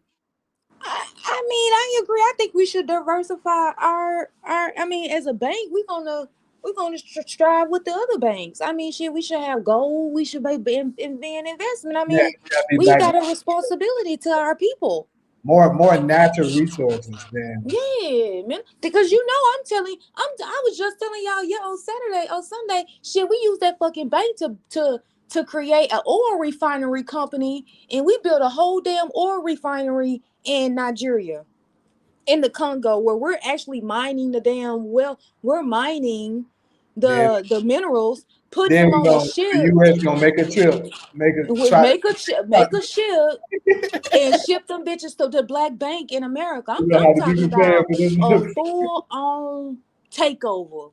Well, it's not a takeover. I just feel like we should create our own lane. If y'all notice, these like the Asian people, they own the hair care beauty industry. They own that. That's them. Even if you wanted to, even with a black owned beauty supply store, they buy everything in there from the Chinese people, from the Asians. So is it really a black owned bank if you still buying the inventory from the Asians? I mean, I'm talking about us owning every aspect of the network, right? So I just look at it and think like, damn, like y'all, these are reparations, $20 a month. Y'all, Netflix costs more than that, and y'all still getting ads. Are y'all asking? Check this out. The federal government take 25% of your income. Are you asking for the federal government for an account on where your money going? I'm asking you for $20. Is Trump ass giving you an accounting on where every dime of your tax money going? Taj, it's called a black tax.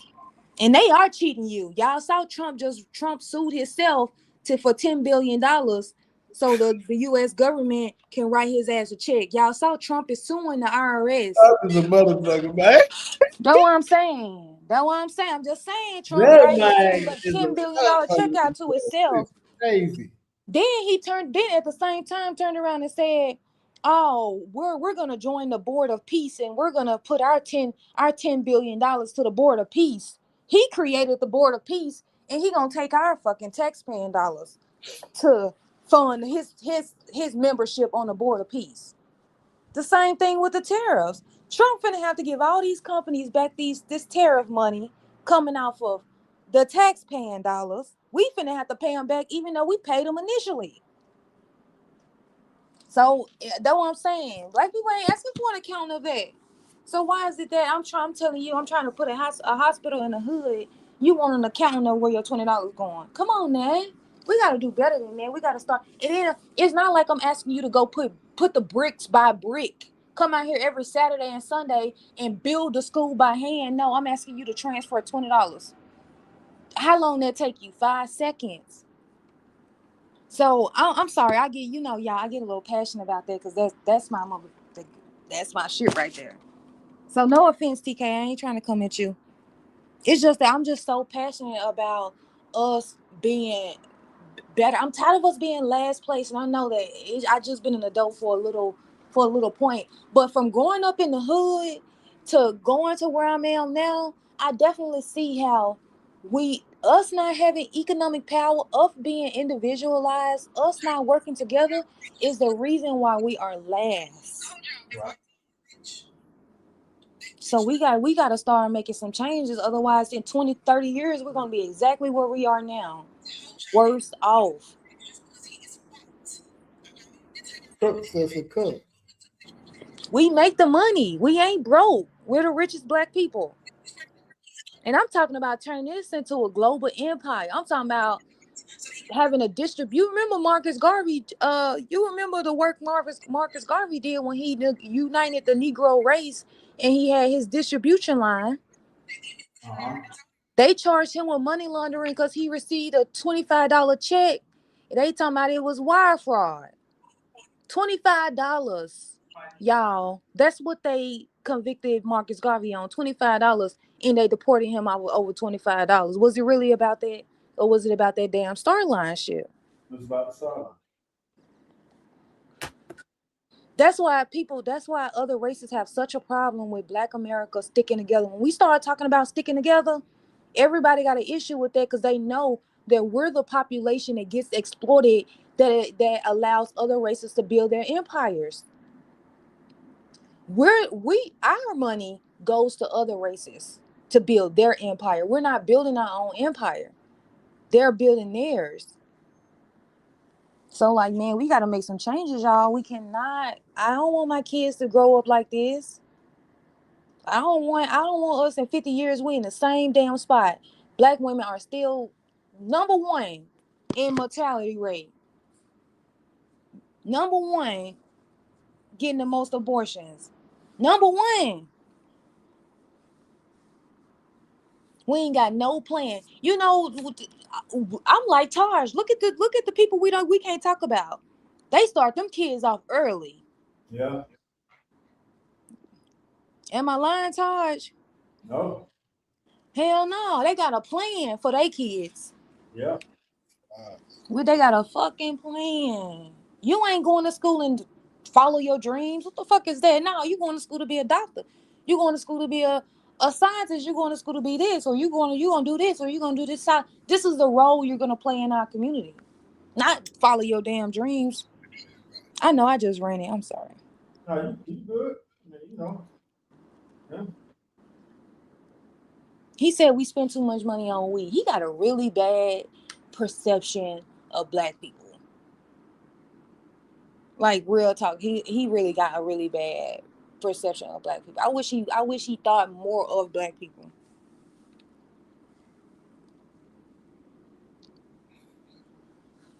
Yeah. So Todd, you think we should start selling inventory? Yeah. I'm about to text Tiffany Haddish grocery store in our group chat right now. I just want your opinion on it. Yeah, I saw that. I saw they did it. I just didn't know if Oh, so you know about that already. I know about the store. I just don't know like if it's like, black owned or I know she own. I know it's hers. But It's like, her. is she hiring black people in there? Is it black farmers that's providing the food? Is it black companies in there, or is she in You know, business with non-black people? diversify. I don't think she's sticking. She do want to put it in a black community, but she's open to diversifying the funding. So she understand what I'm trying to share with you, that niggas is just not, we not going for it. Like, we'll go for it for the green, but then when we feel like we're not seeing no, I mean, right now, Dr. Umar is the best observation for our community to make. And people are pretty much using him as this is why we don't donate our money. And I'm not saying that for or against him. He helped me out big time with my nephew, but like you said, that's on a personal level. Let's get back to a community level. People are using him as the current reason of why we don't send our money to each other. But if you can give us something for our money to improve, what you just said, if there's some sort of inventory, I mean, like, I even not to put James business out there, tell me all you don't want me to, like, don't you get groceries? You order groceries from farms, right? Yeah. So he's already doing it. Imagine us coming together as a collective. Now, this is all part of your idea, Solo. That part attracts me more than the bank for starters. I know the bank, just like Dr. Umar's school, is going to take a long time. The grocery Yeah, approach, because black people ain't in on it. It's all right, the like, primary, like the how long it takes depends on how many people participate.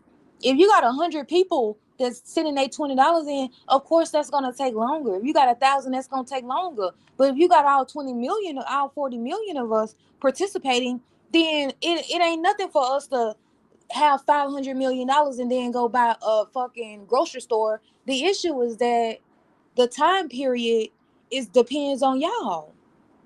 and this, so that part, when it depends on y'all, we go all the way back to Madam C.J. Walker, one of our first millionaires. We've been producing millionaires and billionaires since her. How come one of these millionaires, look at, no, let me stick to my face, my first thought. How so before we was even here, we had billionaires and billionaires. How come one of them haven't put the money up to implement the idea you're talking about?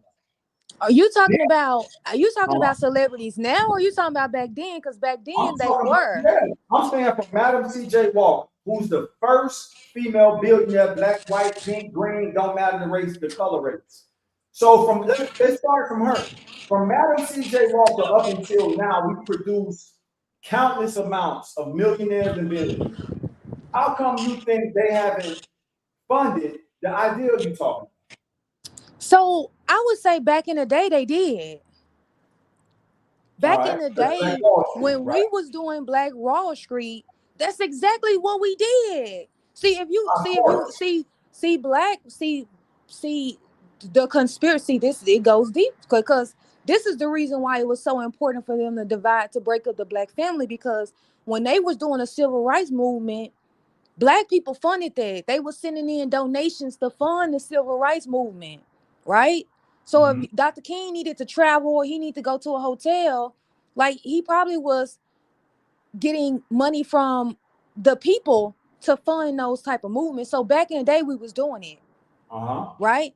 Our celebrities now, they are so you know what I'm saying. So when it comes to like when we was owning them oil fields and all these banks and stuff, we were doing that. So back we've seen it done. That's Black Wall Street all day. And just so you guys know, you know that it was more than one Black Wall Street. The whole South was, if it was a major city, it was a city somewhere near the major city where Black people, Black Wall Street was there, right? So we seen it. Now our celebrities now, they're so. First of all, I'm with Jamie. I don't necessarily think they have the money that they claim they be making, Oh, I agree with right? Jamie too. Yeah, I've heard other No, people. I agree with that, right? I But missed it. then, Come on, but you then know. you got to look at the fact that a Oh, lot of our celebrities, yeah, bro. I'm they're telling you, a lot of us got more money than that. Real shit. I'm so serious. A lot of us got more money than them celebrities. Bro, but made it resonate to me. The lady who I tell you about the movie from him, she said, "Well, having no idea what this is." I said, she's like, "Oh, you starting to know more and more about that. I'm giving you your credit." I'm telling you. And when she said that shit, I was like, I ain't even said to her because I know she don't know you. I said, "Jackie been preaching that shit for years." but the issue with our celebrities now is that they want to stunt. Credit, bro. They have credit. That's what, bro. It's so crazy. So I want to hear more of this now because this is my theory on them. Without knowing, like I told you, God has always given me the gift of knowing without knowing. But what I was like, bro, there is no way we have this many filthy rich, supposedly filthy rich black celebrities, and they don't come together collectively to say, let's do something for our people. Something has to be put in place that's stopping them from doing it. You can't. Well, I mean, arguably, you could say that every time one of our celebrities try to use their money for Black people, they get caught up in some shit. Right. That's true too. Nah, But you can make that argument, and I think that's a yeah, valid argument because it's yeah, a that's what bad it is. pattern. It's It's a not. But I'm bad telling you, pattern they of have our right now. celebrities. This is what it is. They have a credit. They have credit. This is what it is. They have credit. They don't have cash flow. So this is what it is. Jay-Z, you're worth 2.5 billion right now. That's his credit line. Mm-hmm. That's not how much money he has. Just pull out. That's how when at one point Kanye was worth $3 billion. And then overnight, damn near, he dropped down to 400 million. How? That proves your point. They took his credit line out. That proves your point. That's what I happened. wish you're right, bro. That no, I'm actually getting the words right. Better than no other case that proves it. Yeah, Went that's what it from was. to how much? 400 million. No, 400 million. 1,000, but 400 million. Think about it. It may have been 6 billion, to be honest with you. And he, boom, fell all the way down. Puts him a button. Or whoever said, okay, take that nigga credit. Take his credit, cut his credit card. Cut his credit card. Just like your daddy, when you fucking up and he take your credit card from you, that's what they doing to us. And to your classmates at school, you look like you rich. You got all the money, but yeah, it's actually your daddy. And these little Jewish people and stuff is the daddy. That's what it is. But I blame them because if you're gonna seek money from them, you're giving them the control. But we giving Jamie. What you say? We giving Jamie credit again because they're doing it because niggas love to stunt on other niggas. Yeah, that's the reason why they don't. That's why our rappers. That's what. But they want to go buy chains. They want to go buy this. They want to go buy I got mansions. more than you. Yeah, and that's the sickness. What it is, man. That's the sickness in us. That's what it is.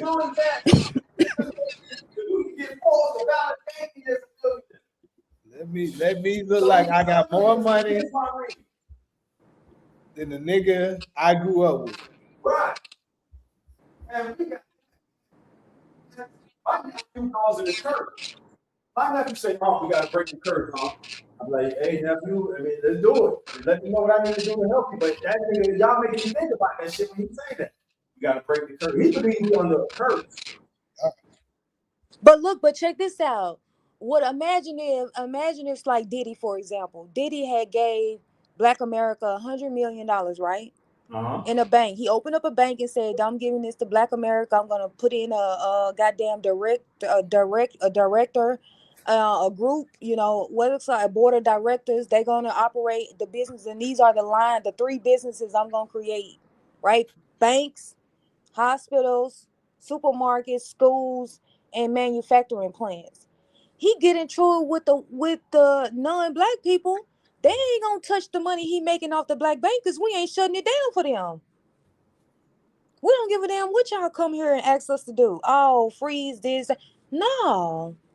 But because he rely on them to make money, because he did a deal with the people he did that liquor with, Right.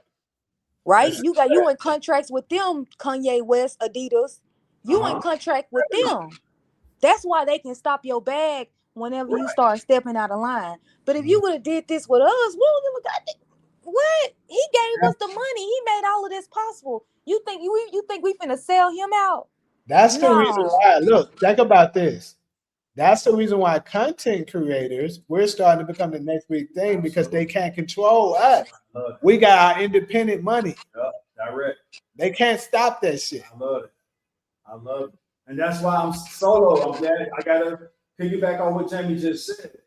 If we, and I'm just saying this for ideal purposes, imagine we do a spin-off and it's specifically about what you really your idea. The only thing I'm saying is put the grocery store up front, put the black farmers in the heart of it. You can keep the bank ideal as your baby. If we was to come together and say, okay, here's the directory of black farmers from coast to coast throughout the nation. Now we got the directory through this program. We're trying to get a grocery deal, whatever. We'll put our ideas together from there. But our goal is to outreach to the black farmers first to see what type of agreement we could work out. Now through Black Chat Chronicles, you can go through Black Chat Chronicles and get your grocery delivered with seeds in them.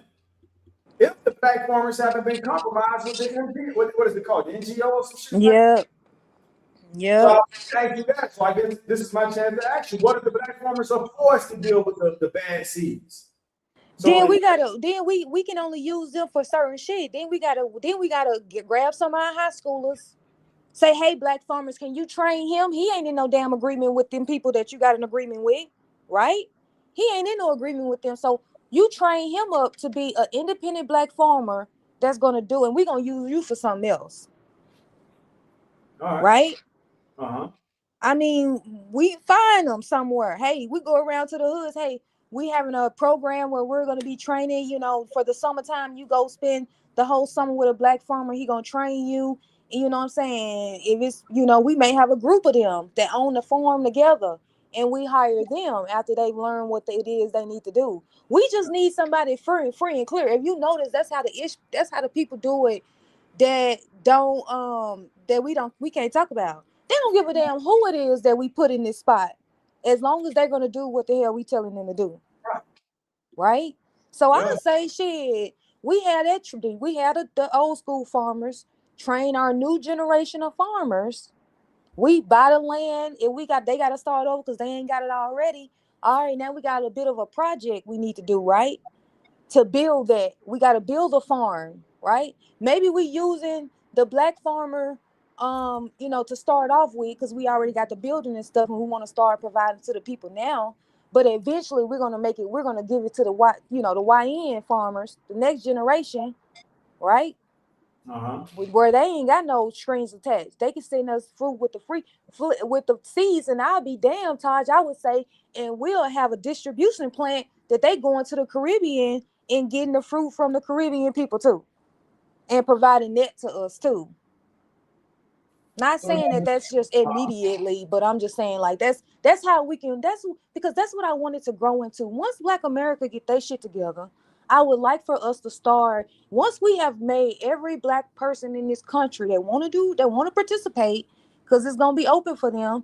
As long as they straight, then I think that we can start branching off to try to implement economic power for other black people, because that's what other races are doing.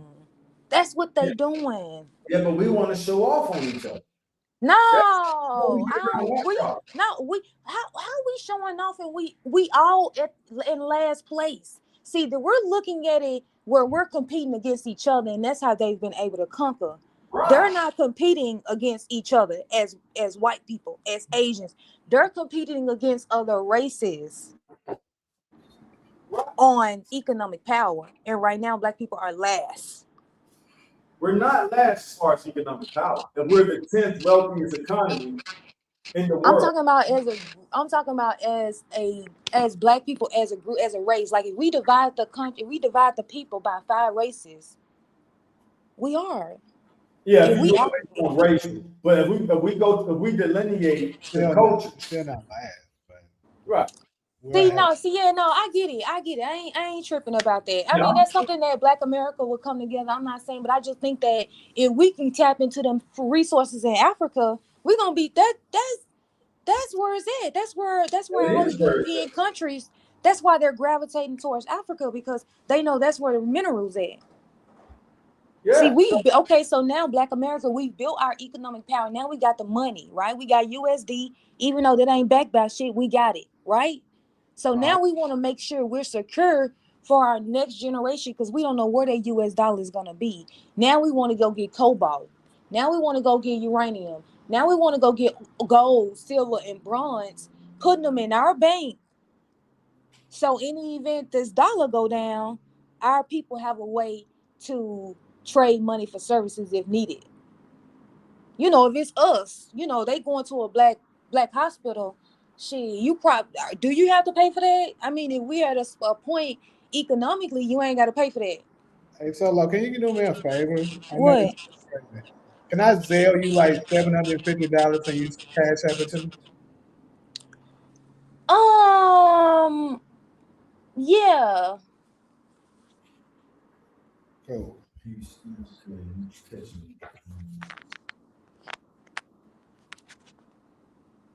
Right. So, I agree with that. I really want to work. I think that is, and I just want everybody to know for the record, this is Dr. Umar's idea. This is something that I got from Dr. Umar as far as like what programs we need to build a community. right. Now, maybe not the $20, like that, but as far as putting it in black cities, I did get that from Dr. Umar. The 5 primary things we need to build a community. I got that from Dr. Umar. Like, please, like, I remember please. he said that. So you speak for me on that. I remember he broke down. That was decades ago. He broke it down like what we need. Now, My Taj, I got a question. What you think about his reparations? His reparations proposal. if it's Pan Africanism, I disagree with it. Nah, he was interviewed on the Breakfast Club, and they asked him about reparations. What he said. So Dr. Umar's reparations package is he said it's not a monetary package. What he says is that he want them to give us control over all our music, right? So Uh-huh. if our music is owned by a non-black person, they got to give it back to us, right? He says that he said that they need to give us certain states. They said that black people are a majority in the South. He says that they have to give us access to the shipping lines so that we can control what's coming in and out of the United States. The other one was like, what was another one he said? Damn, I can't even remember. But it was sort of like, He said what was music. the other one he said? I know he said the music. I think the whole I population. know he said they got to get back the land. Uh-huh. Get And back not, the land. yeah. So So it was sort of like none. It was. I know it wasn't cash payments because he doesn't believe that that's like the issue with the cash payments is that the United States control the value of it, right? So uh-huh. if they give us they give us, let's just say they give us $2 trillion, not just for example, they give us $2 trillion and say, okay, I'm going to divide that amongst y'all, Want to split that? right? What'd you say? I'll send this out there. So we're looking at Jay. Appreciate the donation, Jay. Yeah, What good was looking. the? So basically, he was like, they need to give us like our own institutions, like control over the shit that we're So being exploited about. let's do that though. My bad, so so look how Jay just looked out for us. I think that's how we build the funding. Like he ain't asking for nothing. It's just him supporting the show. When a person can see what their money is going to, he understands BCC has to be developed. DV, TK, shout out to everybody who can afford to do it. And the people who don't, they pay us with attention. And that does matter. So opposed to putting a person on a monthly, that feels like a bill. And I It cannot. is a bill. It's a tax. And It's a so tax. people trying to It's a balance out tax. their bills. Yeah. So that part, I just don't think. No gas in this bill. Now. Yeah. And everybody You trying. niggas are spending that on Netflix. They're getting I do some. not. When I mean to tell you, I that's why I say I want to shame black people into it. All right, so let's start with Jay. Jay, what was your reason for making that contribution? Which I'm not surprised, but I appreciate you doing that. What's your reason for doing it? And we didn't have to even ask you for that. DD can speak on that, TK can speak on it, and everybody grand name. I donate. I donate usually when I really just like fuck with you. No, but you're Like I support you. I support what it is that you're doing. And so I'm not trying to change your mind or influence you away from asking people for $20 a month. But I can tell if we take this to baby, good luck with that shit. Like just trying to put somebody on I don't even put my bills on bill pay. And I know the money is gonna be there to cover the bills. I just want to do it now. That's psychology. I'm not trying to push that on nobody else. But I think if we take a different approach of fundraising the fund. Your Zelle is your phone number? Yeah. All right, I'm gonna send $1 first. You know how that shit works. I'm committed to building up the platform first. Jamie just offered if we wanted something. Now I'm like, nah, I'm all right, bro. I want to get this shit to where it is, and then we all gonna have our super chat accounts. Why would I take from Jamie now when we still building? He needs to pay me. I can't. Nah, I just be fucking with him. So somebody hearing you say that, like, why would Taj, I promise you, I just be fucking with Jamie. I come here every week. I just be fucking with Jamie when I be telling him that he needs to pay me, and I want it back. So at some point, we do want him to be able to pay us, but we're investing our sweat equity to help him, get to where we want him to get. And then really the money, like Dr. Dre just told Forbes, I don't chase money. I like to make the money chase me. Now it might take some time for us to really make that make sense. but what it says to me is he focuses on his talents and his passion, and that brings the money. That's what I took from it. And I agree with that, bro. I would love to. I would love that. I would love to sit around and do what I'm passionate about. I'd probably be a lot further than what the fuck I am with this plan. We're doing it. So I think a part of your plan, and I appreciate you giving Dr. Umar his credit by saying, hey, you really he wants us to do that. Any leader, the best leader wants you to become your own leader. A motherfucker who wants to up under them the whole time, that's some ego, low self-esteem, insecure shit. I don't want to. I want to teach you how to become your own self-sufficient person. That means I need something I can rely on you. If I go down and you up under me, we all. Yeah. So I mean, I think it starts here. It spins off. Now Jay also said something. Jay said,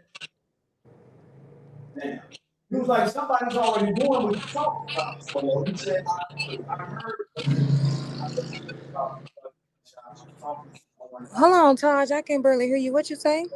He just supported. Now imagine trying to put him on a monthly. Trying to put him on a monthly country. You're gonna run him away. No, nigga, I'm doing it out of the kindness of my spirit. I'm not trying to bill nobody bill pay. You know what I mean? No, but no. See, I don't want it to be where you don't know where your money is going. Like I want them to make an informed decision to opt in. Like Jay just did, he made an informed. He knows what we're trying to do, so he knows his money is going to the development of UPC and UAN. And he know it. I've already told him I just don't have the power to say I want to bring them on. But now we all here, like I can ask Jamie at some point if it might be cool to bring Jay on. Yeah, I would love to. He can contribute in the comment section. Hey, donate. And that nigga is like you talking about the debate tour. I tried to get him to do a podcast before because we kind of got the same dynamic how you and me used to be with the. That's where the podcast shit came from. Like, Jamie, we need to do a podcast because us going back and forth, let's take this shit to the world and get some second, third, and thousand opinions.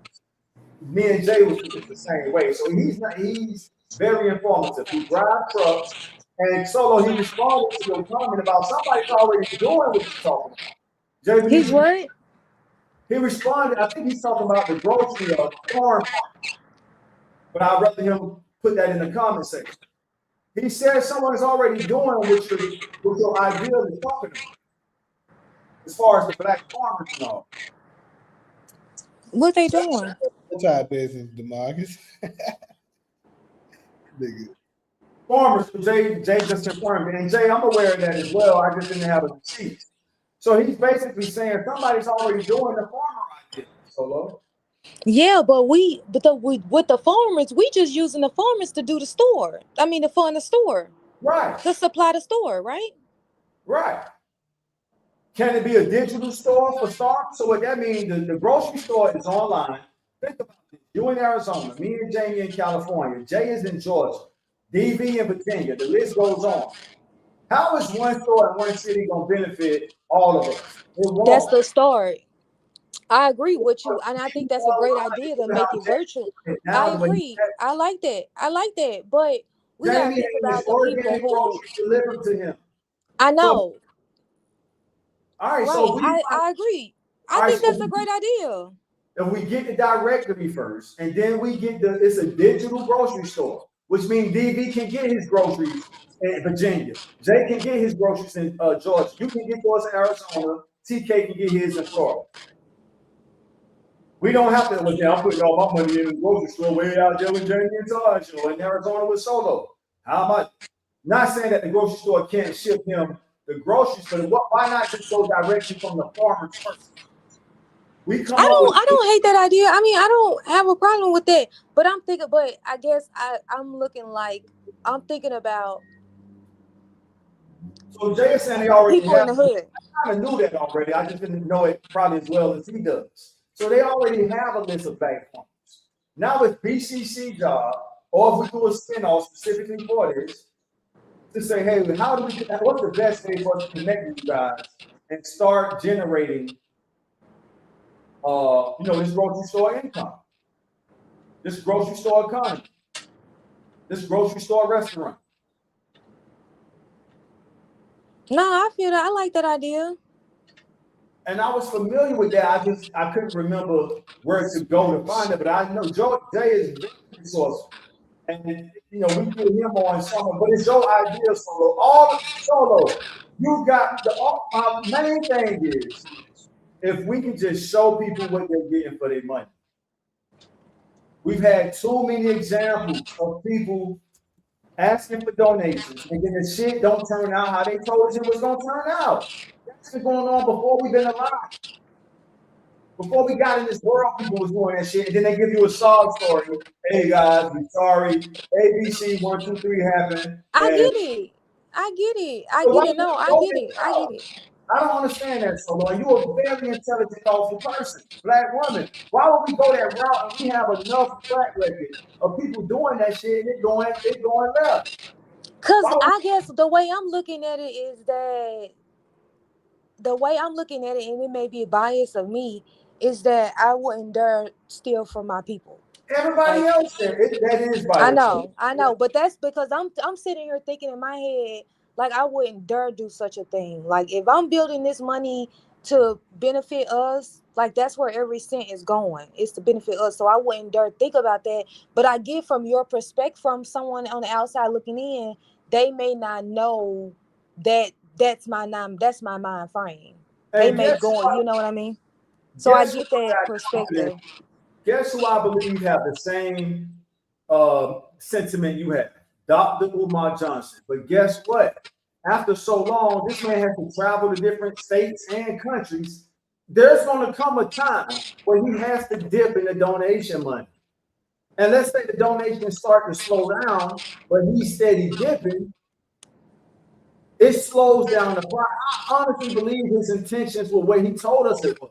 So even when a guy like that, people start to question him, it's not a good look for the community, is what I'm saying. So Jay, I'm glad you I on mean, it. but you guys can have your speculations, but if you guys don't have proof, then isn't that some shit that we need to work on as a people? Not necessarily that we actually have proof that he's doing anything.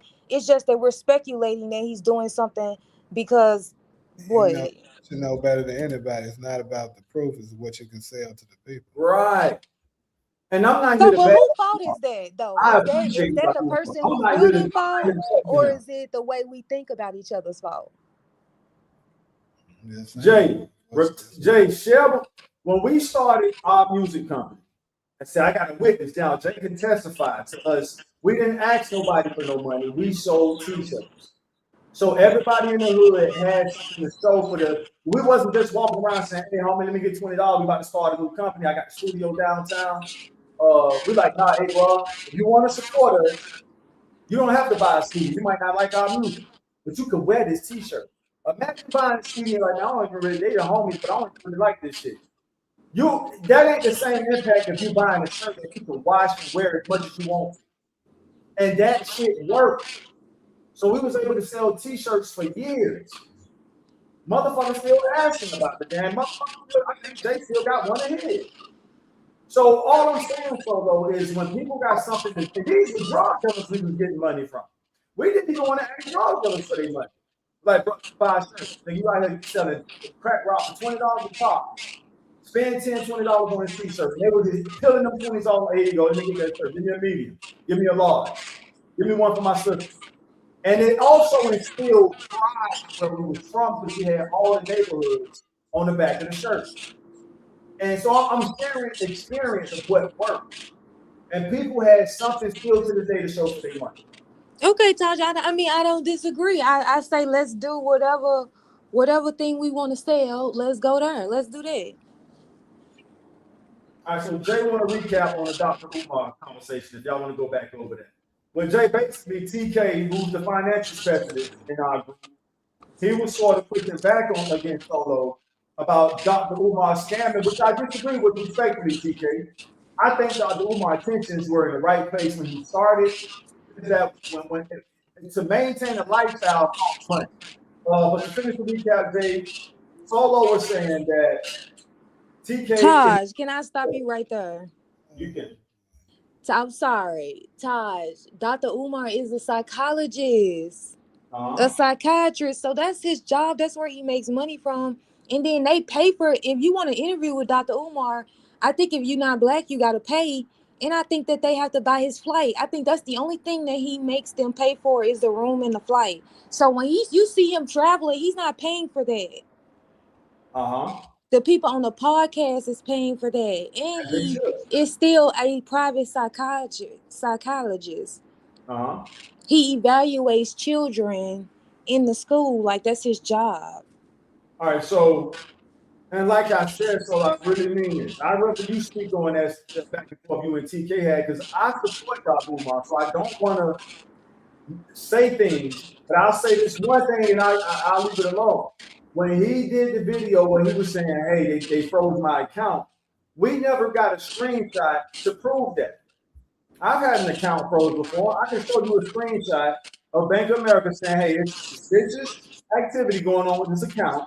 It looked like, and the ghetto version was, it looked like you motherfuckers are busting checks with this account, and every dollar in this account was froze. And I could show, if I was in my position, I would be able to show my supporters, hey, y'all, I'm showing y'all the screenshot of Bank of America freezing my account because they believe we busting checks in the account. He never showed that screenshot. Okay, so the It's assumption That's the what I. assumption is that he was lying about that. Because we don't want to throw dirt on him like that. Yeah. We're not out to get him, but that would shut everybody up. Bro, But why would he have to show you proof of that? Why not do it though? Just to let everybody know that that's what's going on. But You, why would he have to do that listen, to why it would was he have even to people who was loyal why followers. would he have to prove that to y'all? because he's asking us for money. So I'm telling you the reason I don't send him money. If you can't do that, and I'm telling you, the difference between my character and his is I would show that receipt to my people that send and donate. I would show them, hey y'all, Bank of America just froze my account. The account I was putting y'all donations in, here's the screenshot. When I try to log in, come on, now it's 2026. Everybody got digital banking. When I try to log into my account, I can show you the page that's saying I no longer have access to my account. Here's the timestamp. Here's the bank account number. When he didn't, I'm gonna be honest with you, Solo, and I'm gonna get off Dr. Umar because I truly do support him. When he made that video announcement, that's when I said, yeah, damn, Umar. That ain't gonna resonate well with people. And what have we been since then? Ever since he made that video announcement, because basically he's asking us to take his word for it. And what's wrong with that?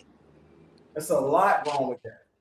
That ain't. I feel like he came out and made a statement. You guys didn't, not you specifically, but a portion of the population didn't believe him and then wanted him to go the extra mile and say, not the extra mile, I'll take that because that could be triggering. Y'all wanted him to prove it, and at some point he never came out and proved it. It's called transparency, Solo. And that's why with you doing yours to make sure you're not trying to go down that path, I'm saying Solo, make sure something people don't feel played. That's my only point to you, whether you take it or not. The only point I'm making to you is, and I got my homeboy in the chat second telling you that's exactly. Todd Hollywood School, my news name Schoolman, he's speaking from experience. That's exactly what he did. He didn't ask nobody. I was telling him, just like you said, Umar got his own job, I had my own hustle. So I really didn't need the people money, but running a music company is expensive. How do we fundraise? I'm not about to spend all my weed money. The money I was making from selling weed on this fucking company. So I came up with a t-shirt shit. I'm gonna keep repeating that. But my character showed that okay, he's not trying to get over. At least we're getting something for what he's asking. And you know, Dr. Umar got t-shirts and shit. Does he have t-shirts? Absolutely. See what I'm saying? Right. See what I'm saying? Y'all do not keep up with him. Yeah, Y'all do not keep up with Dr. Umar. Buying a t-shirt from him is better because when I wear it, now it's promoting him. And it's showing that I support him. I will wear a Dr. Umar t-shirt to show that I'm not against him, but my suspicion did go up with it. My suspicion, I was already semi-suspect, but the suspicion got stronger when he wasn't transparent with the bank freezing his money. That's according to your standards, right? According to your standards, right? The standard where you said you didn't give me enough transparency, so I now raise the suspicion that you are scamming us. Right? Scamming is a strong word. Here's what I believe he's doing the same way he wanted to believe they froze his account. Since you saying what's wrong with that? What's wrong with my assumption? And my assumption is not scamming. My assumption is that he has to pay for his lifestyle some type of way. And his job and podcast people paying him to fly to different cities is not enough to maintain. He's a celebrity now. He is not a celebrity. Okay, let me use his quotes in. How often does he tell us, I'm the most, what's the word? I'm the most requested. Scholar. Thank you. Scholar. Yeah. All right, so strike the celebrity word. I'll retract that part. You can't deny. He said this multiple times. I've heard it with my own ears. I'm the most requested scholar in the world, in the black world, not the world, but in the black world. Scholar. Right. But he has a job. He's a professional. He has a job. He does student evaluations. And you're saying that's enough to maintain it? I'm Absolutely. What? Absolutely. All right. How much do they make? that's a professional. He has a doctorate. He's like evaluating students. I mean, I would say he's at least making 80. Then he been doing it for a long time. I would at least say he's making 80,000. Is I that think not enough to take care of yourself? you know what? DB more than ever has given us a great pivot, and we always appreciate the donations, DB. DB, let me read it. Solo, how did you feel about Dr. Umar challenging Candace Owens about her political beliefs about the black family? Now, before you answer that, Solo, the only thing I want to add to DB comment is that the route Candace takes, she could build the school faster than Umar. You know why? Because she ain't asking nobody for no motherfucking money. She's doing her thing, and people just like Platinum just did, just like DB just does, they spend their money willingly. Who do you think is more financially empowered between Candace Owens and Dr. Umar Johnson? And then you See, but Taj, you can't compare the two because Dr. Umar is asking black people to donate. Candace audience is white Christians. Am I lying? White conservative Christians? put me in Candace. Absolutely. Like when you first brought said this, I told you I thought it was a great idea, but like I told you, my only major dispute is I think you absolutely should have it open to other individuals that's willing to donate. Right. It doesn't make sense That not don't to. make No, this is something. I mean, if they send it and we don't I would know, say with both of you, if they send it with and both we of you, don't that's know, Yes, it then is. that would doesn't make potentially any be fine. financial But sense. I'm not gonna accept a $5 million donation. No, this because Now, this they is asking supposed to you to be make a about donation us. in order to have a portion of ownership. That's different. That's totally different. Yes. But simply a donation, that doesn't make any sense. Because one thing I do know is white people love to just, even if they don't really love us, they love to say they was a part of something with us. Absolutely. Let me start supporting me. Y'all call this sell out all come on. I'm accepting every donation. They don't get to tell me what to do. You don't get to tell me what to do. Right. That's all that matters. Candace is the best. Solo, I don't. Well, do you want to respond to DB? Yeah, I was just about to say, DV, you sitting here talking all that shit, and I ain't even answered the question. What are you talking about? I'm justifying for Candace. What? Okay, anyway, the question is, Solo, how do you feel about Dr. Umar's challenging Candace on her political views about black families? I'm on Dr. Umar's side. Well, I could have answered that for you, buddy. I'm on Dr. Umar's side. Our primary I'm almost solo counsel. A lot of the questions our primary focus should be building black families. On behalf of my client, I'm pretty sure she's in support of Dr. Umar Johnson on this one. Absolutely. Even though I like Candace, the only damn thing I don't agree with Candace on is that damn marriage she in. We should only love ourselves and procreate with ourselves, because when we're from a financial standpoint. Yes, absolutely. Why share your wealth with the person that's been stealing from you? Sense for us to put it in only our community. Why put all those millions and billions in other ignorant groups when we can be putting it into our own for our own benefit? So I rest my case on that. But no, when it comes to that, I have always agreed with Umar on that. Because like you have their community already rich. We try and get ours. But look, check this out though. Check this out. So say for example, you just married, because I want to use a lot of money, so I'm gonna use the basketball player because we know they make a lot of money. So say for example, you marry a white girl, y'all was married for 5 years, and at the divorce she get $20 million. Now check this out. She married you 25 years old, she get $20 million, right? She finna go retire. Her mom, her dad, her grandparents, they finna go buy a house, they finna go set up trust funds, they finna go take care of everybody in their damn family. Is she not? She is. So why you just empowered that instead of giving it to a black woman who finna go empire her damn family. Where would Candace be right now without her white supporters? She wouldn't. I mean, for me, when before I started liking Candace, I thought that she was a token, which I still do. She is. I still think that she is the face for white America to say, oh, black people can do good if they work hard. Look at Candace Owens. She Uh-huh. doing good.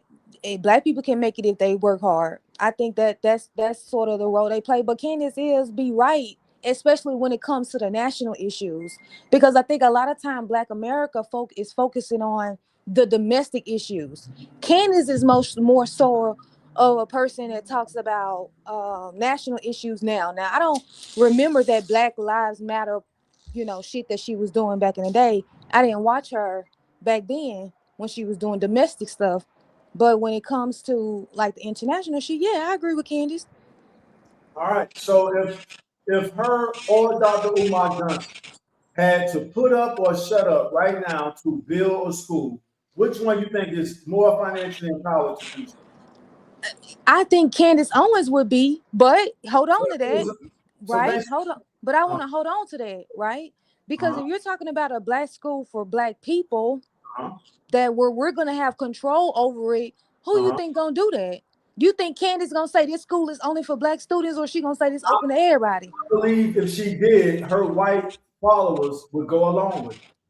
I don't Candace think has so. told, Candace has told she got 1 million+ followers, and she was bold enough to tell all of them, Black Americans are going to save the United States. Did she not? She just said that a few months ago. It's a whole short. Yeah, because we so ungovernable.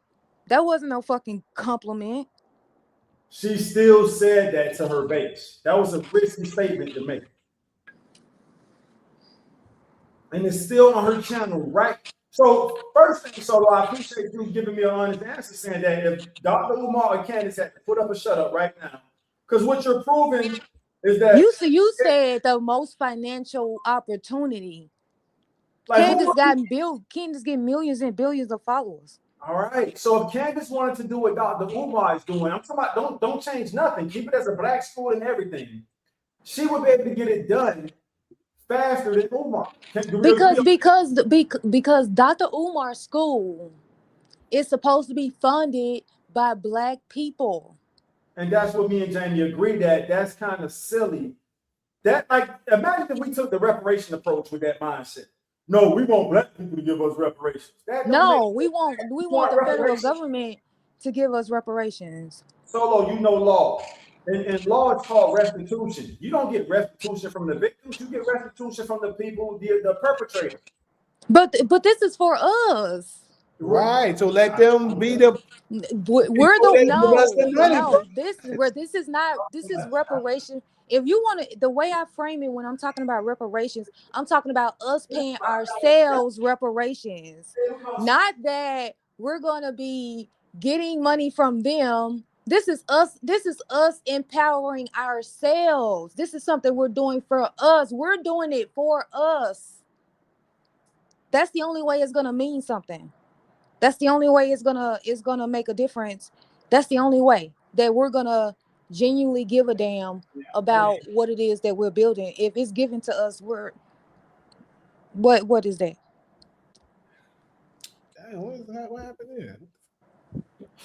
So I think we hit all the points. So I'm not trying to change your mind. I do want to present the facts of how you get stuff done.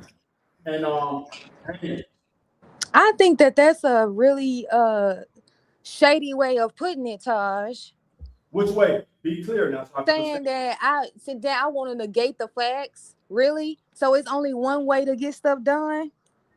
No, I didn't say you negate the facts. I'm saying I would rather present the facts, and then once you share your opinion on the facts, it's not my. I don't have the energy and time to try to persuade your opinion. So I'm not in it to do that. But I do want your opinion about the facts. About the what? I want your opinion about the facts that we're talking about. I mean, I get that y'all are saying that that's easier. But it's not about it being Easier easier. makes the most And it sense. makes the most sense. So let's use law. To you, now that's an opinion, right? That's No. an opinion when you say it No, makes the Like most sense. like we always say, That's if it's an the facts, opinion. the it's closest a thing closer to it. thing to it. No, it's not. It It is for doesn't. real. It's nothing because the because the purpose is for us to build it ourselves. How is it that we're going to be building these institutions ourselves, but we're getting money from other people?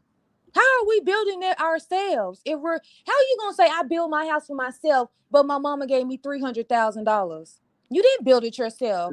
You got a donation from your family member. We're getting home loans from white banks. I just don't understand the concept that you and Umar have that you only want money. I understand the concept that, hey, I don't want your, I'm like this as a producer. So I don't want your money if you think you're going to tell me what type of content I'm going to produce. No, I'm good. I'll take it the slow route. If you just want to contribute to what you like what I'm doing, hey, bro, I love the rom-com content you produce. Here's a couple thousand of it because I want to see you make it. Thanks, fam. Yeah. And that's it. Same thing with the contribution Jamie. Jamie, we want to help you make it. When we'll know when it's time for us to get paid. Now, if somebody say, hey, this super chat is specifically for solo or specifically for Taj, that's cool. But if it's for BCC, it's for BCC until we get to where we're going. Solo, all we're saying is, so only I think the slam dunk point I made was that's like black people asking for reparation money from other black people. That's not. It's not.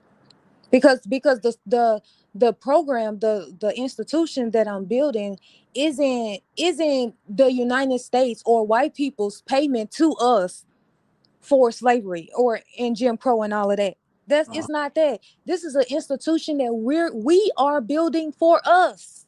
Right. That's so if it's supposed to be built by us for us, then how is it that we're going to be accepting money from non-black people? If we're supposed to be doing this ourselves, this is us paying us.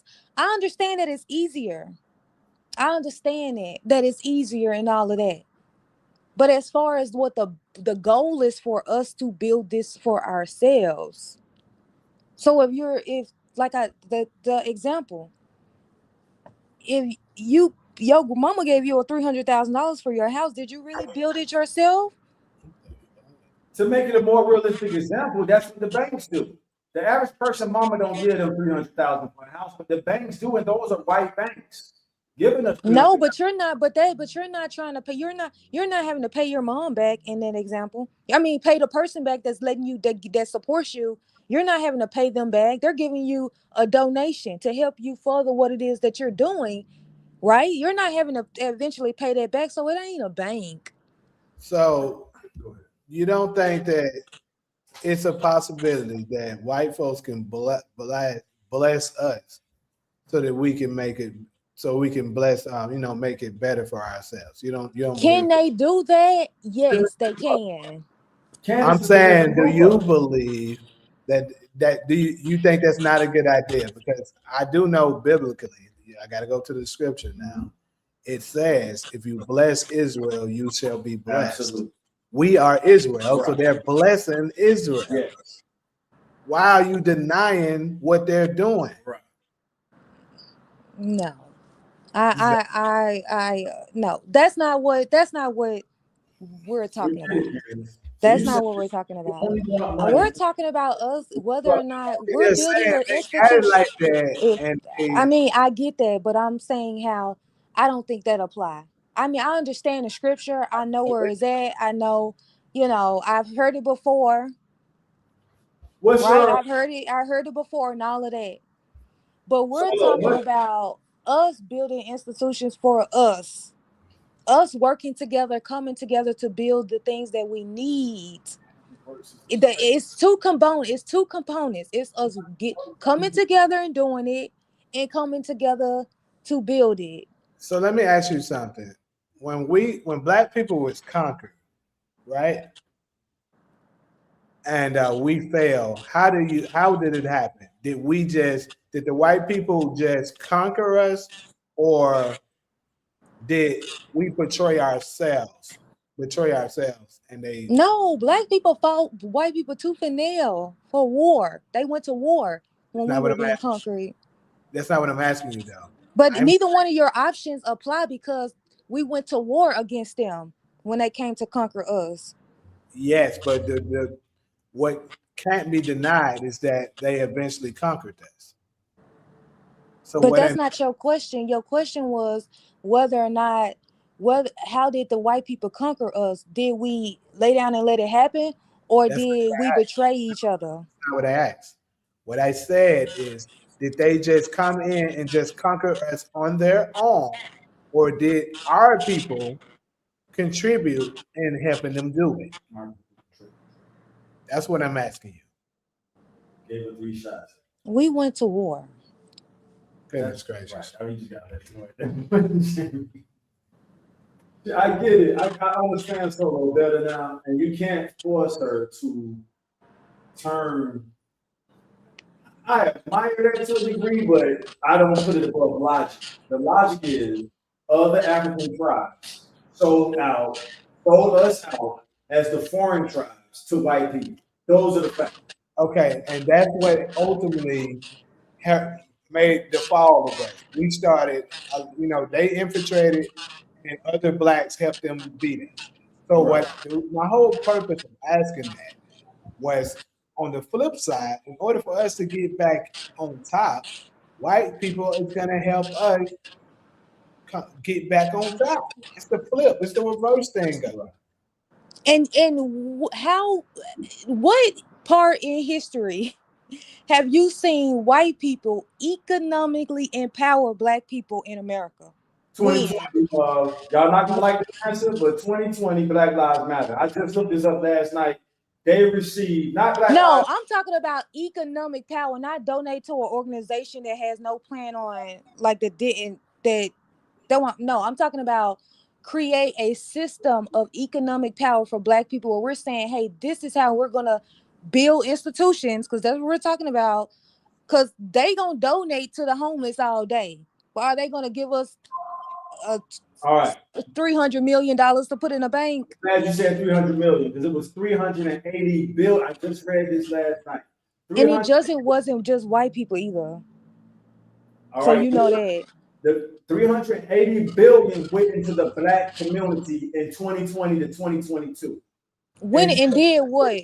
What do we have to show for it? What did it do? Because they can write that in an article. I want to know specifically it went into the black community how? And what did they do with 300 and something million dollars? They got receipts for this. 380 billion went into the black community between when that happened to George Floyd, 2020 until 2022 or 2023. 380 billion, not million, billion. But Taj, I'm asking you, what did they do with the money? They say it went into the black community. That means nothing to me. Yes, but look, this is what I was going to say. We're talking about the blueprint which you have came up with, right? The blueprint to get us back on top. So what my point is, with the donation of them given to the cause of what you've created, that's helping us get back to that point. That's what I'm talking about. So they could be funding, almost make a case to say they funded their own destruction. But the difference is, black people, we're naturally not hateful and stuff like that. So we probably wouldn't put them under the same. We would. But what I'm saying is like them doing that doesn't do nothing but basically damage certain people's ego. That's all it does, because it's not harming us in any kind of way, but it's benefiting us in a major way. So what's the problem? And we have examples. The problem is no problem, and I feel like I've said that. I said the issue with that in my plan is that these institutions are supposed to be built by us, for us. All right, so what do we have to show for that 380 billion? as black Well, men. Taj, first of all, that's what I'm asking you. You said it went into the black community, and I'm asking you how? What happened? Because what did they do with that money? Not that it went into the black community, because I have no idea what that means. What it means is, like you just said earlier, through corporate donations or corporate initiatives, all the way down to just donate. Hey, we saw what happened. And three, you can't ask what they did with the money. You have to ask our community, what do we have to show? Now, we know what BLM, unfortunately, we have to show for it, but you spoke on earlier. The $8 million mansions, one in New York, one in California. That's what they got to show for their money.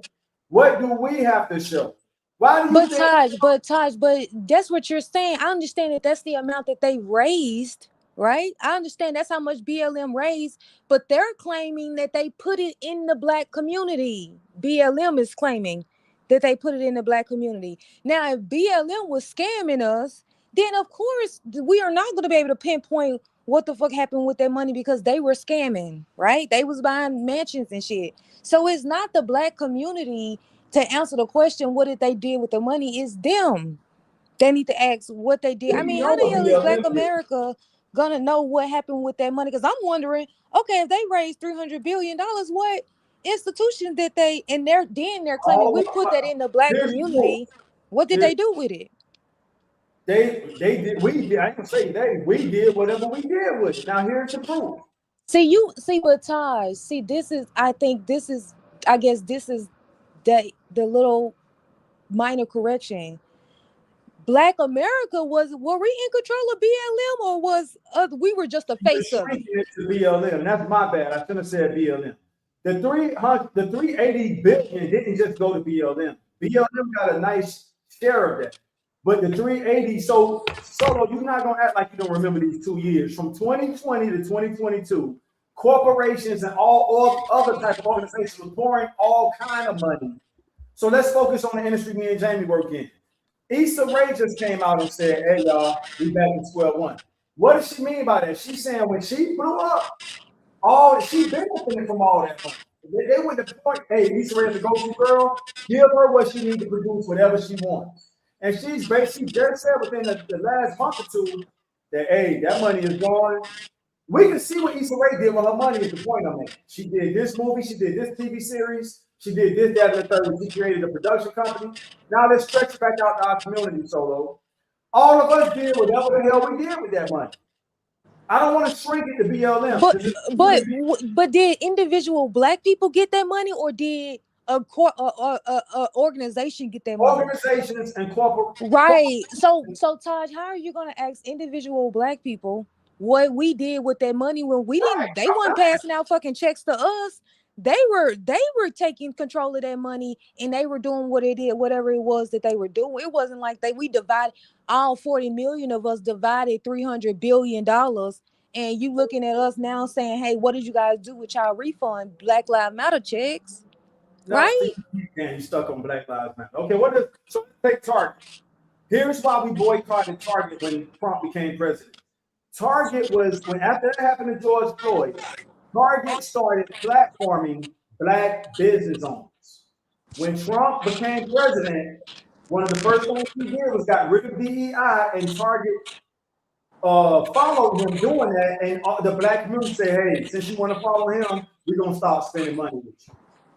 So that's an example of you're asking, where did the 380 billion go? It went, so that's Target way of saying, hey, we saw what happened. We're going to do the best we can to platform black business owners. Guess what Trump administration said? That's constitutionally illegal. And if we find out you're doing that, we're going to fine you. That's why they stopped. So, Jamie, I just put a comment on the UAN thing last night. Now, this is how you know I was researching, because the takeaway point was DEI has evolved into what they call talent management. So what are they saying now? Scrap the DEI bullshit. Nigga, where's your talent? Are you better than this white person? All the shit I just read this stuff last night. The only thing I wanted to, the only note I took away from it was the shit I put on there, because I wanted to bookmark that note. DEI has evolved into talent management. So the Trump administration is basically saying, black person, show us you better than that white person. Asian person, show us you better than that white person. Spanish person, show us you're better than that white. Fuck all that DEI shit. And I kind of agree with that. I'm all for the talent shit. Because what have we always been taught in the black community? We have to work twice as hard to prove to them we're better than them. Really, we only have to work once as hard, but that's not good enough for them. So what did our ancestors teach us? Hey, you have to be twice as better than them. So it's no doubt. There's no doubt about us. So when we got into sports, I know this ain't the best example. We're 3 times better than them. There's no doubt about it. Black Americans are better than everybody when it comes to football, basketball, track, and all that shit. Give them niggas a trophy. So when it comes to business, show us you better than us. Fuck all that DEI shit. Show us you better than us. Show us you can manage this account. So the new term for DEI is talent management. We're not just giving BCC money because it's Black Chat Chronicles. We're giving BCC this money because you guys are doing great content. Your talent management. Solo is great. Cairo is great. Jamie is great. Taj is great. This is why we're giving y'all this grant money. Not because y'all black. That is actually illegal at this point. My bad for taking so long.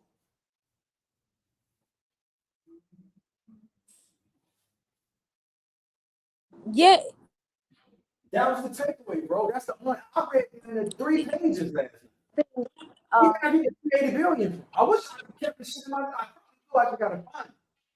So Bolo, I want to hear you out. So they're basically saying overall $380 billion went into the black community in different ways.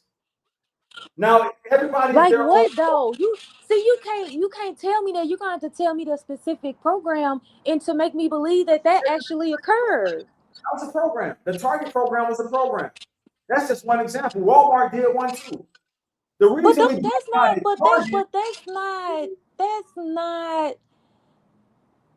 building an top. institution for us. That empowers one business owner. That empowers 2 business owners. That empowers 3 business owners. That's not building a system for us. All right, that is not building a system, but for the time being, we're going to platform all these black business owners to be in Walmart, Target. I can almost remember the companies by name, even Microsoft. I was surprised to see Microsoft on there. Now I can almost remember their contribution. Microsoft contributed, I think, almost $2 billion. McDonald's is on it. Walmart, Target, that's 4. It was like 5, maybe 6 or 7 of them. But those are the ones I can remember. Microsoft, Google was one of them. Google, Apple was one of them. Remember when Target made their pivot, Apple stood their ground. Apple said, "No, we're keeping our DEI. We'll check this out, Trump. We'll rename it, we'll rebrand it, but we're keeping the program. We know what this country has done to our black citizens. So we're going to keep our program. You're making it illegal to call it DEI. All right, cool. We'll call it talent management. Because guess what Apple understood? We know if you give black people or any other people a fair shot, if we take this to Vegas, you better bet on the niggas, depending on what it is.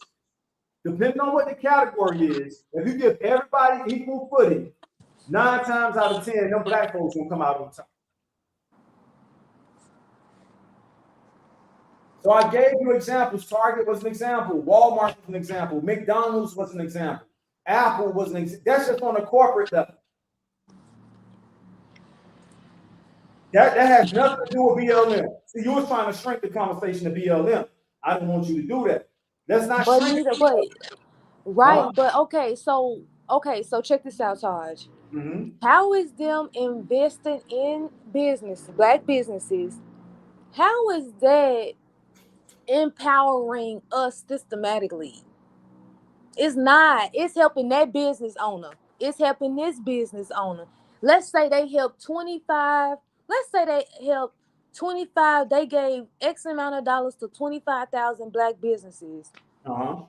What has that done for us economically? That's up to us. That's why your idea. No, but my thing is that what they're claiming to help us with ain't really help. to help us systematically. That's helping a few of us, just like they allow a certain amount of us to become doctors, certain amount of us to become teachers, certain amount of us graduate. That's the exact same thing. That's just picking a small percentage of us, giving us the opportunity, but that ain't changing the dynamic of, that ain't how you change the dynamic of black people. I hear what you're saying, Solo, but it's well documented that our social mobility was increased. We were empowered. So if you gave a black person an executive position, they were under scrutiny to see, okay, how are you going to handle this executive power? Okay, well, I'm going to empower my people. So this is the point I think I can rest my case on. If it wasn't effective, and I'm gonna rest my case, and I don't expect you to cave into this, but I think I'm gonna still rest my case on this. If it wasn't effective, Trump administration would not have outlawed. Think about that, please. Just think about it. I mean, No, I would say that I that think it's nigga outlawed. effective, That's how right, effective it Taj. was. But I'm not saying that it doesn't do anything. It helps those individual businesses, right? I mean, And it's helping some corporations. of us. I It would helps play businesses just and go corporations. a step further. It just say that every business that he was able to help, they were able to help 5 more people, Right. or 6 more people, or 7 more people. Uh-huh. That is not transferring some of that damn power and wealth that the United States got, and that's what I'm trying to do. So why I'm are you trying trying to. to do it? Why are you trying to do it with the individuals instead of the people that got the contracts from Walmart, Target, McDonald's, Microsoft? The list goes on. I mean, I wouldn't disagree with them I don't disagree with that. If you got a black business, say for example, you sell soaps, you can sell your soap in our grocery store. What's wrong with that? I ain't tripping. I ain't telling you got to take your shit off Target's shelf. How about you sell some of that shit in our store to make it available in our store? All right. Let me read DV comment real quick, Solo. UANTV, Solo and Todd. How did you feel about George Bush and the stimulus packages in 2008 and Trump giving us a stimulus package in 2020? Well, I'm not old enough to know nothing about 2008. 2008. I was thinking, what, a That's why I sophomore said in we're high not old school? enough to know nothing I about ain't get that. no damn stimulus check. You mean to tell me they got stimulus We checks didn't in even know that shit was 2008? given out. For real, I didn't. My mama didn't tell me that. Right. I like the way Trump did it. But I can say something about Trump. Yeah, I was old enough for that one. Yeah. I enjoyed it. He's about to do another one too, right? I mean, you see? No. So yeah, DB, I like the way Trump did it. Look, I'm gonna go ahead and say this for the first time to the world. You can clip this if you want to. With the exception of Trump being around the people that don't like us, that nigga is almost going down as one of the best presidents in my lifetime. As far as the shit he's tearing down, the shit he's exposing, the only thing I really have against him, and I can't blame him because he is one of those people. So I can't be mad at him for standing with his people. But that's the only issue I really have with him. Yeah, he may make a bad decision here and there. Has he exposed more shit than Obama? Hell yeah, he has. So when I say he might be one of the best presidents in my lifetime, I'm using examples like that.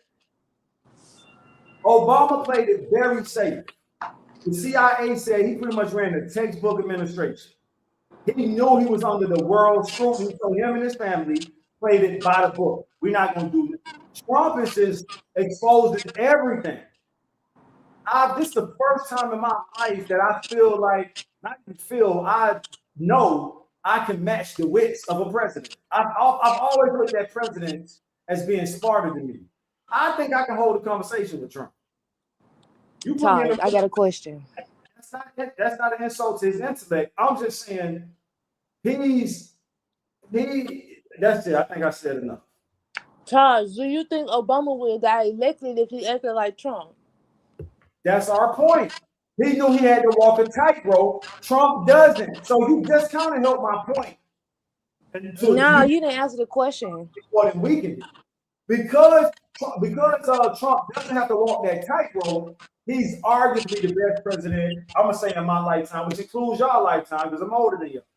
Now, I'm not speaking for you, Jamie. Y'all can say who's the best president in y'all lifetime.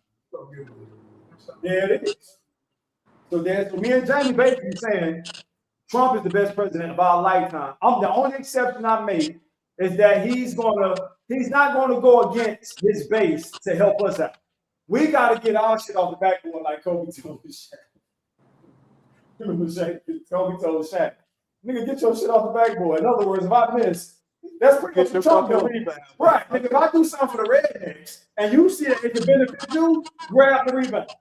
That's what Trump is doing. That's what I used to say. Most of the night, it's real shit though. So what the hell has Trump did that benefits the rednecks? Benefits black people. That's the difference between the Republican. Like I said, I don't tell us to go for either one, but the difference between the Republican and the Democrat is the Republican is going to put it out there for their people, but you can get it too. They don't care. Right. That's the difference. You finished with this avocado right here?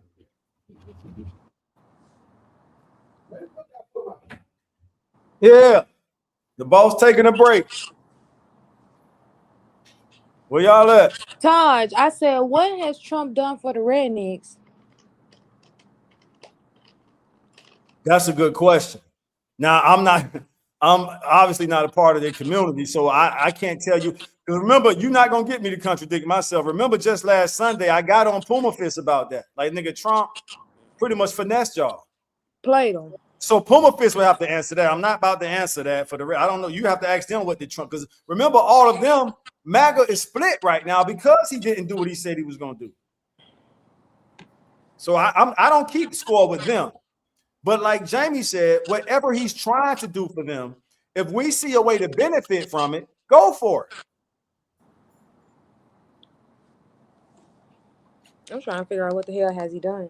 I want somebody to name one damn thing any American citizen has benefited from that comes from the working class. Just one thing.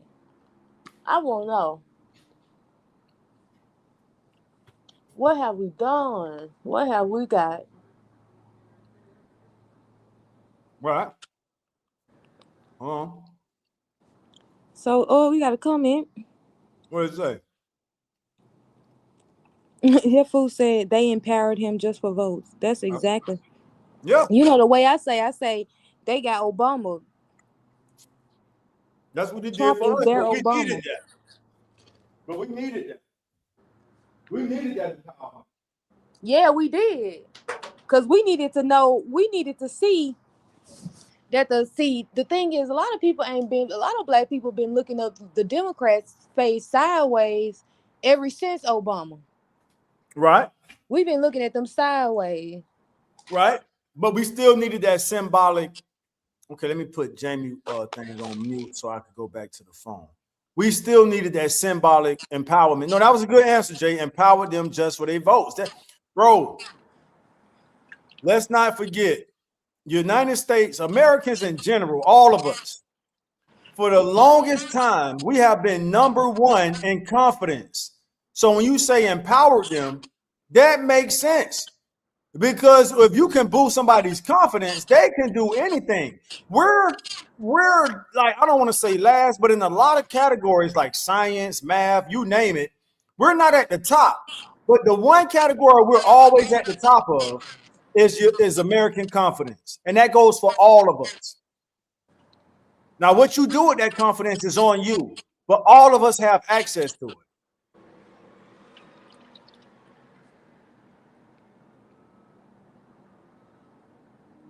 He said he empowered him.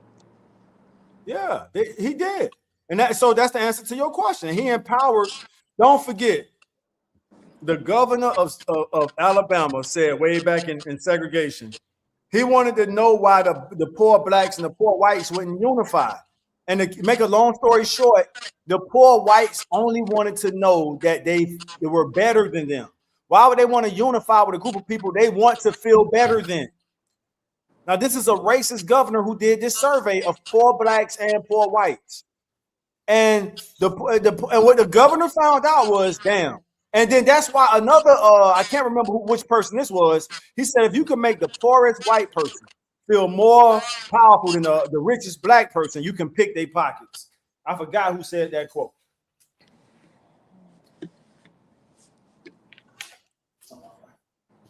Yeah. That's why it's gonna be interesting on who the Democrats.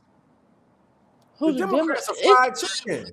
It's so crazy to me because it's like, damn, Trump is doing bad, but Democrats y'all still doing worse. Right. I mean, the midterms will be interesting, but the Democrats are done. It's just a matter of right. They done. We don't even want to hear from them. We don't. They will. I think they will because that. I mean, that's just a backlash of what's been happening. But moving forward, they pretty much gonna be they're gonna be done. If somebody, that's why I keep promoting the Justice for All party. I'm gonna go ahead and promote it again right now. To all my my fellow Black Americans, if y'all tired of how the Democrats been treating us, there's no more excuses. How you turn the video part on, Jimmy? Hit it right there. This. No. Where you see the camera? Okay. We got the red, the line across at the bottom. Okay, right here. Got it. The Justice for All party. If you sincerely sick of how the Democratic Party been treating us, there's a club. And when I say club, I mean party that's waiting for us to come to it. So just think about nightclubs across all the cities in America. How a promoter might build a new club, but it ain't jumping yet. There's a club called the Justice for All Party. And I'm encouraging all Black Americans who are sick of the Democratic Party and they bullshit to inquire. I'm not just telling you to go over to that club. I'm telling you to check it out. And if you're ready to leave the Democratic Party and go to another club, the Justice for All Party is waiting on you. Just look at it like an empty club that some influencers are telling people inside, hey man, ain't y'all the Democratic club is not even playing our music no more. So let's look at these parties like real clubs. You got the Republican Club. You know the Republican Club ain't playing our music. You got the Democratic Club. They done stopped playing our music. They playing all kind of other music we don't really vibe with. And then somebody comes in and say, man, it's a new club across town called Justice for All.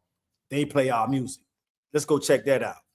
And that's all I'm saying to us. If y'all sincerely tired of these motherfuckers, because I am, I haven't changed my registration yet, but I'm in the process of doing it. And I'm leading by example. I'm switching my voter registration from a Democrat to the Justice for All party. Started by Professor Cornel West and Dr. Melina Abdullah. So it's no more excuses about we need a new party. We have a new party. Right. Good point, Jay. Rednecks was given power to control the same level blacks. Great point, Jay.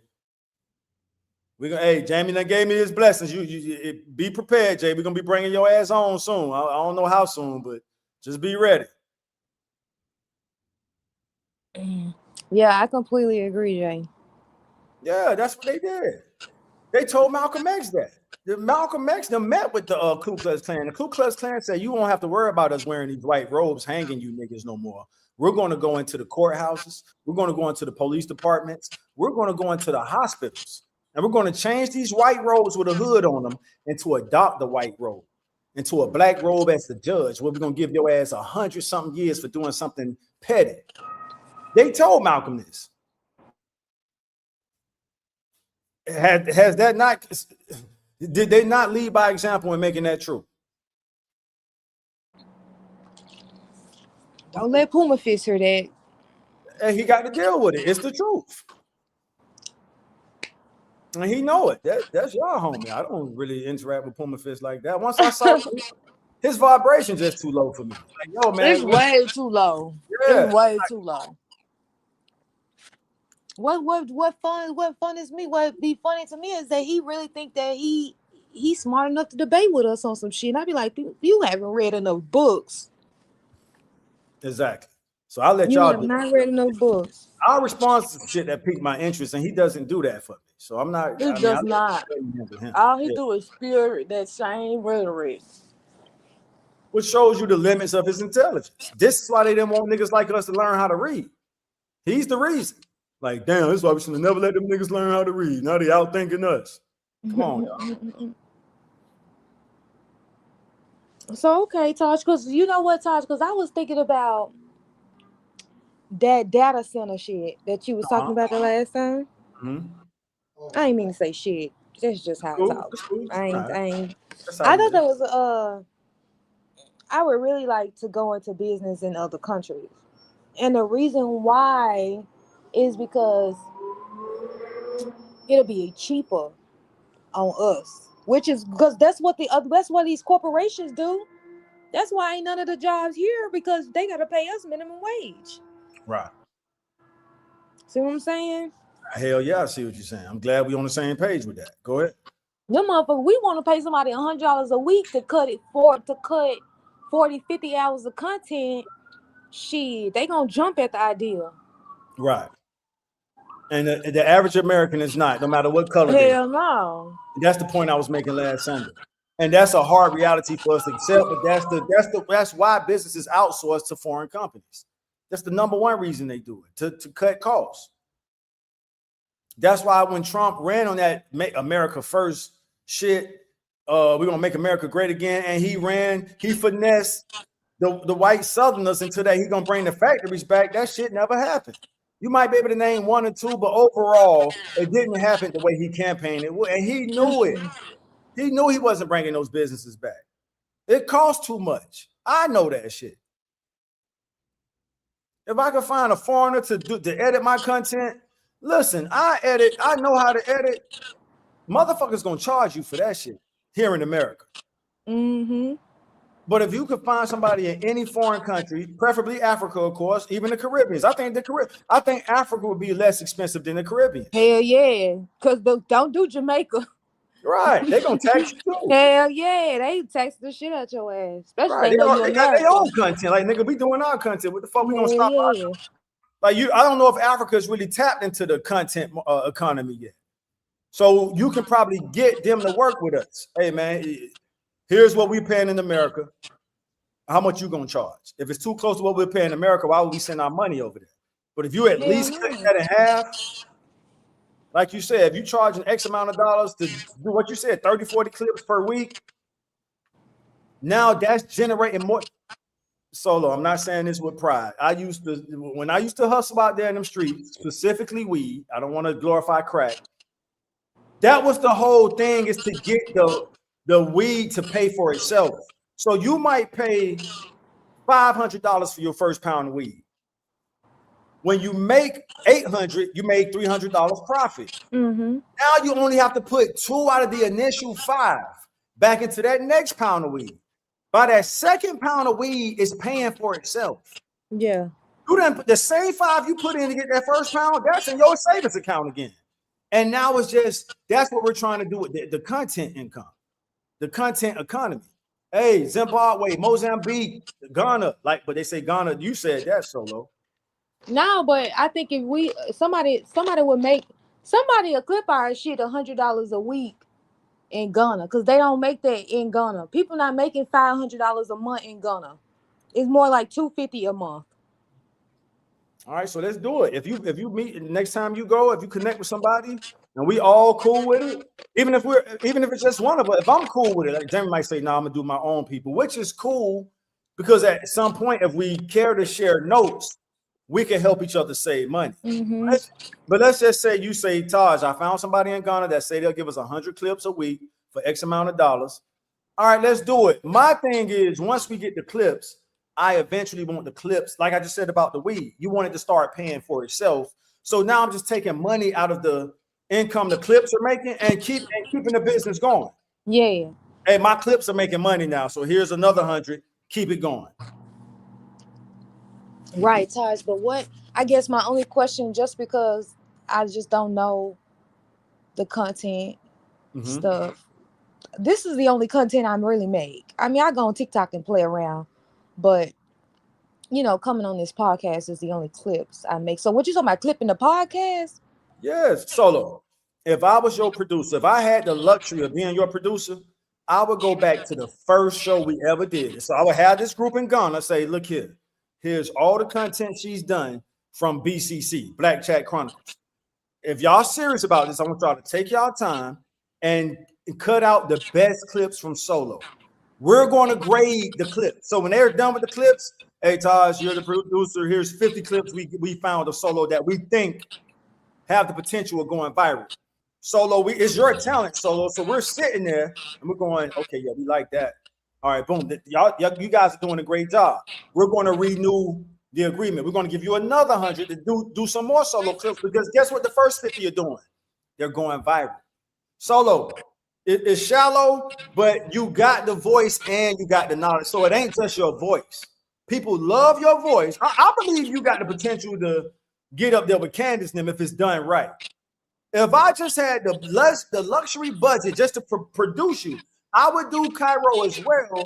You're a little more refined. You got a radical side too. But I would focus more on the clips where you just making some great points and that shit is going out to the world.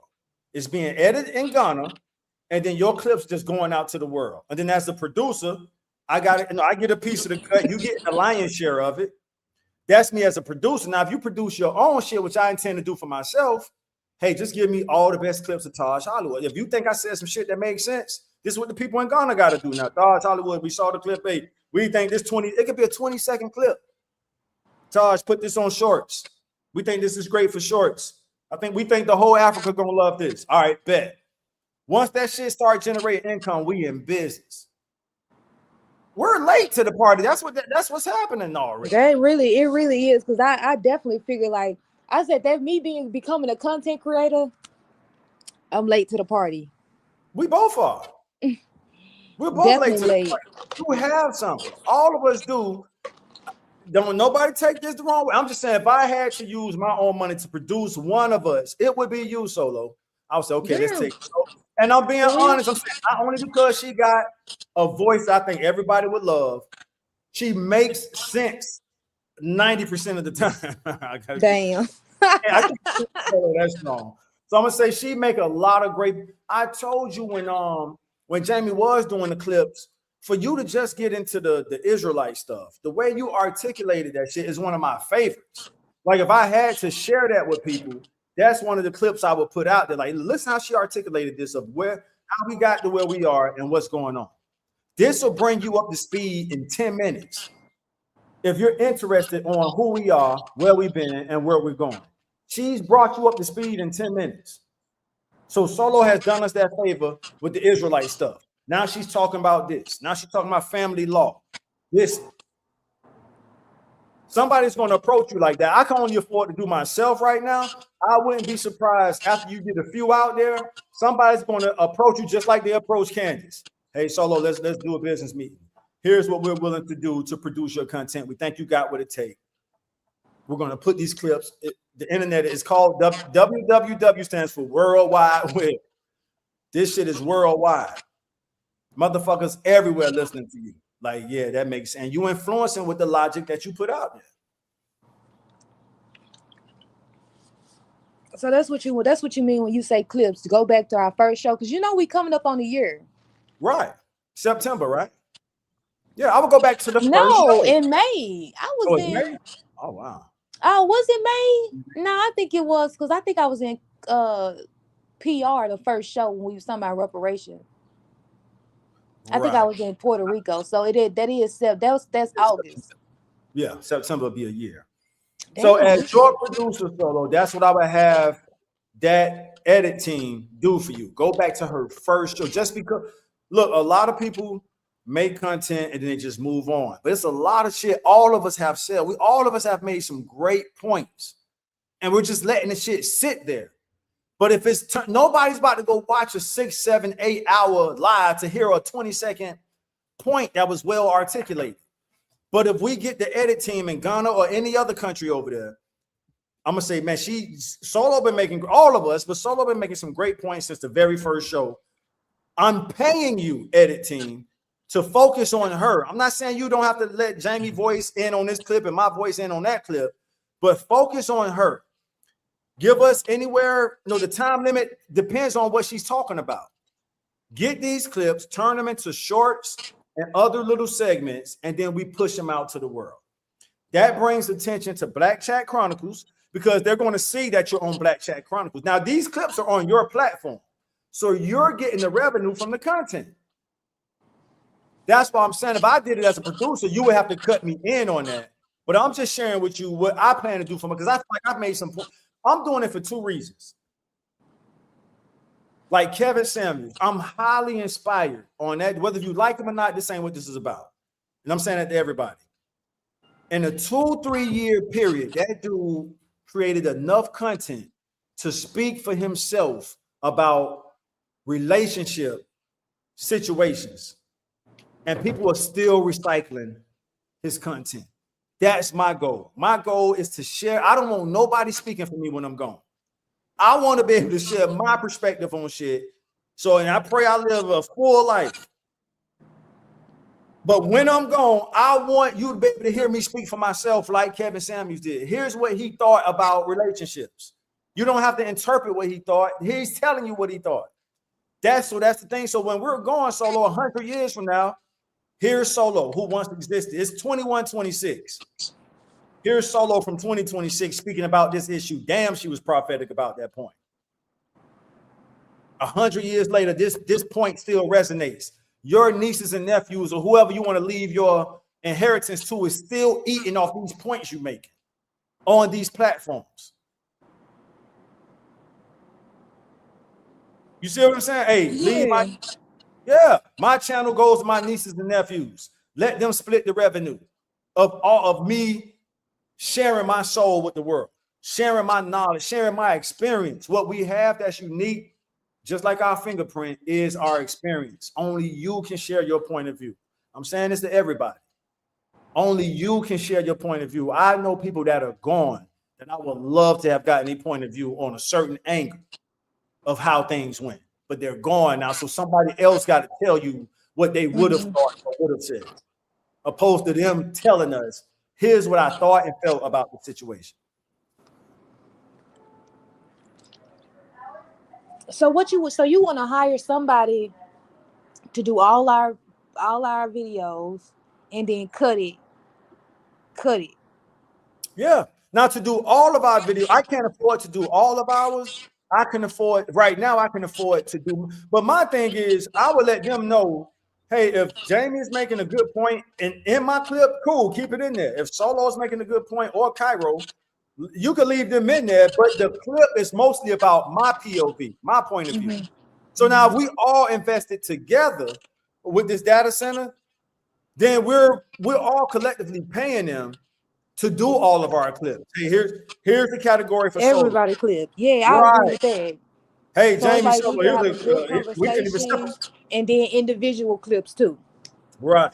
That's what I can only afford to pay for out of my paycheck budget now is my individual clips, but I'm not going to be selfish or stingy. If Solo, what people like about us is our rhythm, our chemistry. When we have our little back and forth, we haven't had a good one in a while, but people, they say it in the comment section all the time. We love when Solo and Taj go at it because it's the rhythm. We're not talking over each other. It's a rhythm of us going back and forth. So let's say I can't cut you out of a clip like that. So I would have to leave you in that clip. This clip is for Taj. Taj paid for this clip, but it's a clip of him and Solo going back and forth. And we have there's no way for us to cut Solo out the clip. So I'm telling my editing, no, leave her in there. That's cool. And in fact, send her a copy too if she wants to put it on her platform. That's how I would go about my own individual clips. I think that makes the most sense economically. I definitely agree. Like we just hire them as a group and they break us down as a group. Yes. And maybe it's $25 a week for 50 clips, 60 clips, 70 clips, 100 clips. I'm ready. And we all got a certain amount of clips. We all got joint effort clips. You know what I mean? Right.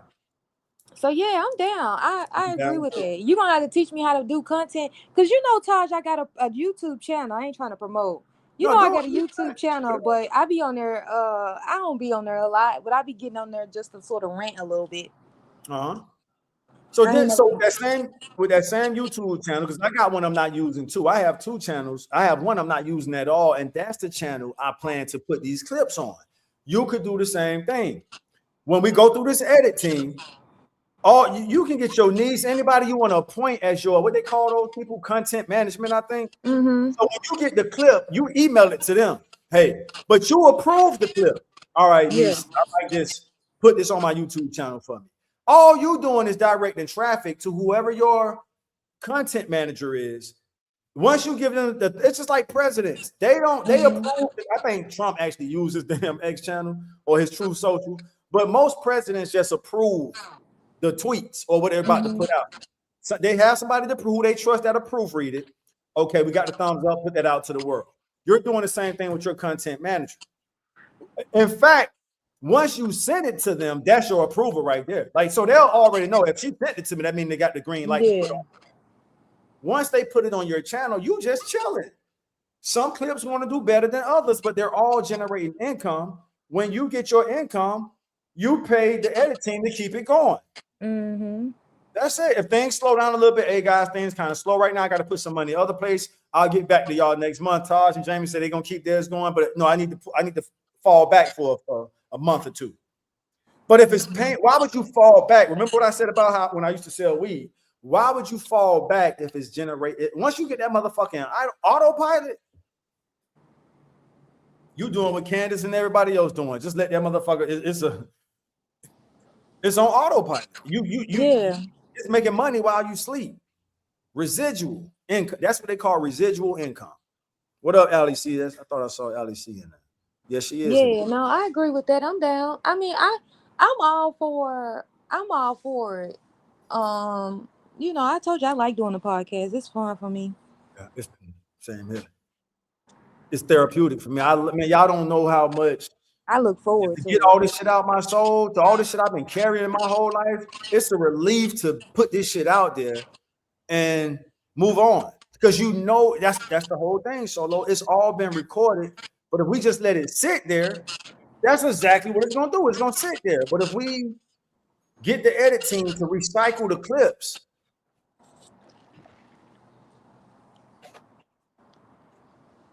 All right, so LEC say figure something. It's been quiet. Go ahead, I'm listening. Oh, I was just gonna say, so what we want to do is find someone that can edit clips for us. Yes. And if you could find somebody in America, cool. Of course, we want to support our cultural economy first. I just think Americans in general are just too expensive. They are, because we're gonna be asking them to go through 40 hours of fucking content. That shit gonna be high as fuck. I'm talking, I would say get somebody to do it. Yeah, get somebody out the country to do it. That's what out the country to do it. Cause let me see. I'm finna Google. They say I'm gonna see the average person in Ghana how much they make. So Jay, what you meant by when you said that's content solo, just to give Solo some clarity, because Jay understands this shit too. Ali C understands it as well. She got her own channel. Because Jamie is already they said the average monthly salary in Ghana is $2,500 of their dollars, which is $110 US. Look at that. Come on, Solo. Ooh, we keep going. Then we asking them to sit at home and watch videos and clip them. It ain't a hard job. I'm saying. It ain't a hard job. I'm just listening. Go ahead. That's what I'm saying. I'm just saying it ain't a hard job. You sit home. Now you ain't even got to go to work to make that 25 a month. I'm ready to do that now. As soon as you can find somebody. Oh, he talking about me when I said I be venting. Yeah, I like to go on there. I'm usually on my podcast talking about politics, talking about what's going on with on the national level and Black America. So I know everything is content. What I've heard you say in the year we've been working together, I wouldn't be saying you had the potential to rise up to like a Candace status if I didn't see it. Like your knowledge on world power and politics is just as sharp as hers right now. You just don't have the influence that she has. Candace is actually, it's like when she married her husband, she made a pivot toward Catholicism. So she's very picky with the topics she chooses. She does touch on the political stuff here and there, but in that political lane specifically, I believe you can go toe to toe with her. And I'm not saying that like we on a phone call right now. I'm saying that to the world. I believe you can go to toe to toe with Candace right now on political stuff. Not trying to pitch y'all against each other, any of that. I'm just saying over a year of me hearing your way of thinking. Of course, we got our disagreements. All people do. But the shit you have said that has resonated the strongest, I'm like, the world needs to hear that. And the only way they're going to hear it is we get that edit team in Ghana that's working a whole month, 9 to 5 for $2,500 a month. That's only 100 of our dot. Man, we can do this shit next week. Find the motherfuckers. 210, 220 US dollars. $200. The $200. So you just want to, so you going up already? You trying to put your cut on top? You just said 100. Now it's 200 and. Nah, it's 200. It's 2,500 of their dollars, which come out to be 210 US dollars. All right. So approximately 200 the first time. So, but I said two. I'm looking at it. Okay. It sounds like you said 100. So it's 100. So it's $210. So it's like $50 a piece for us. Right. A month. Yes. And that's going to help our decorum. You know why? Because now we're moving forward knowing, and we don't do a bad job of cutting each other off. We don't really talk over each other. A lot of us have gotten, you and I have the best rhythm, and the comment section confesses to that. We just haven't had, and we don't have to force it. Let it happen naturally. But when we do this, we're all going to be more mindful that, okay, let's make sure everybody get their time and space, because we know we have an edit team that's waiting on this shit to be done so they can get to work. Even if it's a show that's like, Taj, now you didn't really, the stuff you said didn't really, we was able to get something. I'm like, all right, cool. Give everybody else their shit. And hopefully, you'll have something on the next show. All right. Everything is content. Alice, she said Discord. Her venting on her page. She's basically, so you're saying your venting is people are getting paid. Yeah, we're late to the party, so look, my old ass trying to catch on too. I ain't letting this shit pass me by. Hell no. I stopped doing my movie scene work. That's hard. Getting all these people together, casting people, paying the camera guy. I have to pay an editor even for my movie scene work. So this podcast shit, I'm just showing up to share what I've been learning over the decade. Yeah, let's do this. That shit can wait. The movie scene shit could wait. Let's focus on this. Let's do our clips, put them out to the world, and they're going to pay for themselves. You're going to learn what people love to hear Solo talk about. Solo, we love when you talk about this. Taj, we love when you speak on this. Taj, we get kind of sleepy when you go to talking about the religious stuff. Leave that alone. Focus on the world power stuff. We love your knowledge on world history. We love your knowledge on world power. Jamie, we like when you talk about the relationship stuff. Cairo, we like when you talk about the menu, food, the diet topics. And then we start, well, that'll be, to everybody on how they want to do their thing, individually. But, I look forward to employing or helping people that's been with us throughout this year, helping us grow. But that's what time Solo. So you're saying $2,500. Well, they make $2,500 a month. We could pay them $210 a month. Mm-hmm. You, me, Jamie, and Cairo split that 50 each, 60 each, and in return, we're getting clips from short clips, 30 seconds to minutes. Taj, you went kind of long on this one, but it all made sense. Here's the 10-minute clip. All right, no problem. I have my content manager put that shit on my YouTube channel. It monetizes my YouTube channel. We're all sitting back receiving our due.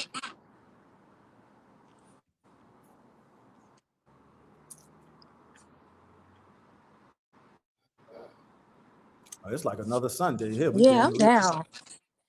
Let's do it. I mean, whether if it's your people in Ghana or because of Ghana, if that's a good deal for Ghana. And capitalism is finding the best deal. But for starters, there is a spirit of loyalty when it comes to business to a degree, but all that's based off the relationship on how well we're doing business. But what I'm trying to say is If Jamie or Cairo say, hey, I got somebody in Mozambique, say they'll charge us 50 a month. They doing way worse than Ghana. And I'm not trying to understand Ghana. I'm just putting out the, remember we talked about the bidding. So what you're gonna have is people gonna approach BCC saying, hey man, we'll do y'all shit for Ghana charging y'all 210, we'll do it for 150. I may say, you know what, I'm gonna keep doing my 50 each with Jamie, Solo, and Cairo. But on the side, I can afford it. I'm gonna give the people in Mozambique 150 just to see, just to compare y'all content from Ghana. This is capitalism. This is the definition of capitalism. And when it gets to the point, I'm like, damn, I like how Mozambique's doing my shit. So I got go ahead. Y'all talking about doing this for like what 100, 200? I can't hear him. Yeah, 50, 60 each. And she's saying it's 210 a month. You already got a better deal. So Jamie already got a better deal than that. So this is capitalism. Go ahead.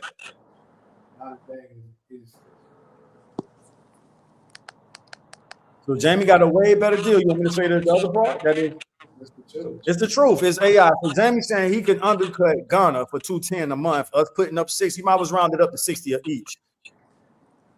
AI can do it for less than that if all of us chip in.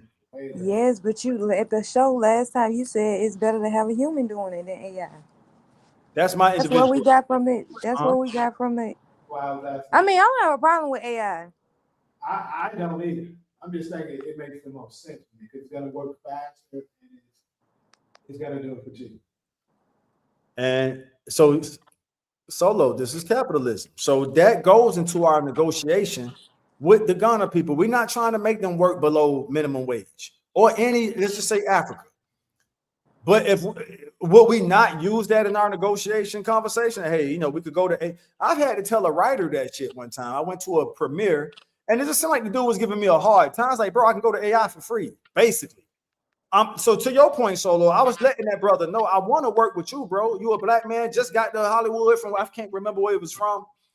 And I'm like, bro, I would love to work with you. I do 3-minute rom-com movie scenes. And sometimes they're only 90 seconds. Can you just write me 1-2 page scripts for me to produce a 90-second or at the longest 3 minutes, at the shortest 90 seconds? And then he kind of started making it difficult. And I straight up had to tell him, bro, I can go to AI for a third of the cost. Literally for free. I can go to AI right now and say, AI, give me a rom-com script. Boy meets girl. And AI is going to do that shit for free. So I had to humble him like, bro, I could go to AI for free. I want to work with a person. So I guess the question is, Solo, are you okay with us using that as a negotiation? Like, yeah, hey, I ain't tripping. Yeah. So this is where we get the best deal. Listen, y'all were always talking about white people and how they use capitalism. This is what they do. I've worked real close with government. This is what cities do. They tell all the landscapers in the city, hey, we need somebody to trim our bushes. Submit your bids. That's all we're doing is BCC. We're looking for an edit team because we're exhausted after we do our shows. So as soon as we're done, as soon as we hit done, y'all get to work. The return rate is going to be a factor. Like Jamie said, the AI shit, the AI don't get tired. So that AI return is going to be fast. We could test them all out, Solo. We could use the AI to get us to the people. Hey, we're going to use AI to get our shit going, but we truly do want to work with people. But y'all have to work with us. We're not trying to slave you. We want to give you what's fair. But hey, if we go to the machine, if we go to the robot, and we're not generating income yet, so bear with us. It's not like we're Candace or Dr. Umar, who can afford to pay people. I can't wait. I'm looking forward to it. What you thinking? All right. So Jay say, or just get on the phone with someone and get it real life script. So you're going back to the movie scene stuff, or just get on the phone with someone and get it real life script. Right. When you was gonna hire somebody to get that script. Yeah. But see, I'm locked into the podcast because this shit is more therapeutic. Listen, I follow wisdom of life. And if I'm having a difficult time doing the movie scene shit, and this shit that we're doing with the podcast stuff is flowing like water. I've been telling everybody that this is what I'm doing right now. People ask me, bro, you still doing the movie scenes? Like, nah, right now I'm doing the podcast stuff. Oh, okay, yeah, cool. And ain't like nobody saying, oh man, we want something. All right, yeah, we get it, bro. Do your thing. So this is what's happening right now. The movie scene shit ain't generating the type of, okay, I hear you, Jay. So yeah, I'm passionate about that. I just have to get back to the movie scene that doing one movie scene at a time shit. But I was just using that as an example. Huh? No, I was agreeing. Like, I get that you was just using it as an example. Right. I was using that as an example with the writer guy I met at a premiere who was he was almost kind of putting his nose in the air. And I had to humble him by saying, bro, I can go to AI. I don't need you to write the script. I'm network. This is a part of me networking with you. I'm meeting a brother who moved to LA and is telling me he's a writer. I would love to I'm going to produce your script. Nigga, I'm asking you for a 1, 2, 3 page script. Something you could do in your sleep. And I'm going to produce your script. And it didn't resonate until I hit him with the reality check that I can go to AI and get this done. All right, what up, Trey? I didn't know this stuff like that. All right, I can't hear him. Jamie, it's time to start the next one. We've been going so long on this. Yeah. Start the next what? The sports. Yeah. What? My next live. Fuck your next live. I don't know who you talking to. You. Fuck yo, whatever it is you thinking right now. What kind of ghetto shit is that? What y'all got red cups around for? Y'all been drinking? I just noticed that showing. God damn it. That's on Ty's screen. That's why. Oh. Yeah, what's your drink, Solo? Y'all need to clean up before I come. It's gonna definitely be playing before I go. You know my drink of choice depends on where I'm at. You gonna be in LA? This girl a coffee. What's that shit called? None of your business. What's that shit called? What? It's a champagne Coffee drop some shit. What the fuck that shit called? It's an espresso martini. Yeah. Some shit. Yeah, espresso martini. I've never heard that. Yeah, my first time trying it was with her. Should I have been exposing your ass, Jamie? How you Trying to level you up. Level me up. The fuck? Where are we gonna get those from? I'm a real nigga. We drink hard shit. So where do we get those from in LA, Solo? What, espresso martini? Anywhere? Yeah.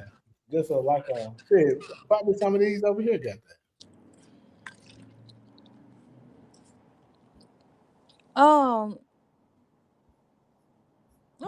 Okay.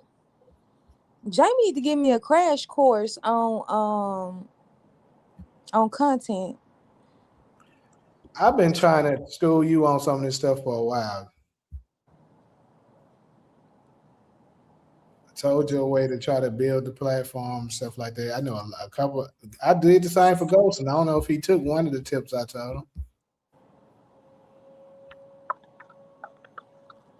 And then YouTube, the thing is that unlike two years ago when I first started, they making it easier with the collaboration thing to build your following up. Right. That's why I've been telling folks, like, bro, collab with me. If you come on with me at the same time, all I gotta do, all the people that come on with you, they like you. All they gotta do is simple click, follow, boom. You, because everybody that see me gonna see you. Right. And how they been acting about it? Nobody came on with me yet. I've been telling people. Is their following bigger than yours? No, I'm talking about people that's beginners. I've been trying. I don't mind helping the beginners. Like, hey, you want to build your stuff up? Just do that with me. I'll help you get it up there. So we need to. That's why I was trying to get Jay.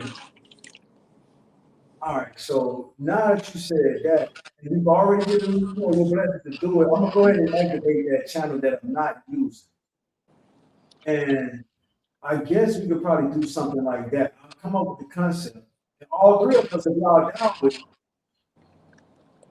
we can kind of do like a collab show. Okay, so Gopher is still here. So, good. So you got enough followers to go live now. Yeah. So he took one of my tips, and he had enough to go live now. Congrats, Stolzen. So, to get your stuff on the screen, I mean, I use StreamYard to do mine. But I mean, it's a couple of them out there. I gotta go get some this damn hair braided too. I should let it rough.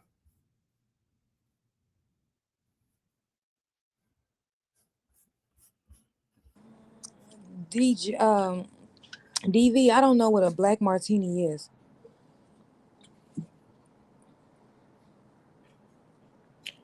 Shit. They're still up there.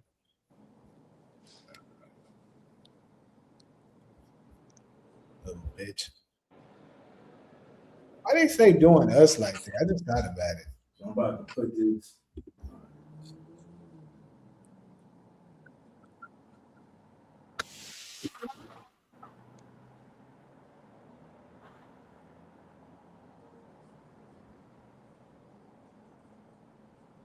What you say?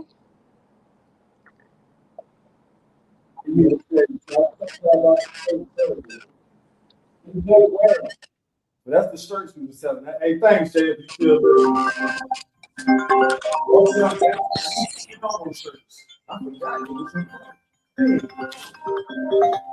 Hello. Well, Solo, I'm gonna put one of these pictures of Jay showing the shirt. My folk got that fucked up, this guy. Straight up. What you say, Taj? Jay, I'm gonna put a picture in our group chat. Yeah, Jay said dinner on him for my birthday. How much dinner on me for your birthday? All right. I guess I'll get a veggie. I didn't say that. I said they got me. Y'all, you got that fucked up, this guy. Yeah, veggie burger from Fixers, Jay. I'm gonna send see if Solo was here. She'll get to go to Fixers. All right, how much dinner on me for your birthday? All right, well, that's the veggie burger from Fixers. I'm gonna send you Fixers right now. Hold on, Jay. And then I'm gonna send the picture.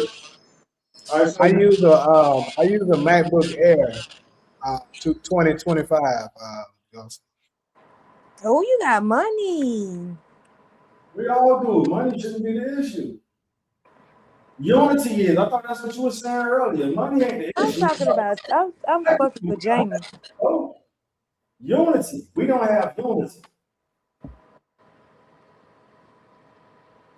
We do not, and that's why we laugh. Focus.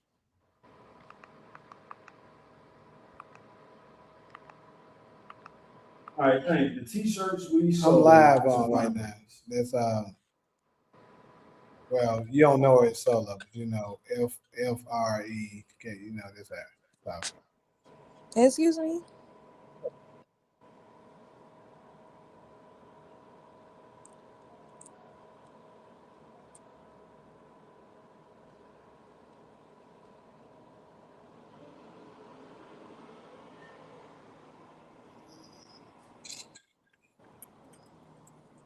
Yeah, that's right on time. Jamie Dog and Veggie Burger from Fixers. But Jamie got another show to do. I don't know if he was saying that's for Jada Drama, he got it. And this is what I'm saying, it's the unity. All of us just pitching a little bit, yo. I was just telling my I family. just be ordering. That's what I be doing. I put in my order and then I just go pick that shit up. That's what I be doing all the time.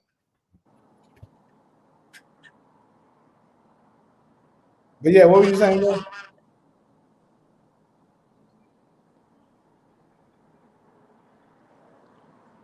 They ain't getting started. They sorry as a motherfucker. Fuck his ass up, Dylan. Fuck his ass up, Dylan.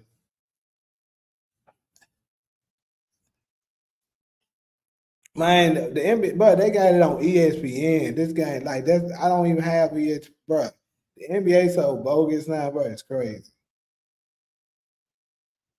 All them damn different streaming platforms. Shit, weak as fuck.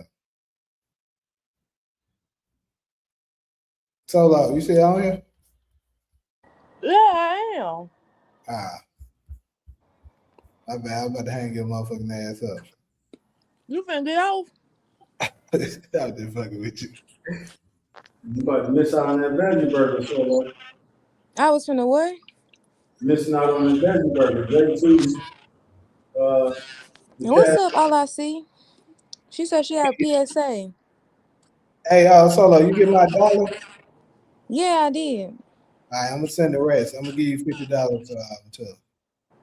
I can have it. Now you gotta give it right back. Fuck yeah.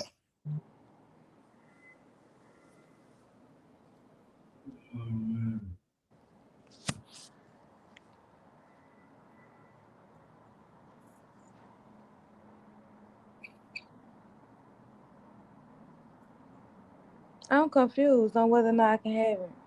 Yes, you can have it. Yes.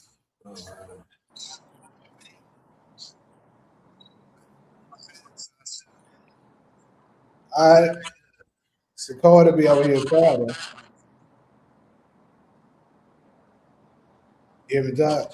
Oh my good. Yeah, he'll be with us Friday. Okay, good. Oh, all I see, that's so good. All right. I never you had one. You got a zero too? Yeah.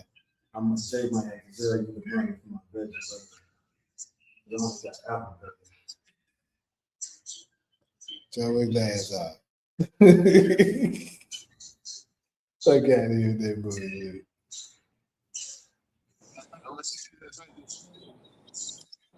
Yeah.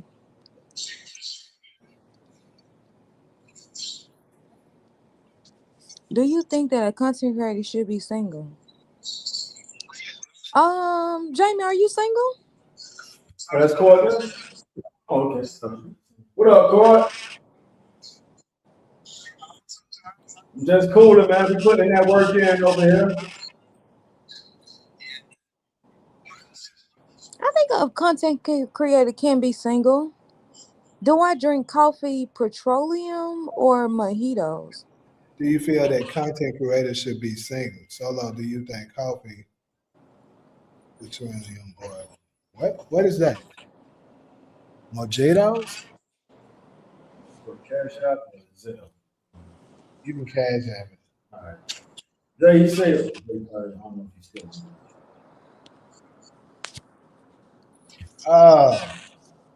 Yeah, Solo, I just sent that down. You want me to cash app it to you, right? Yeah. How much? I'm $7.50. just playing. I'm just playing. Hold on. Oh man. Basically just sent 700.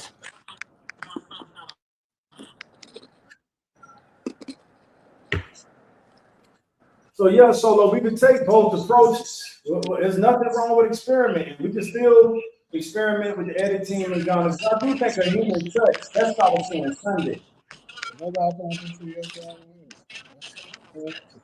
So I believe I actually, as of now, I have more faith in the edit team and Ghana making the right cuts over AI. AI doesn't have a human soul. So I'm saying we can experiment with both. And if it turns out that AI is giving us a better bang for our buck, then I'm telling you what it is. AI, they're not gonna be able to compete. What you think? Because that's kind of the reason why I just transfer over because I got it already connected. I was gonna start something. But if I pay 500 for editing right now for AI, it would give me how much credit?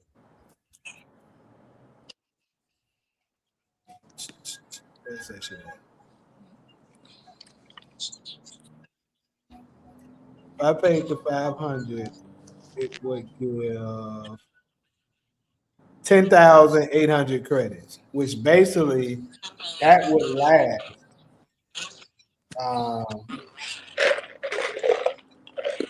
That probably would last. If I did it strictly for just BCC, that would last us about 4. Every time, all our content, yeah, knock it all out. Opposed to paying somebody 100 every week or every 2 weeks, that's gonna be more, and it's gonna be accurate. You ain't got to worry about, hey, well, how long before we get there. Jamie, is your TikTok, is your a Cash App Mouse, Jamie? Yes, it is. Okay. So you kind of good looking out, Jay. Yeah, he did. He's just kind of good.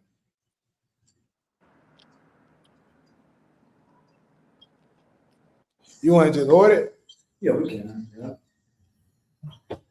Yeah, Solo, you missing out. No, she ain't. I just My gave bad. her. Okay. I just gave her 50 so she can get her own. You ain't with us, but whatever you decide to get. Get what? Are we getting some fixes? That's Why you said I was telling you send 7. I didn't But understand it. Yeah, I'm gonna send you 50 back because I was saying take 7 because I'm giving you 50 so that you can get your dad. Would you buy me something to eat? Don't make it. Why you gotta make me look like this in front? We still alive. Like what? Like you don't be simping for me? Not just playing.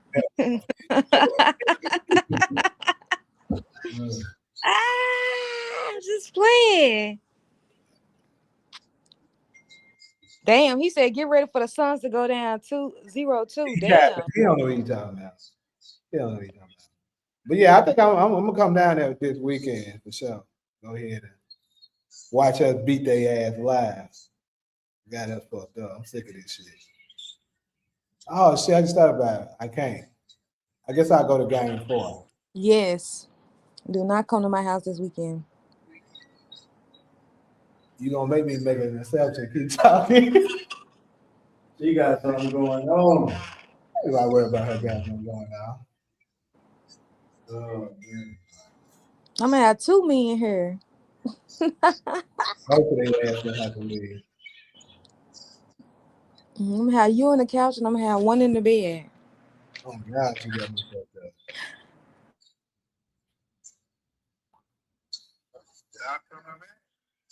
I told them folks got us fucked up this time, bro. We was tired. They beat us out for tea.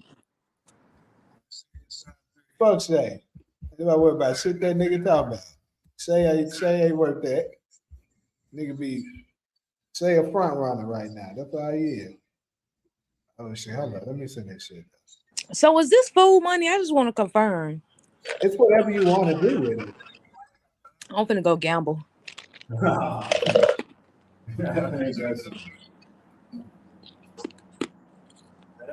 my boy Platinum came through, man. He just treated both of us. But that's my day one, though. We go way back. Then y'all heard me say he could validate. That's what's up. It's always nice when you still cool with your day one. Hey, don't we start that shit? I ain't looking at it. Hold up. I'm hearing a lot of bullshit. Don't y'all start this shit. That's how you lose against OKC. You gotta stop turning the ball over. Folks say ugly, bro. Y'all losing, Jamie. Just get it to y'all head. You a certified hater. You live in Phoenix. You should be going for it. Exactly. It's crazy. What you saying that? You had like just because I live here, they gotta be my team. They gotta be your team, but why root for the other team? I root off of skill. Who got a better team? The Suns or OKC? Sound like OKC got a better team. Fuck OKC, like I've been telling people. I'm so sick of that England joke.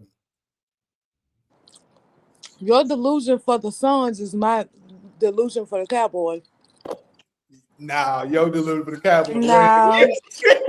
Nah, baby. When the last time the Suns won a championship? Shit, when the last time the Cowboys last I one? ain't no Cowboy fan no more. Now all I'm saying is you got the same damn delusion. I know that. She didn't know that, so shut up. Ah! What Over you there, say? this nigga I over ain't there know what. screaming. I ain't know what, Jamie. My brother on the phone overheard you said they ain't never won. Exactly. Get the fuck out of here. They ain't Oh, never won. that nigga over there stitching, man. They ain't never fucking won. But here you are Hey, somehow they thinking keep they cheating finna us win. every motherfucking time. You know that. They be cheating the fuck out of us. Nah, we say the same shit. The Cowboy fans say Nah, the for same real, they shit. be cheating us. Thank you. At least you can admit that, bro. They be doing some bullshit when it comes to like 07, we definitely should have won. 2021, we had a really good shot. And they started cheating. They had one time they cheated us so bad, a referee went to jail. Oh, that's how you know they were cheating. The nigga was betting on the games, betting on San Antonio. So he made sure San Antonio won. I mean, these niggas be smart enough not to be betting from their own profile. Don't they get their cousins to bet for them?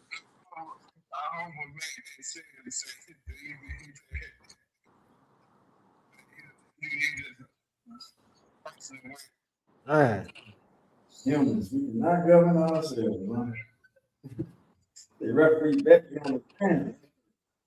I guess I just do a live afterwards, like when the game over. Especially when we win, y'all know the amount of shit talking I'm about to do. The market top of the list for all that bullshit you done. I would do a 5-hour stream probably if we win this game. I'm like everybody going. He happy as hell. They gonna be saying shit like that. You damn right I'm happy. Because everybody was saying we're gonna get swept and we beat them at their house. That's gonna be. What quarter they in? I stayed at what? First quarter? If we win the game, I'm going. You already know I'm gonna make an effort saying we're gonna win the series because we beat them at their house. Think about it. All we gotta do then is win both containers and we can win. Hey man, you gonna let me live about the losing. But look, this is the thing though. I've been trying to tell folks we better than our record. Those folks let their first game fool them. Don't let that shit fool you, bro. Like, bro, we were injured and fatigued. That's the reason why they beat us like that first game.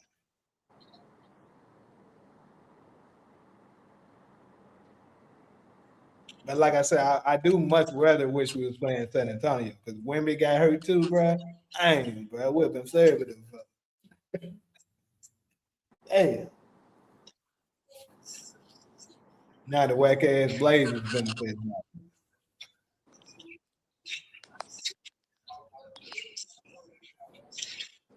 What we about to do, y'all? What we gonna do next? What's next steps for us? We all individually successful. How we gonna come together? The content. Yeah, that's bringing us together now. Content. I'm gonna start every last one of them since the last one. When I get the AI, I'm gonna go ahead and activate it today. Activate it again. Like I say, it can. See, for me, it was getting really expensive because I got 4 channels. That's the difference between us. Yeah, see, I be running it for all 4 channels of mine. So all them long lives add up. But if I do it strictly only for BCC, it won't be that. I figured that's what it was. Johnny stopped that shit. That nigga told me he had credit. He had to pay for credit. Yeah. Because my NBA jam, I be going like 2 hours at least. The morning one go 2 hours. Then I do the Sunday one that be like 8 hours. Then my after hours jam be like 3-4 hours. So that shit add up. And I used to do them daily. That shit milky, quick. Before I knew it, I spent like $1,000-something. I'm like, yeah, I'm about to put a cut to that. I feel you, bro. Low key, that's the combo we had Sunday. I knew that, but that's how I put it out there. Like, we all sort of, cover our. I don't mind. Yeah, true. You cover our clips. You basically, I mean, that I guess it is because that kind of Exactly. Okay, I see. So I don't mind it. I'll just do this one strictly for BCC. The other ones, I'll just do it however I do it. And as far as the individuals on StreamYard, if you put it on there, it does capture your individual. I know that. Yeah, it captures it. All you gotta do is go and download. All right. And it captures all of our individuals. Yeah. You heard that, Polo? Yeah. So we just need. All right, bro. Damn. So that's what we haven't been doing, is downloading Yeah. the show. Let me show it to you, bro. And we have to have some storage, of course. It's like a hard drive or something. Well, I can download it and send it to y'all. Okay. Would you send it? 'Cause even my emails are coming forward. What would you send it to? Ideally, an email.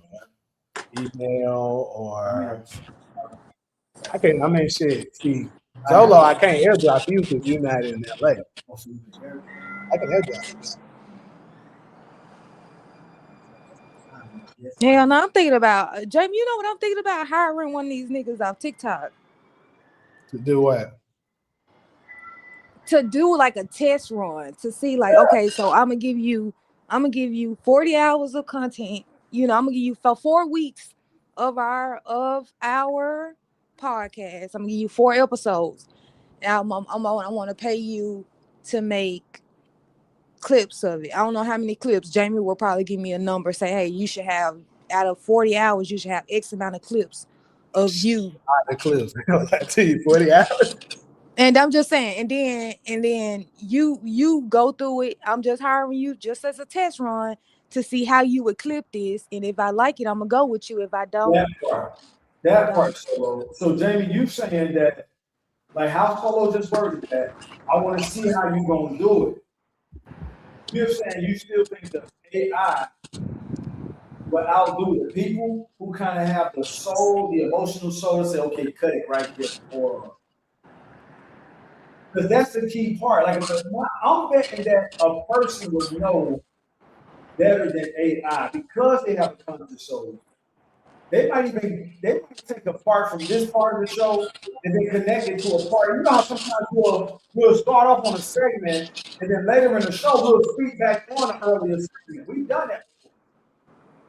So I think only a person, maybe AI can do that too, but a person to be able to catch that. Oh, you spoke on this, so I'm gonna take this part and connect that to the earlier segment of Solo speaking on this topic. yes, they be creative with how they make the content clip. Right. You know how they do that? You know how they do that reverse? Like, you may be talking about you may be talking about this, but then they do like their little reverse, Yes. and then they get you. You know, they'll be able to be creative like that too. Yeah, now stuff like that, yeah, for sure. And I'm only comparing it because I've seen the clips you've done before, and even I've seen somewhere, okay, AI could cut it right here. And we could tell Solo was saying, well, bro, let's experiment with them all. If Solo want to experiment with TikTok, let us know how it goes. Jamie experiment with the AI thing with Nancy, and then like once you start airdropping us, I just gotta make room on my iMac. Once I make room on my iMac, this is what influenced me to do. I'll do a few of them myself. And then hopefully get somebody else, you know, with the right deal, I would rather pay somebody to do it. Because this means a lot to me. Me putting the way I think out into the world and preserving it for the future. That's you know what I mean? That's almost more important to me doing the wrong stuff. Because now you're hearing how I think, whether you agree or disagree. But back to what Solo was saying, I like how she worded it. So you're gonna give the TikTok guy a chance with however many hours, and here is 20 hours of my content. Like Jamie said, 40 might be too much. But 40 hours is a week's worth. That's like a week, a work week. 40 hours, that's a month. That's a week. That's a week. Say it's the motherfuckers that don't work. You're talking about Sunday, the Sunday stuff. That's gonna be like a month. That's what I'm saying. Yeah, I thought you. Oh, my bad. Right. You still don't work. You still don't work. So I want to make that clear. If you was testing out editing, how many hours would you start them out? I don't give them. I mean, because I guess in my mind, I'm still trying to fuck with you a little bit, right? So like, I'm gonna give you 40 hours, and I'm gonna pay you $200 for it. I And how don't much? give a damn if it take you 80 hours to do. I don't give a damn if it take you all month to Right. do it. I figured You know that what I too. mean? 80 hours is a work week for us. Work 2 weeks, right? So I really could give your ass Three, four. 3 weeks, right? Yeah, I really could give you 120 hours for the month, right? But I'm Uh-huh. just going because it's $210 for the month, Right. right? That's the Ghana deal. So and then I it's still 40 hours a I week. might do both. I Huh? might experiment too. Let me hear you out. I might, let's say Jamie wanted to stick with the AI. Cairo said, no, I'll just stick with the AI clips Jamie give us. I still might go in with you solo to see how the Ghana clips come out. Like you said, it's a test run. Right. It's a test run just to see how they, you know what I'm saying, how they would How how they would edit it. right. And if we're satisfied, it's like you know how the different streamers give you that trial period. Hey, do the trial for free. Right? Yeah. So we're actually paying them. Hey, we're going to pay you to do a trial run. We're going to give you an opportunity to show your work in comparison to other options we have. Show us Right. what you can do. Shit. Solo drops 100, I drop 100. When you drop 105, I drop 105. We give them, let's say you give them 20 hours of footage, I give them 20 hours of footage. And we give them no more than 3 weeks to return us, because we don't want them cramming either. So I would want some clips as soon as they can. So if we give them the 40 hours today, this is what, Wednesday, Yeah. we get at least a certain amount of clips per week. Because Solo, let me get your opinion on this. You and James. If we say, hey, you got 3 weeks to do 40 hours, what if they wait until that last week and start cramming everything? Well, we could do that. So how we prevent the cramming is say here's 40 hours, 20 for me, 20 for Solo. Even if Jamie want to jump in on it, here's when we bump that up to 60, or let's say 30 hours. Jamie said 40 is a lot. Here's 30 hours of content. We want to give you a test run. I'm just saying, even 30, bro. Y'all know 30 hours of content, right, bro? How Is many what? get them to do it? Because that's what Solo was saying. What if we give them 3 weeks to do 30 hours? Remember, average American work week is 40. A 9 to 5 is based off of 40-hour work. So, Yeah. right. So 9 to 5 for 5 days is 40 hours. We like Right. we don't do that, so we don't feel it. But What? this is the strongest point Solo made. I'm not saying for Solo right now. I'm just repeating shit that makes sense. If they're going to work on a job in Ghana and getting 200, 2,500 a month, and that equates to 200 US dollars that we could split 3 or 4 ways. And we're telling them you can actually sit home. You ain't even got to leave your house, nigga. You can sit home, but we do want a certain amount of clips per week. So Jamie needs however many clips in that first week. Taj needs however many clips, Solo needs. And that's how we prevent them from cramming, trying to just relax the first 2 weeks. Now these American niggas paying us, what we making a month. I mean, how I see it is, why not just give it to them weekly? Then we do it Sunday, then drop it out to them Monday, and All then right. it's due. This is about before the next show. Yeah. That makes sense to me. This is what we here to do, y'all. We sharp. Yeah, I agree with that. But we were talking about the test run to see if we're gonna go with them or not. Right. So the test So one, I would say do it is go ahead and give them one that we've already done. There's a couple just of them, one. just Just one one. of them, and then tell them to do a few individualism. They ain't got to do the whole thing. Just do about, let's say, do it.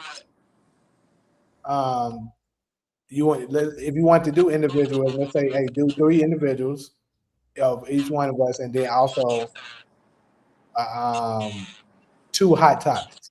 Okay. See what they do. Right. See how, but okay, so Jamie, our last few shows have been going over 6-7 hours, right? Oh. So let's just say per one, if we did one, we gave him one for 6 hours.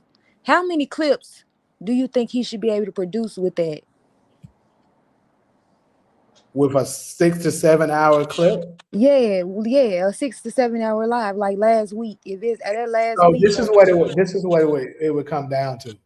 Do y'all want 10-minute clips, 20-minute clips, 30-minute? Like that's what it would come. That's a great question. Solo, you got a response? You got to do it. I would say I think it should depend on what the topic is and what the point is. That's what I was thinking. Like Yeah, my so like we should have 30-minute clips, maybe oh, 5 minutes, you know what I mean? But I do think that it should be like maybe we say that. Maybe we want 5 30-minute clips. I mean 30-second clips. We want 10 15-second clips. We want 2 5-minute clips or 2 2-minute clips. I think maybe we break it down like that. So that we're just not getting 5-minute clips. I think the time don't matter. It's more of the feel. So if I make a powerful point in 30 seconds, that's all that clip. Don't limit. So Solo, the same clip I give you credit about how you articulated the Israelite thing. The reason I don't, I think this is gonna be a great example. The reason I don't share it with people is because, and this is what AI did, baby. AI allowed Cairo to speak. And do y'all remember the episode we did with Cairo was like, well, when people are praying, it's like they getting on their knees to suck their God. And I say, damn, I couldn't share the clip because that part is on there. Imagine me sharing it to somebody who want to learn about the Israelites. And then at the end of the clip, they hear Cairo talking about people getting on their knees is a form of them stuff. You see what I'm saying? Yeah. So my thing is, if I had edited that clip, I would have cut it right before Cairo said that shit. And that clip is still on your channel. The reason I don't share it, this is me using a real life example, is what Cairo came after Solo and said. I mean, I'm like, damn, I can't share that shit. I could easily cut that out, but yeah. But yeah, that's what it take. And I think a person would know not to leave that on. AI didn't. So that's the differences we're making. AI didn't have the morality. That's one thing AI doesn't have. AI didn't have the emotional morality to say, oh, a person's grandma is not going to appreciate Cairo saying that getting on your knees to pray is like sucking your God dick. She said that. I'm paraphrasing to a degree, but this is my first time saying this for both of y'all. Well, you heard me credit you, give you your flowers for that clip, but you've never heard me say this is the reason I don't share it. And that's the reason. If you pull that clip up right now, Solo spends like 6-7 minutes articulating how Black Americans are the Israelites. And then for like 2 or 3 minutes after that, Cairo comes in and goes on a rant. And to me, it ruins the whole clip. To where if I was editing that particular clip, I would have cut it right before she went on her rant. And that would be an individual clip for Solo to put on her platform. And like you said, yes. So Solo, what do you think about that? So by Jamie sponsoring the AI clip, that's his way of paying us, because once we get the individual clips, we can put those on our channel. And until we get big enough to where he can just pay us straight out, that's our way of monetizing the clips we pull from his show.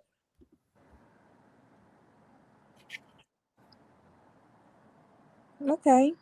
Is that a fair conversation for now? So basically, because he's paying money for the AI clip. Now you and I can still experiment with the Ghana clips if you want. If you find somebody that's going to give us a fair deal.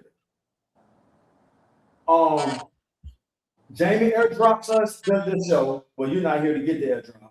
So when he airdropped it to me, you and I can, if we go in together, we could send the show to whoever we're going to test run. And then we let them know, hey, focus on Taj and Solo. And then we're going to start you out with, all right, let's say, because all three of us do Sunday, Wednesday, and Friday. So let's say we start them out with 20 hours. You got a whole week. We cut your 40-hour work week in half. We're giving you a whole week to give us some clips of 20 hours of content.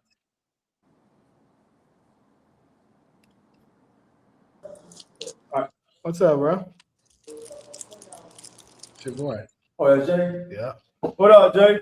Hey. What's happening? It's your Hey, boy man, Platinum. we can't wait to go enjoy that birthday dinner you just sponsored. So good looking up. Man, go ahead and handle that, man. Shit. I sure appreciate it. You're welcome. You're welcome. You're welcome. What part of the world you in? ATL, Riverdale. You at ATL? Yeah, I'm right around the corner from goddamn Promised Land. Oh, okay. Y'all know what that is. That's Holyfield or Ross? Ross. Ross. That's Ross now. Well, he bought Holyfield House. Yes. Yeah. Yep. I'm just here for a half a minute. What's going on? Just vibe, hey. Yeah, you already know. Hold on, I got where the other phone at? I got so much stuff going on. Hey, living like a king. That's what I watch on. So Yeah, Jay, you see that? that's up to date. That's young. That's yours. That's young folks shit. That's Cairo. Solo. Yeah. Seeing is believing. Jamie showing the clips are individual on the StreamYard. Yeah. That helps out big time. So it's easy to pull from it. Damn. I didn't know that.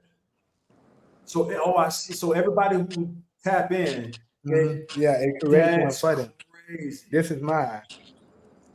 That's half the battle right there, Solo.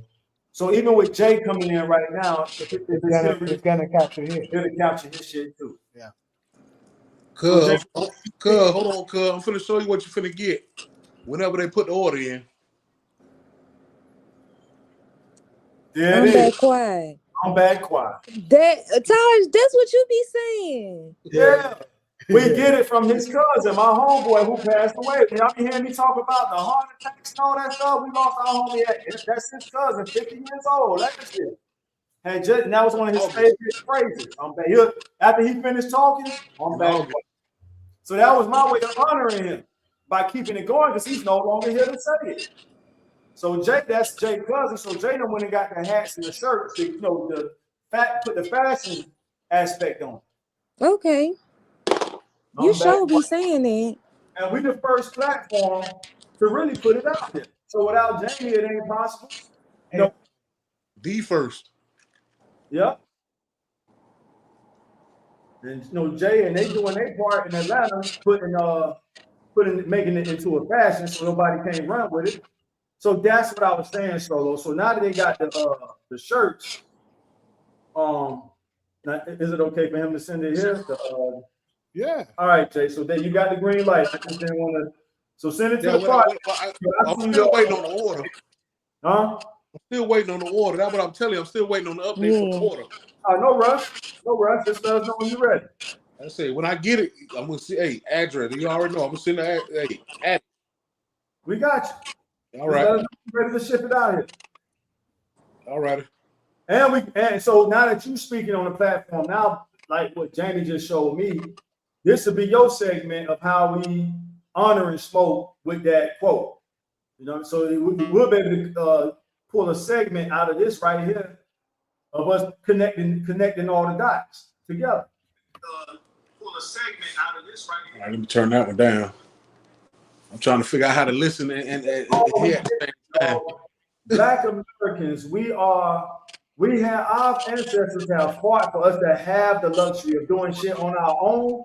So the unique thing, what we love to see, what was so powerful about being American, was how did this nigga get all these niggas from different cities to work together? And he gave us the secret sauce to that. He said, every city I went to, I looked for the guy that knew everybody, but didn't have nothing. This is straight from Big Me's mouth. And he said, I will empower that guy. That makes a lot of sense. Thank you. I'm going to send you that. That makes a whole lot of sense. So imagine him going to Memphis, and there's a nigga in Memphis that know everybody, but everybody don't really give him this. And Big Me said, usually most people won't give that guy his just due. Everybody's kind of used. hey man, go handle this for me. And he do a good job of it, but you kind of cheat him a little bit on the pay. Big Me said he would look for that guy, and he would empower that guy. He already know the whole city. He goes to Atlanta. He did it in Atlanta, Jay. Their headquarters there. So he just put it out there in the interview. I was like, man, I felt so good when he said it, like, that's that part. Cap, DeMarcus, cap. Scrooge. Yeah. Cap. So that's the shirt. Nah, he's telling me DeMarcus saying the Suns about to get swept. I like that's cap. You see what they say, right? Oh, yeah. Oh, you represent him. Nah, there you go. There it is. I definitely need one of those. That for one of my cousin's website up in Detroit. Well, Flint, my bad, Flint. He's still selling them? I gotta ask him because it was like a special thing. You can put whatever you want on the shirt with his logo at the bottom of it. Man, that cover everything. I got this with 330 and I got a 954. I want that 33023. That cover everything from Addicts to McNichol. Yeah. That 33020. Yeah, I got to get one of those. Is my mic good? Yeah. Okay. That sound better than? Yeah, you clear. I had a, How long you had that one? I got a lot of gadgets over here. Jay, once we get you in the mix, you savvy enough to know a lot of the stuff we can do to take it to the next level too. So that's all we're trying to do, man, is unify and get this. So me and Solo were just talking about how do we monetize our individual contents once we put them on our platform from the shows we do here. Okay, well, I don't know what happened to the comment I put in there, but what I was saying was like when you were saying like breaking it down for each individual person, right? You know, like how the big like we gonna just the trophies. We ain't even gonna say their name. Trophies and all the other whatchamacallits. You know, they put out clips for a whole interview for like 2 weeks before they put out the whole interview. Mm-hmm. Like literally, I was just watching one with one of my favorite artists, Trick Daddy. Right. I've been looking at these clips for 2 weeks. The whole interview ain't out yet. Right. I like that approach. That's just like how you doing like the little movie scripts, the little snippets. Yeah. And then you end up putting out like that full thing towards the end. That's basically what they do. You put it on TikTok and just TikTok or whatever on YouTube, TikTok, all the platforms, and gain traction from that. The PowerPoints of each segment, boom, boom, boom, boom, boom, for each person. Just like you said, you're not deleting the person out the segment. It'll attract people to their page. Exactly. Oh, who's this person? Oh, hold on. Let me click that. Let me see. Oh, okay. Let me see what their content is. And then that's where you go from there. And everybody gotta share. Just hit the share button. Well, that's what Jamie was saying. That it's a way. Now that motivated me to kind of get my channel that I'm not using up and going. It's all right about. It's black and mild, people. It's just black and mild. He said it's a way for all of us to connect our channels when we go live. So I was just leaving one of my channels just dormant, but I think I'm gonna go ahead and crank it up, and then we could all do kind of like a cooperation segment, for an hour or two. Whoever could make it, and then it's I've seen a couple people do that where it's like live on multiple streams at one time, like same cameras, but just multiple streams. I think that's in the setup. Right. Well, I think he's like what I do stream y'all when I be on multiple destinations. Is that what you mean? Yeah. Oh, that's what you mean there. Say that again. Are you talking about when you're streaming to multiple destinations, or are you talking about multiple creators going live at the same time? Okay, like you live right now. Say I go live, Solo go live, Scrooge go live. Mm-hmm. Everybody go live right now. It comes from one channel, but it goes to everybody else's channel live. But it have like a base channel. Right, right. That's the collaboration stuff. That's the Yeah. Okay. I know somebody that did it. I gotta call him and ask him. You know, his schedule just as worse than mine. I'm on day shift now, so yeah, I'll be going to bed in a minute. I gotta be up at 4 in the morning. No, we're glad you came through. Now we're gonna work it out. We're trying to unify and put this thing together now. So, and Jamie just made it a whole lot easier by me seeing that StreamYard does break it down, which means you will have your own segment just from you popping in right here. That's a relief. Because once we get that solo, now you're just pulling from the different segments we speak on. So I can't wait. And now, is it a way for you to only drop us our segments from the listeners or like? Oh shit! Solo. Yeah. We making whether we go with the genre team or anybody else. Jamie just made their job so much easier. Yeah. Because now we're already giving them the separated segment. No charge. You folks cheating, bro. Come on, bro. Okay, see, don't y'all stop this shit. Stop cheating, man. There's no fucking way that's a charge. I'm trying to look at the delay. How is that a charge? Exactly, that's a no call. They cheating their ass off. If anything, it's a blocking call. What game you watching? Phoenix versus Oklahoma City. Versus Oklahoma City. What is on ESPN? Yep.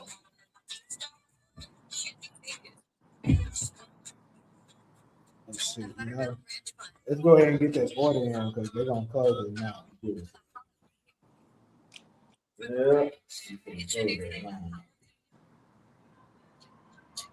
What the score is? Hold on, you ain't got to tell me. I'm finna go to it in a second.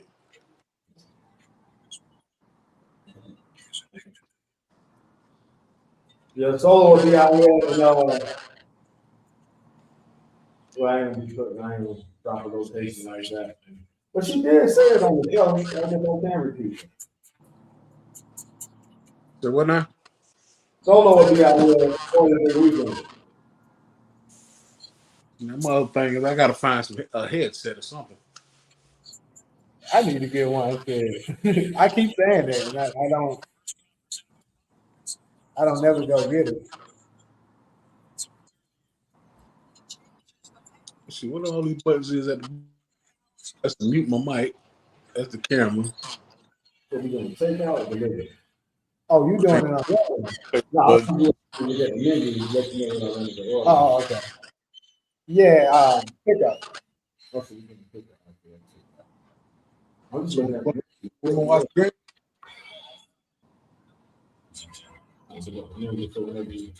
Ask me what I want to order.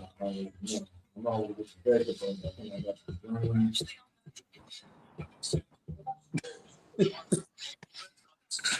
I ain't gonna keep doing that. What? No. So, but yeah, that's like as far as the content thing, yeah, like Solo, yeah, all everything you put out on your YouTube, it's all content. Regardless of what you're putting on there, it's all content. And that's how it works. It's always how it works. Yeah. You just got to keep putting out like a certain time, like 2 or 3 videos at different times a day. You just got to be consistent. Right. I heard that's the key. You got to find the right time for the algorithm and be consistent on that time. Mm-hmm.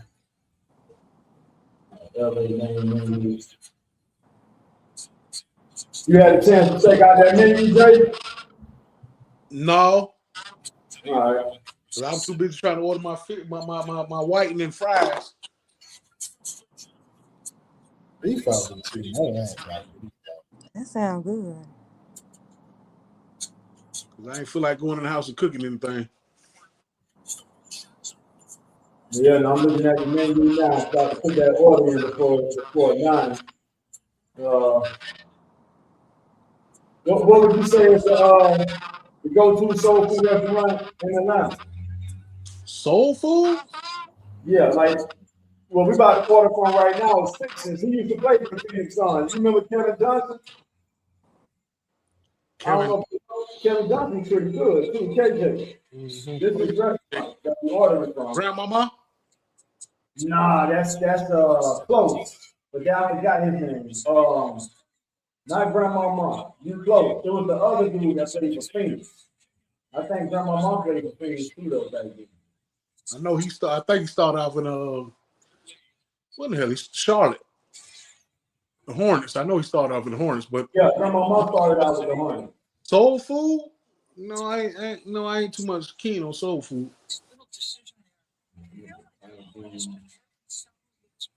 I be looking for other stuff. You know, give me my island soul food or something like that. There you go. Smoke that shit, you bomb. Yeah. Let that nigga steal that shit. No, Smoke would have said, damn, what's that place?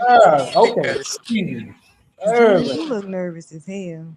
You look like y'all losing. I don't have to look at the score. It looked like y'all losing. Damn, man.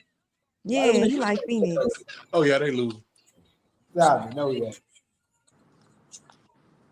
The cowboy, he got the cowboy syndrome. Hey man, he held him though, bro. Come on, bro. I gotta start. You got a whole 2 quarters to go. Yeah, and we ain't getting blown out. That's what I care about. Get that damn rebound. Long as we got a fighting chance, I'm cool. So you know y'all ain't gonna win. Nope, we're gonna win.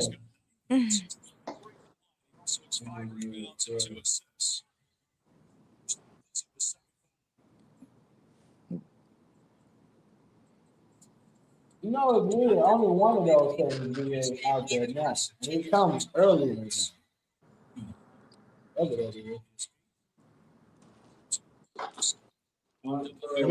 We don't watch basketball like that unless my Heat playing.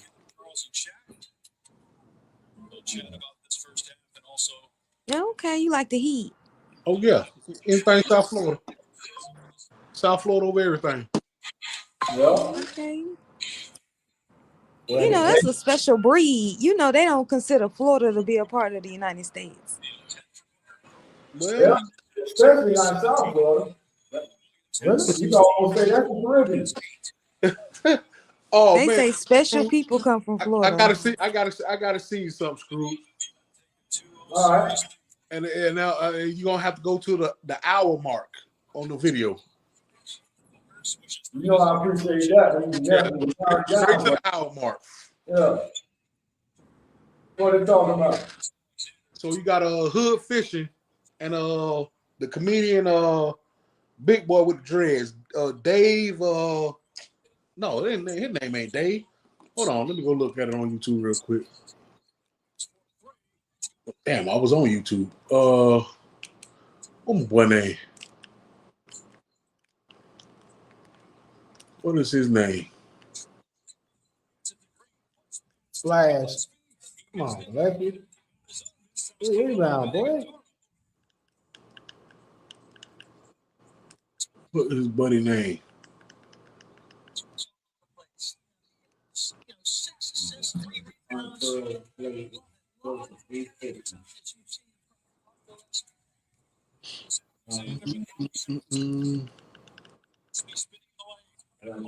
Turnover, come on.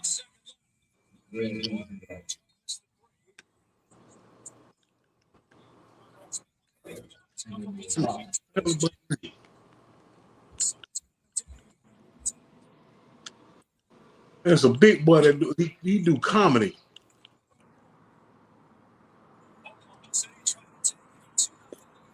I mean, of course, Shay is better than Booker. I'm not gonna lie like that.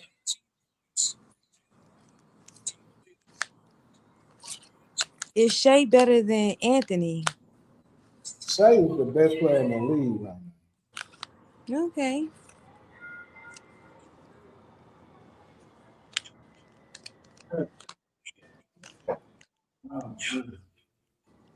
No, we made some progress today. Yeah, you showing me the clip shit. That's elite. What happened? That is, I could damn near that. With the way it's broke down, we really making their job easy. So, well, what Jamie just showed me. Now, Scrooge, Yeah. what camera was you looking at? You said camera, refresh my memory. When you were talking, you was looking like this here. You got the order that you want? Yeah. The unfurled and the possible. It's called unfurled split. This is a choice of 3 sides. Yo, what camera you talking about, Jay? No, when you were talking, you was looking to the side, not at the camera that was facing you. On this show? Yeah. Oh, when you saw me, that was the main camera. That's Jamie camera. I usually go in separate rooms so the feedback don't happen, but I just kind of sat in on his mic today. But then when he took a little break, I sat in his chair, and that's when y'all was able to see. Okay, the dude name is Dave Lucas. The comedian, yeah, it's a big guy, comedian. Dave Lucas. That's my homie. David Lucas funny. I know him. Yeah, he did a video. Huh? He's from Atlanta. No, he's from Miami. Really? Yeah. Living in Atlanta. A lot of these He lived out here. I could have sworn when I met him, he told me it's from Atlanta. He's from Miami. Did he move to Atlanta? Huh? He probably moved to Atlanta. Motherfucker dropped out my order. Yeah, auntie plate. The aunt pearls plate. Yeah, because I first met him, me and him was flying this dude up out of nowhere. We were just flying his ass up. We became cool back then. It was funny as hell, boy.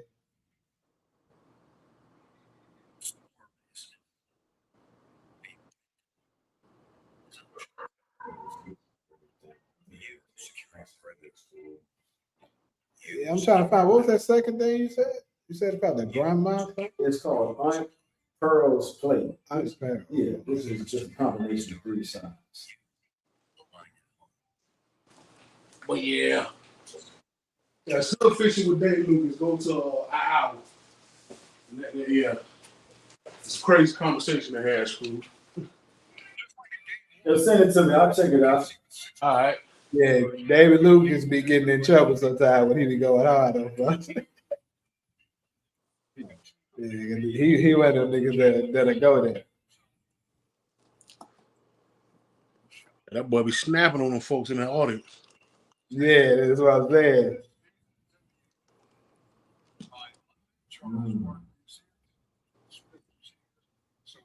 Okay, I'm pearls play. Yeah, aunt pearls. So what's the 3 sides? Collard greens, black eyed peas, red beans, and rice. Red beans with rice and fried beans. Well, that sounds good, though. Yeah, that's just the side dish, Jay.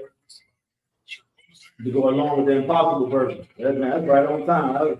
I didn't know what I was going to eat. I appreciate it. No way, no problem, no problem. Late birthday gift. Yeah, right on time. Man. I had plenty of food on my birthday, but not today. So that's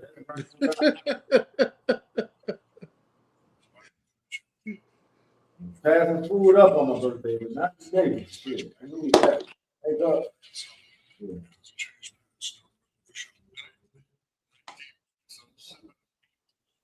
Yes, we don't need these content clips going. Yeah, I really got to make some space. Them niggas not about to sweep us. You can stop. You can get that bogus ass bro on out of here. Yeah, he into that game. That's the thing. He nervous. Ain't got no reason to be there. Put my other hat That's on. what it is. He nervous. That's why he in the game. No, it's just I'm actually watching it so that the moment that buzzer sound and we won, I'm trolling the hell out of a lot of people, including starting with the Marshall brothers. So then, but when they lose the series, what you gonna do? I'm gonna turn the screen off and tell them shit they just got. The worst part is LeBron winning right now, bro. That nigga too old. Kevin Durant is trash. I'm sick of it. Yeah, he ain't Man, got. Kevin Durant getting old. LeBron older than him. But LeBron is big. Kevin Durant ain't getting down there and doing that big shit That's LeBron true. do. LeBron is also on that balcony. Okay? But that boy was serving last night. I give him back or not. He was serving. KD like the tallest guard you gonna ever find. Like he is not a big man. That's what I couldn't stand about it. That nigga kept on turning it over. And he cost me money. Well, I won some money yesterday, but I could have won 300 more if this fool would just score one more point. He How had much 20, he scored? so he had 20 points in the first half. Man, finished Damn. with 23. Damn. You sorry, mother. I said, this nigga slowed the fuck out in the second half. What the I fuck? don't think he scored 3 points in the second Nigga had half. 3 points. He missed one free throw, made the other, and then he made a bank shot at the very end. I was like, you How slow. long did he play? Did he play the whole second quarter? I mean, second half? Yeah, he was in there a good amount of time. He Damn, played at what least. the fuck was he in there watching? Nah, they were locking his shit up. The nigga a turnover came. He had 9 turnovers last night. Damn. Who he play for? The Rockets, Houston. Oh, who else on their team? Bum ass Sengun. Bum ass bum ass Mon Thompson. Bum ass. Coming up too now. But Sengun just too damn soft, bro. That fool. And he was smoking some of these damn layers. But I'm glad we was able to hustle them. They gave us Jalen Green and Dylan Brooks. I'm happy about it. Facts. You cannot turn the ball over against them niggas. Turn this way so I can look. And are they downtown, Jamie? Who? It's who downtown? I mean, are they in Phoenix playing? No, they playing in Phoenix starting Saturday. Oh, so they really down just one game. Yeah, we only down 1-0. Oh, I thought DeMarcus said y'all was down too. No. He's saying he think we're gonna lose this game. You don't think y'all getting swept? No, absolutely not. So They y'all, ain't you think been y'all that gonna much win time. at least one home game? Yes, the one I go to, I guarantee we win that. So as long so your goal is to not get swept, not to win. Yes, I know we're gonna lose this. Just so you can talk shit about that one game. Yes, Damn. because I got a bet. Me and Grandman got a bet for $50. If we don't get swept, he owe me 50. Interesting. If we win this one, this would be really nice. Y'all fuck around and win, huh? Yeah, because we win this and then I'm gonna elevate a little bit. I'm like, I think we can win the series now. So we beat them. Hell nah. Y'all can get y'all ass blew out. Always any given day, man. The Lululand. Nah. Hey, like I told them, you remember the We Believe Warriors in 07? We're gonna be the We Believe Suns. The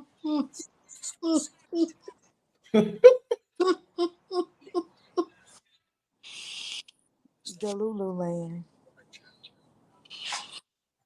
Say not better than Tatum is crazy, my boy. He definitely scoring more than Tatum, ain't he? He do damn near everything better than Tatum. Tatum just a little bit more athletic. He's bigger.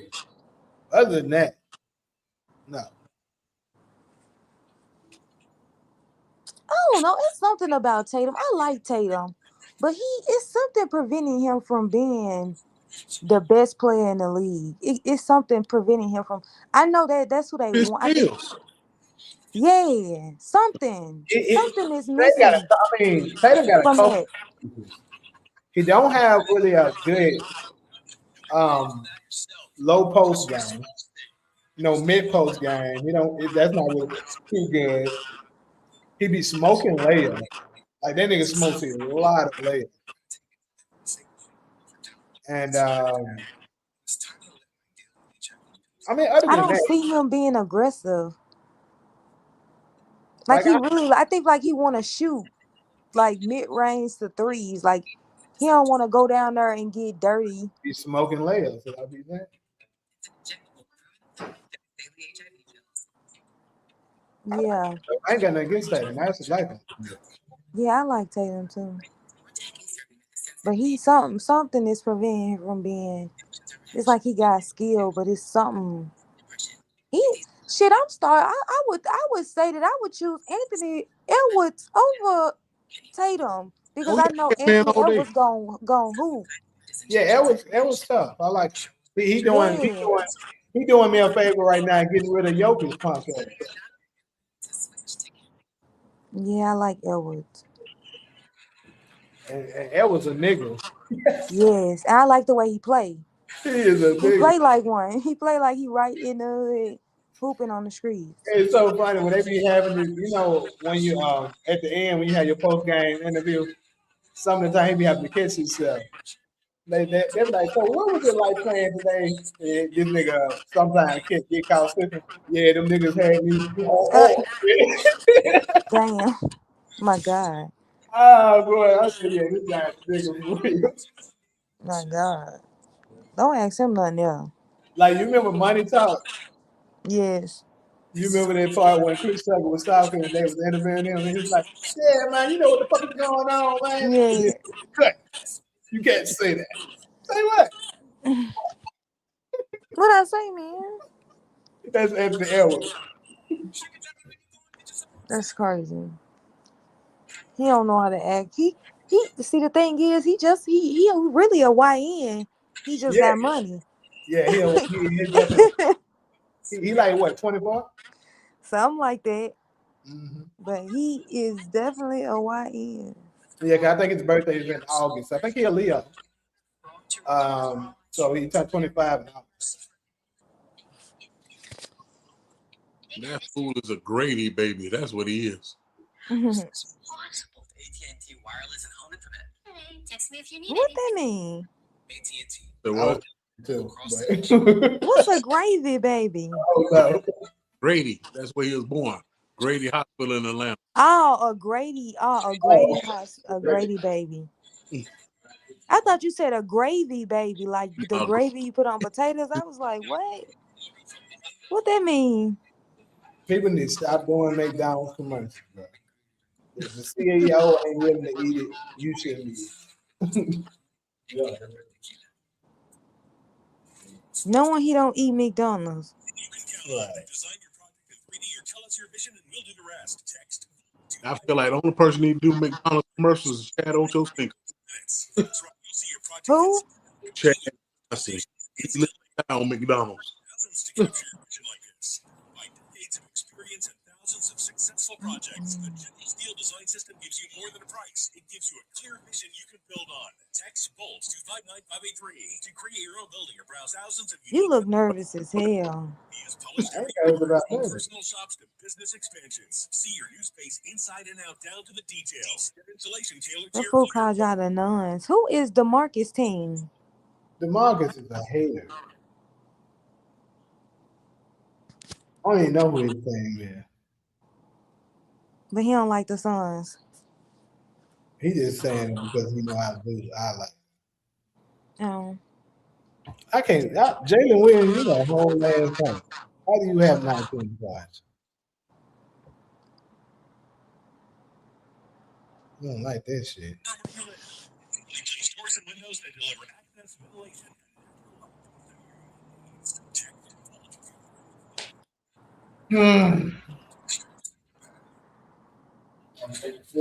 What's the score? I think it's like they beat us like by 8, I think. By 8? Yeah. 57-65. Y'all gonna lose. Okay. So what you wanted better? You talking so much shit. What you talking about?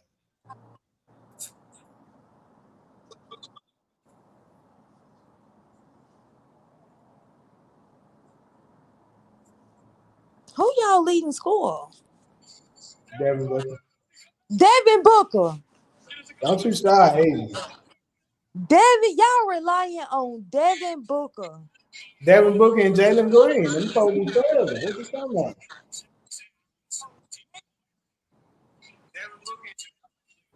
Jalen Green actually been giving work. He got the most points right now. He got what, 14? Yeah. Who Booker, did he used to play for last year? Houston. Okay, I know who it is. I know because his name sound familiar. Yeah, I like Jalen Green.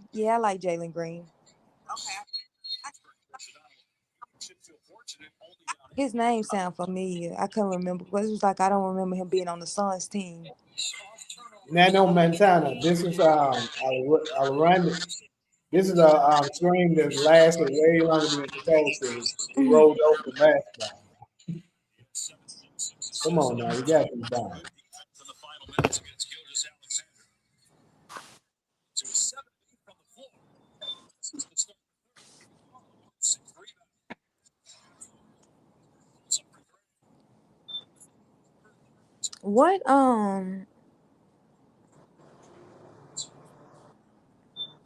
What y'all got planned for the rest of the night?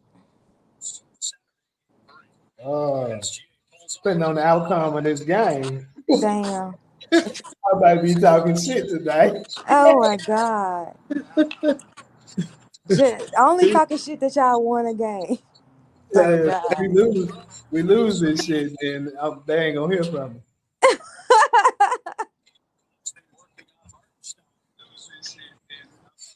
Oh my God. Damn,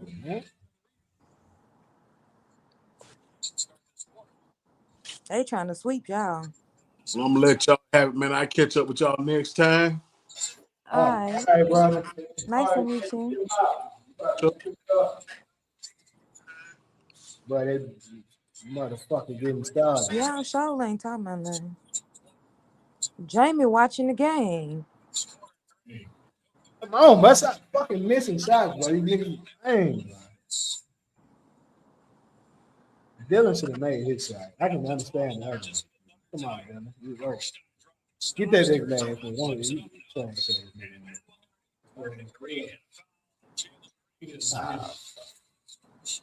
Yeah, it should be about ready now.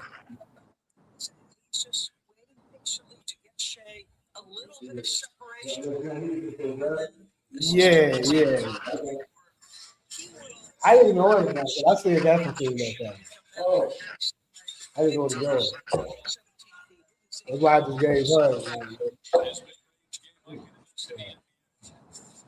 So I ordered from this other. Remember Plant Power? I got some leftover food from that.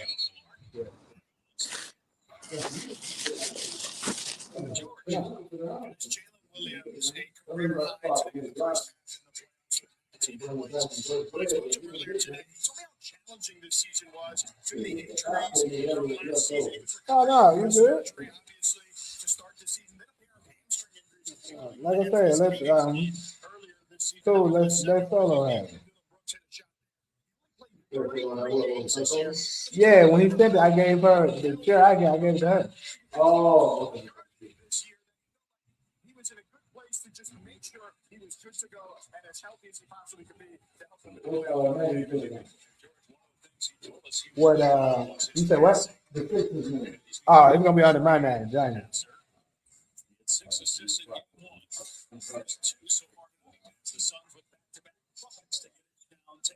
Dylan Brooks now back-to-back buckets both times with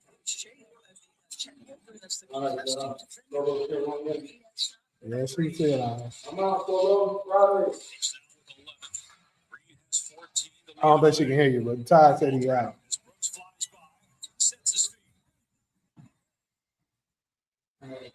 I ain't able to tell you, huh?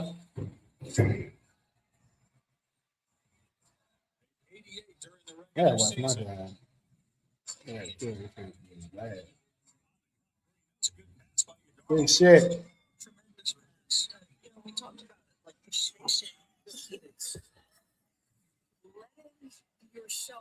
The Lakers, yo, saying, bum ass niggas. I'm gonna go to a Laker game too. I'm gonna go to Game 5 of the Lakers game. If the bum ass Rockets can win a game.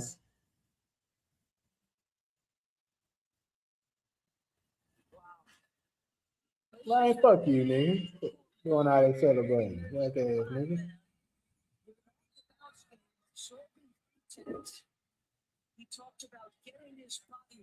Come on, I need these niggas to collapse, bro. Come on, collapse for me. Yeah, he could do it, something like that. That's crazy work.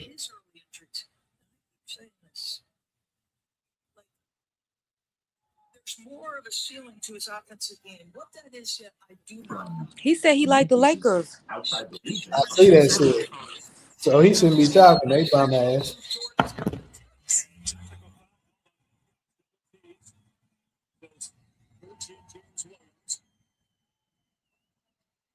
There they go, still cheating. That's why my nigga Dylan Brooks wore a referee outfit to the game because he knew he was gonna have to go against the referee. DeMarcus, how do you feel about LeBron playing for the Lakers? Damn, bro.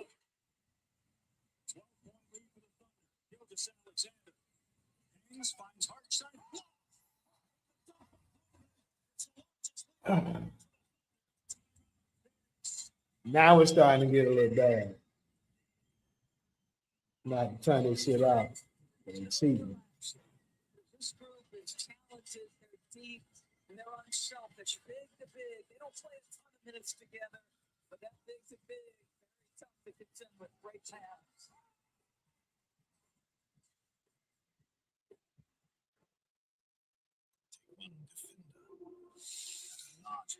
Yeah, I mean, what's to like about him? Some rocks. Freeze to -40 for 7 days. Then soak in 35 inches of water. Bake at 122 Fahrenheit. Build your online store. What's the score with you?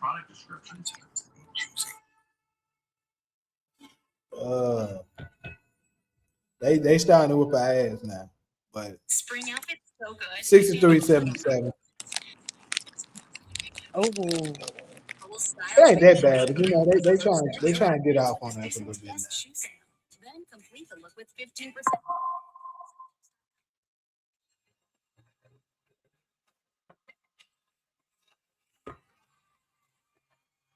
so y'all traded Durant for Yep. Jalen. And Dylan Brooks.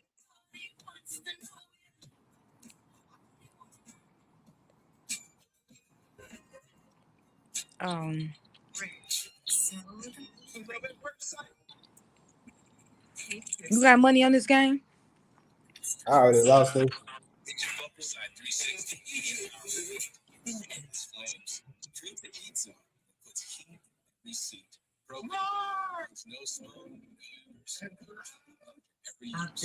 Not a sweet.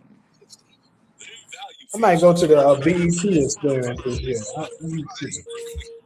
Snacker and a drink for just $7. Because stop editing. And a lot of chicken. The only move is finger licking good. Get it today, starting at $7.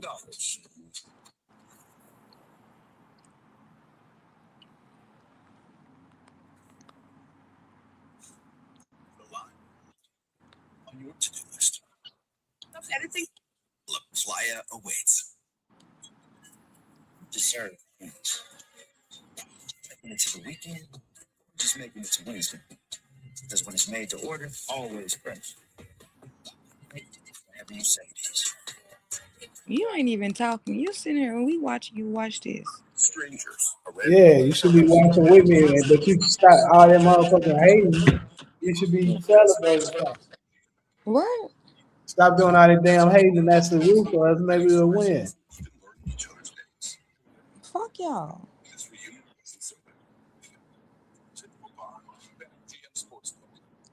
You know what's funny? You saying that bullshit that you saying. You live in downtown Phoenix talking shit. I live in downtown LA talking shit about Talking this. shit. What's this folks? Oh boy. You mad, I'm talking shit. Cause I'm in the city and your ass be talking cash shit about the Lakers. And you living in the city. Dang, What's man. the difference? The difference is they got the reason why I be talking shit because they got LeBron and I can't stand his fans. That's why.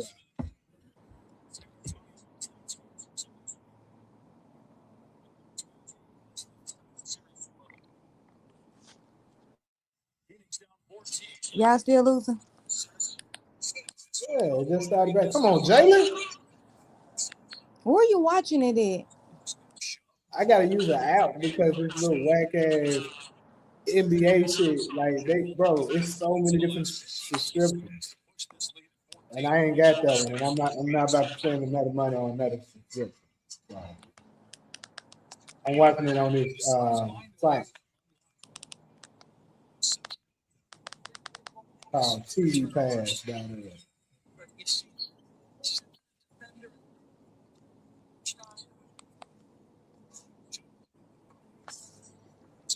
Good shot, boy. Big ass nigga. Fuck that my nigga face.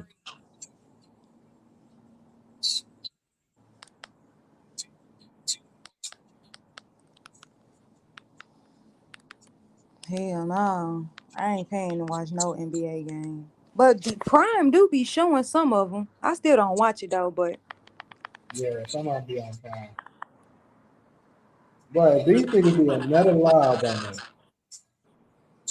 damn, they lobbing on y'all.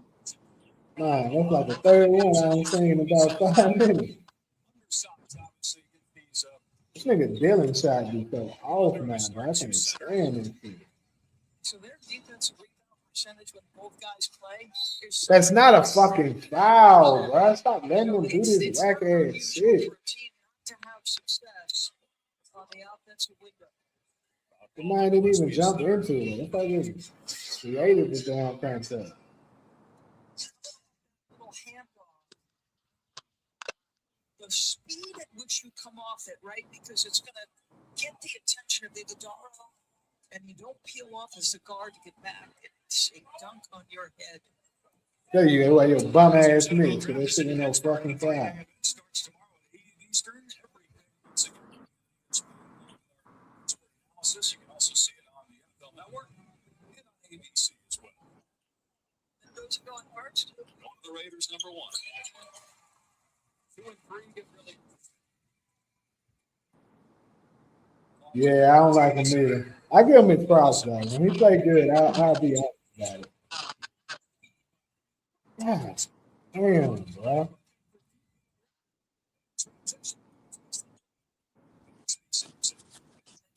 Y'all still losing. Damn, nigga, you elbow. Shit. I thought that boy was injured for a second. But I say yes.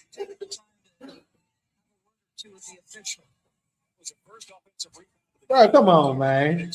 What you call that on Shay, bro? It ain't offensive fouling, bro. Come on.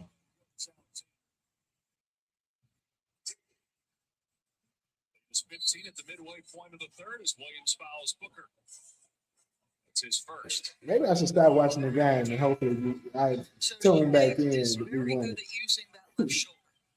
That one, though, to me, looks like an offensive foul because It is an offensive foul. They just don't call that shit because it's red, bro. No fucking way that's not an offensive foul. With Gillespie and him working so hard to get his body position right, but that one to me is a miss. It's very difficult. You can get 7 right, and then maybe the next 1.5 too wrong. 3-pointer. Finally, Dylan. Shit. 82-70, Oklahoma City. By the way, Coach Alexander's only been to the line twice after 17 attempts, a career high in the postseason in Game 1. There you go. Get that rebound. Watch out, it's a bomb behind you. It's a bomb. Let's go, Dip. Oh my God, them niggas is, bro. Them niggas defense is something serious, bro. It is insane. Come on, Green, gotta make that. Oh man, you can't miss against these niggas, bro. You gotta capitalize. When you try to get a look, you gotta capitalize. I don't know how he got a bitch ass over there and blocked him.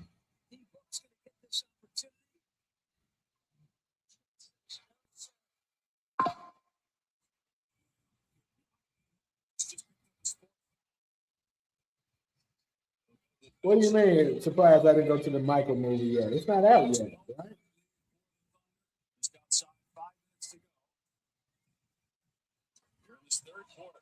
I think it come out on the 24th.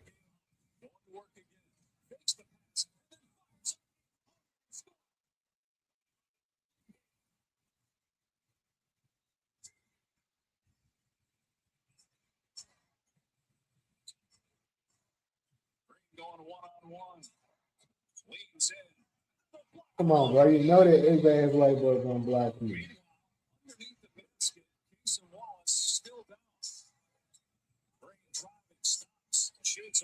Bro, they gotta play it down, pass it around, bro. Bro, why can't we make a shot? It's not his fucking shit. Fucking bum. Like this nigga wouldn't even end the game, bro. Let's swing that shit and make something.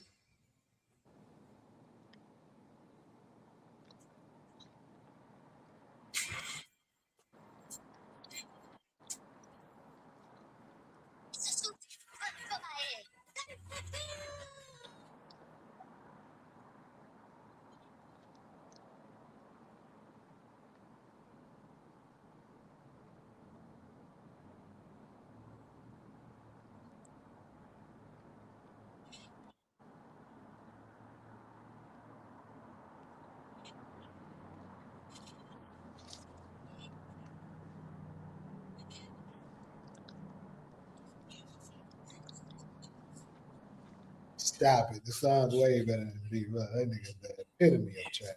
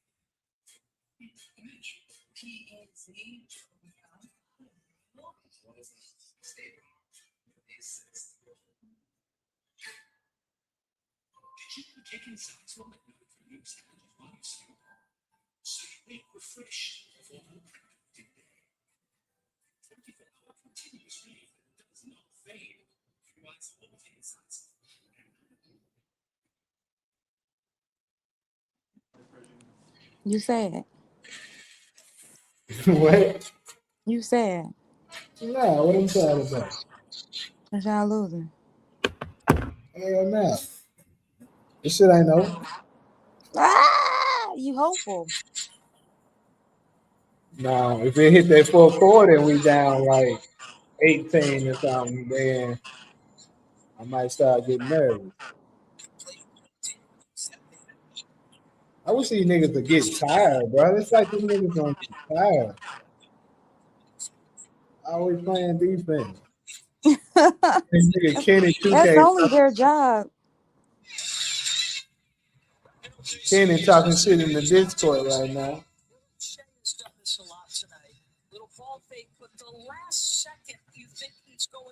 But they need to do something about this little tall bastard. See, that's what I be saying. They be cheating on the sports betting, bro. They told us Mark Williams was playing. That's why I didn't bet on Chet. But I was thinking, okay, with Mark Williams, that he ain't gonna do that much. Then this little bitch not even playing. So special. 4 blocks in the quarter, 19 points for the game, 11 points in the third. The Suns have 13 as a team in the third. Devin Booker hasn't scored yet in the quarter. Devin Booker, you ain't scored this quarter, but it's crazy. Wait, bro, come on. Don't you pull no Kevin Durant. How about this? Chet Holmgren is the first. But the difference is, though, at least this is the Thunder. They the best defense in the league. Kevin Durant got locked up by the bum-ass Lakers. That's different. Nope, didn't nobody foul his ass. Get that ball. Shove underneath by Mitchell as Brooks is back on the floor. That's the first on Mitchell.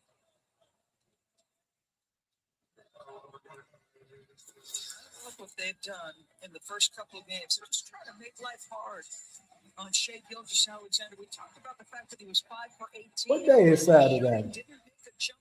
25th? Tough shot. Booker with the pump fake and hit. There we go, bro. Shot attempt and now 4 baskets. I want him to put his foot on the gas now. Let me look at these ticket prices. He's going to have to make some shots. And tough shots, maybe double team shots. Opportunity for OKC after the long rebound. Gilgeous-Alexander will try another 3. That one's good.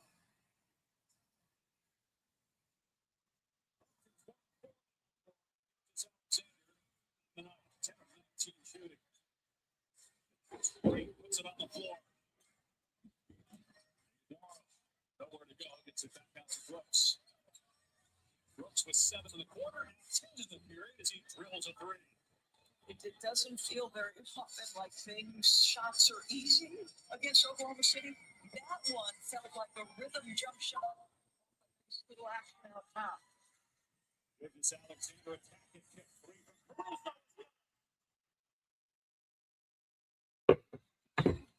Now these motherfuckers making a lot of threes. What you say? I'm saying now them motherfuckers hitting threes.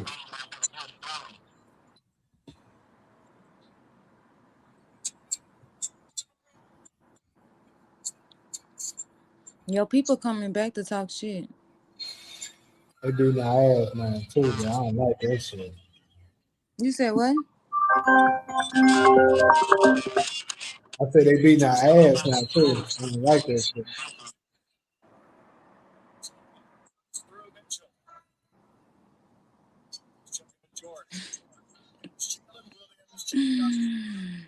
You need to stop. 6:26 mark, he missed a layup here in this quarter. Was walking towards the bench and told them left hammy is what he said to the bench. Now, that is not the same hamstring he's injured twice. That was the right earlier this year. But left hammy in the locker room, return is questionable at the moment. George, the floor, and he took a second and he stretched that left leg a little bit. Hold on. Who they talking about? But it's not something you see him do. It's you don't ever see Oklahoma City Thunder make a change of ends of the floor. Okay, I know they're talking about. Take some wireless. Gillespie, obviously something to keep an eye on with Williams back in the locker room for the Thunder.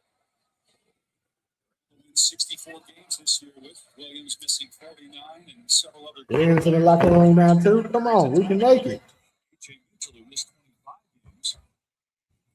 Dang, bro.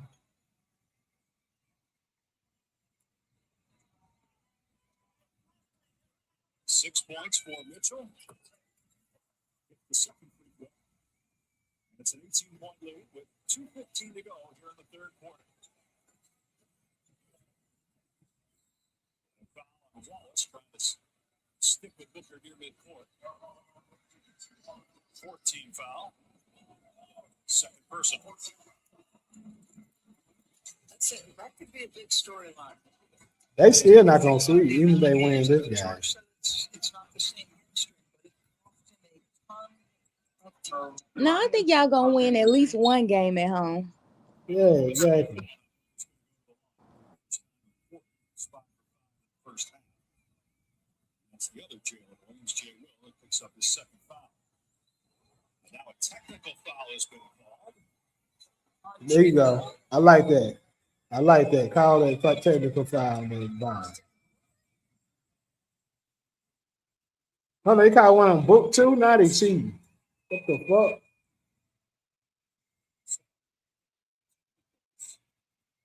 They just had to cancel it out like some little punks, bro. I'm so weak all crap.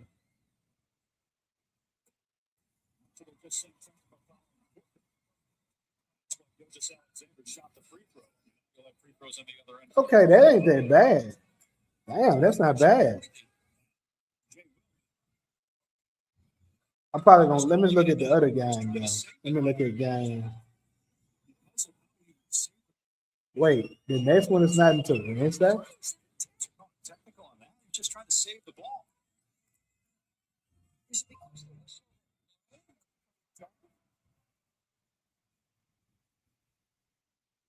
Wednesday, that's crazy.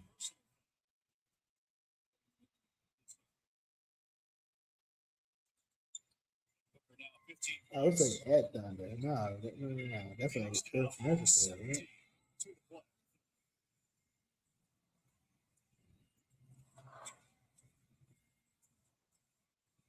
And that's on Monday. Right? Yeah, okay.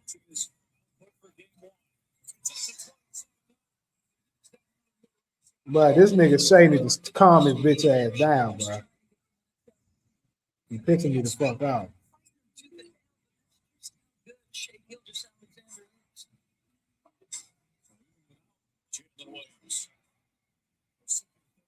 Yeah, I'm about to turn the game out. Go cheating. Bitch ass nigga, bro.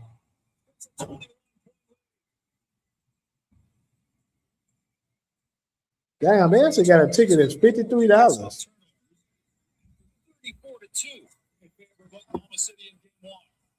I mean, that motherfucker obviously was a super nosebleed, but damn.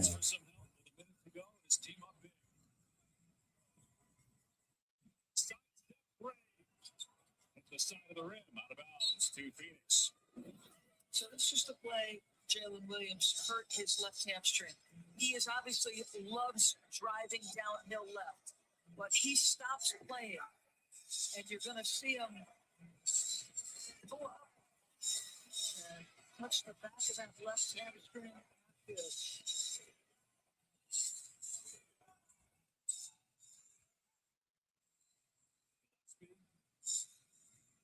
Defense by Jalen Williams. Now 2 seconds to go on the shot clock. Gillespie can't get the bounce on the three.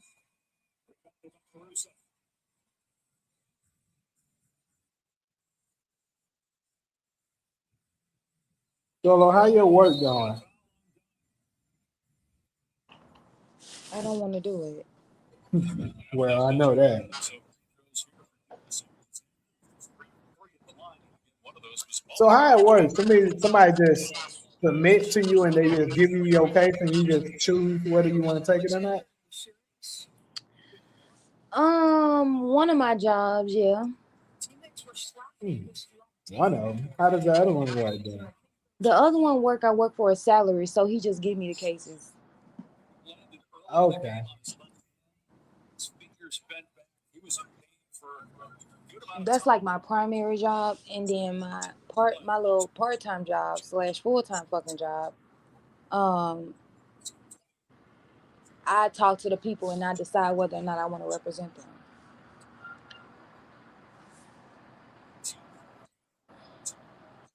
Mm-hmm.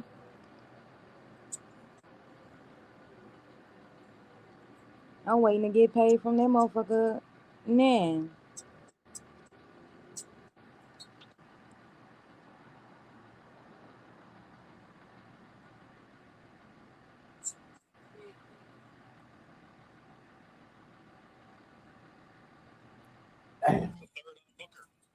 I'm about to turn this game out, bro. I'm so cheating.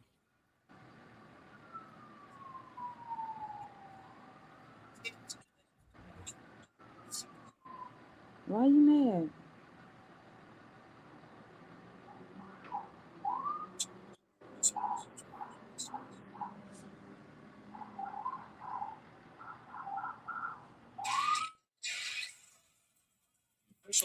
Yeah, I think I'm gonna go to game 4 probably.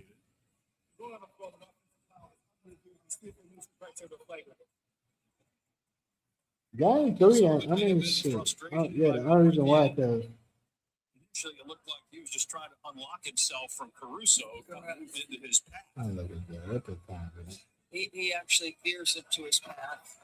So I think that's appropriate. On first look, I did not think it was. I just thought it was two guys getting mixed up. It felt at the initial part like he maybe veered in. Watch. Yeah, he specifically veers in. It's a good catch by them. Non-basketball play. 100%. Yeah. Unnecessary physical contact.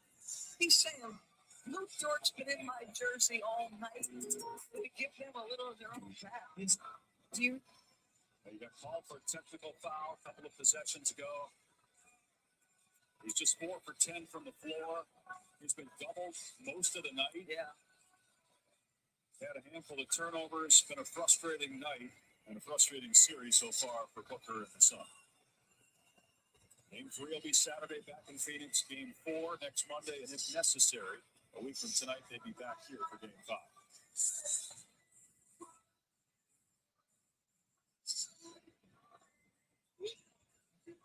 The larger concern of your Oklahoma City coming out of this basketball game is this here, Dave.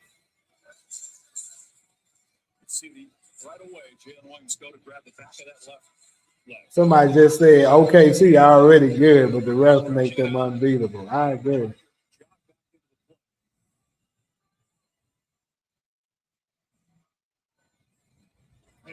Yeah, and then later on was in a defensive position, and you could tell he just could not go. And with the amount of games he was crossed with the right hamstring, brutal. After review, there is no lineup by Booker. Impact is not significant, nor is there any follow-through.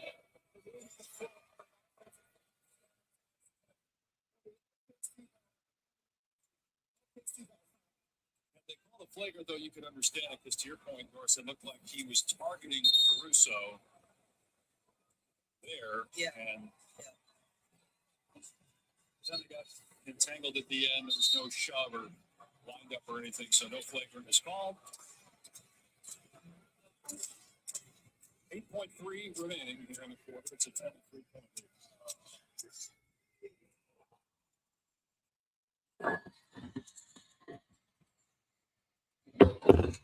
Jonas Alexander and Holmgren have scored a combined. I need a back massage. God dang. 20 as a team. We're down 8. But a 35-point quarter for the Thunder. Now Jonas Alexander will pop for 3. He's short. And the quarter comes to an end.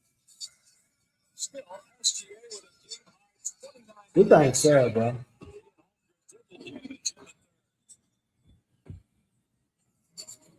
Motherfuckers fucking us up.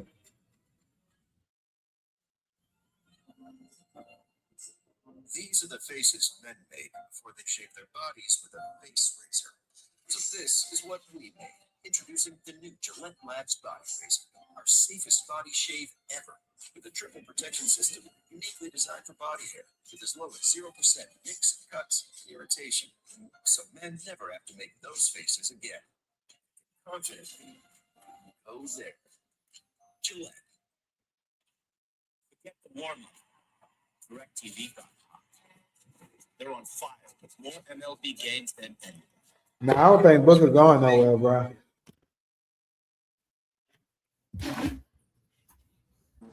What you say? DeMar was asking me, could I see Booker leaving in the next 2 years? But I was saying, I don't think Devin Booker going nowhere.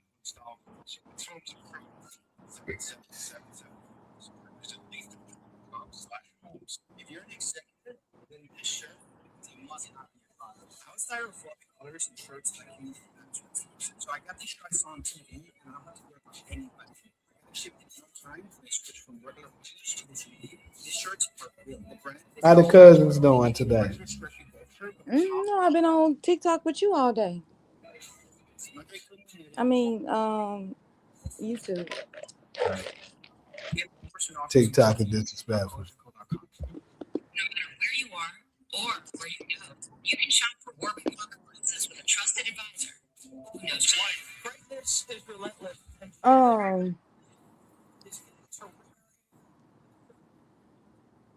Defensively all year. Yeah, I've been here all day. I thought I seen you go live earlier. I was live earlier today. Making progress. All right. In changing your life in a day. Progress. Like you like it. Everyone gets. It's turning charts and numbers into confident choices. And one little sensor on the back of your arm can help you live with diabetes on your terms. The Freestyle Libre 3 Plus sensor. I was just trying to get a little work done. FreestyleLibre.us. This is a story that makes everyone cry.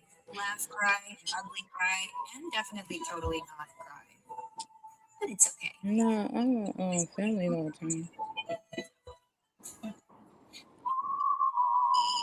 It's so stupid. So he made sure Tuesdays were finger licking good with 8 pieces of juicy, crispy chicken or tenders for just $10. It's TGI Tuesday. $10, 8 pieces, one big deal. KFC $10 Tuesdays. Presented by Popeyes. Saturday night on ABC. It's game 4 between Denver and Minnesota at 8:30 Eastern time in a series tied at 1 game apiece. Ernie, Kenny, Charles, and Shaq started off at 8 and then back at 11 Eastern time.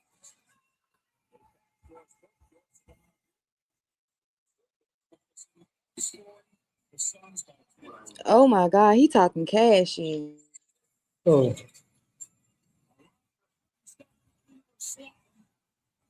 who talking cash shit? DeMarcus. I don't know what that means. Because AJ Mitchell can take the place of Jalen Williams. Left hamstring, as George mentioned, Jalen Green gets at the fall and a foul. But obviously, that is a huge story for Oklahoma City.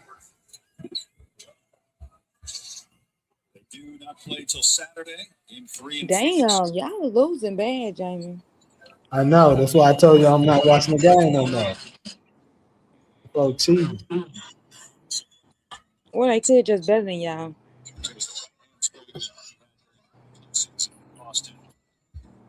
Hey, it might be, but they still cheating, too.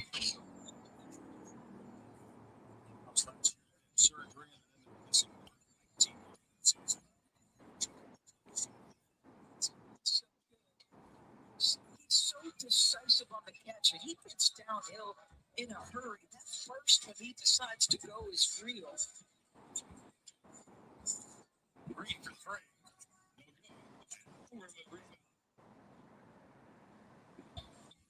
19.7 rebounds, 4 blocks for Holmgren. All 4 of those blocks came in the third quarter. It was a momentum-shifting sequence to really close out the game. Pretty good from Mitchell. Mitchell on the dip. A Phoenix foul.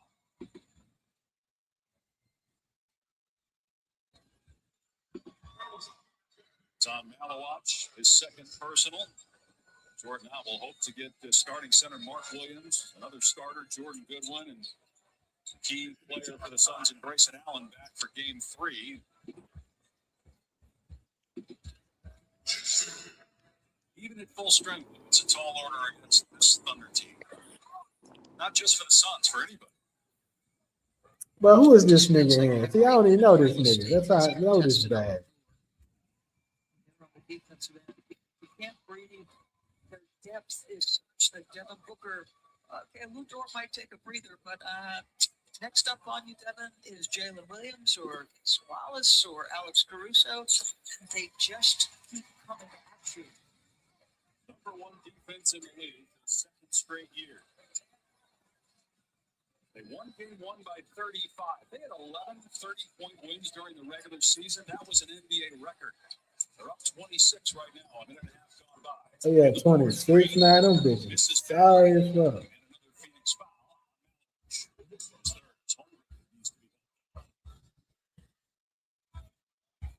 We should foul them niggas now, right? Just try to injure somebody. This is bullshit.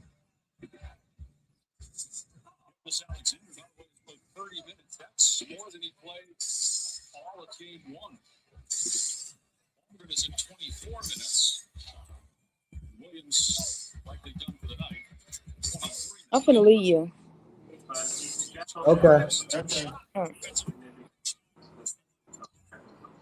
Talk to you later. That's about to end up.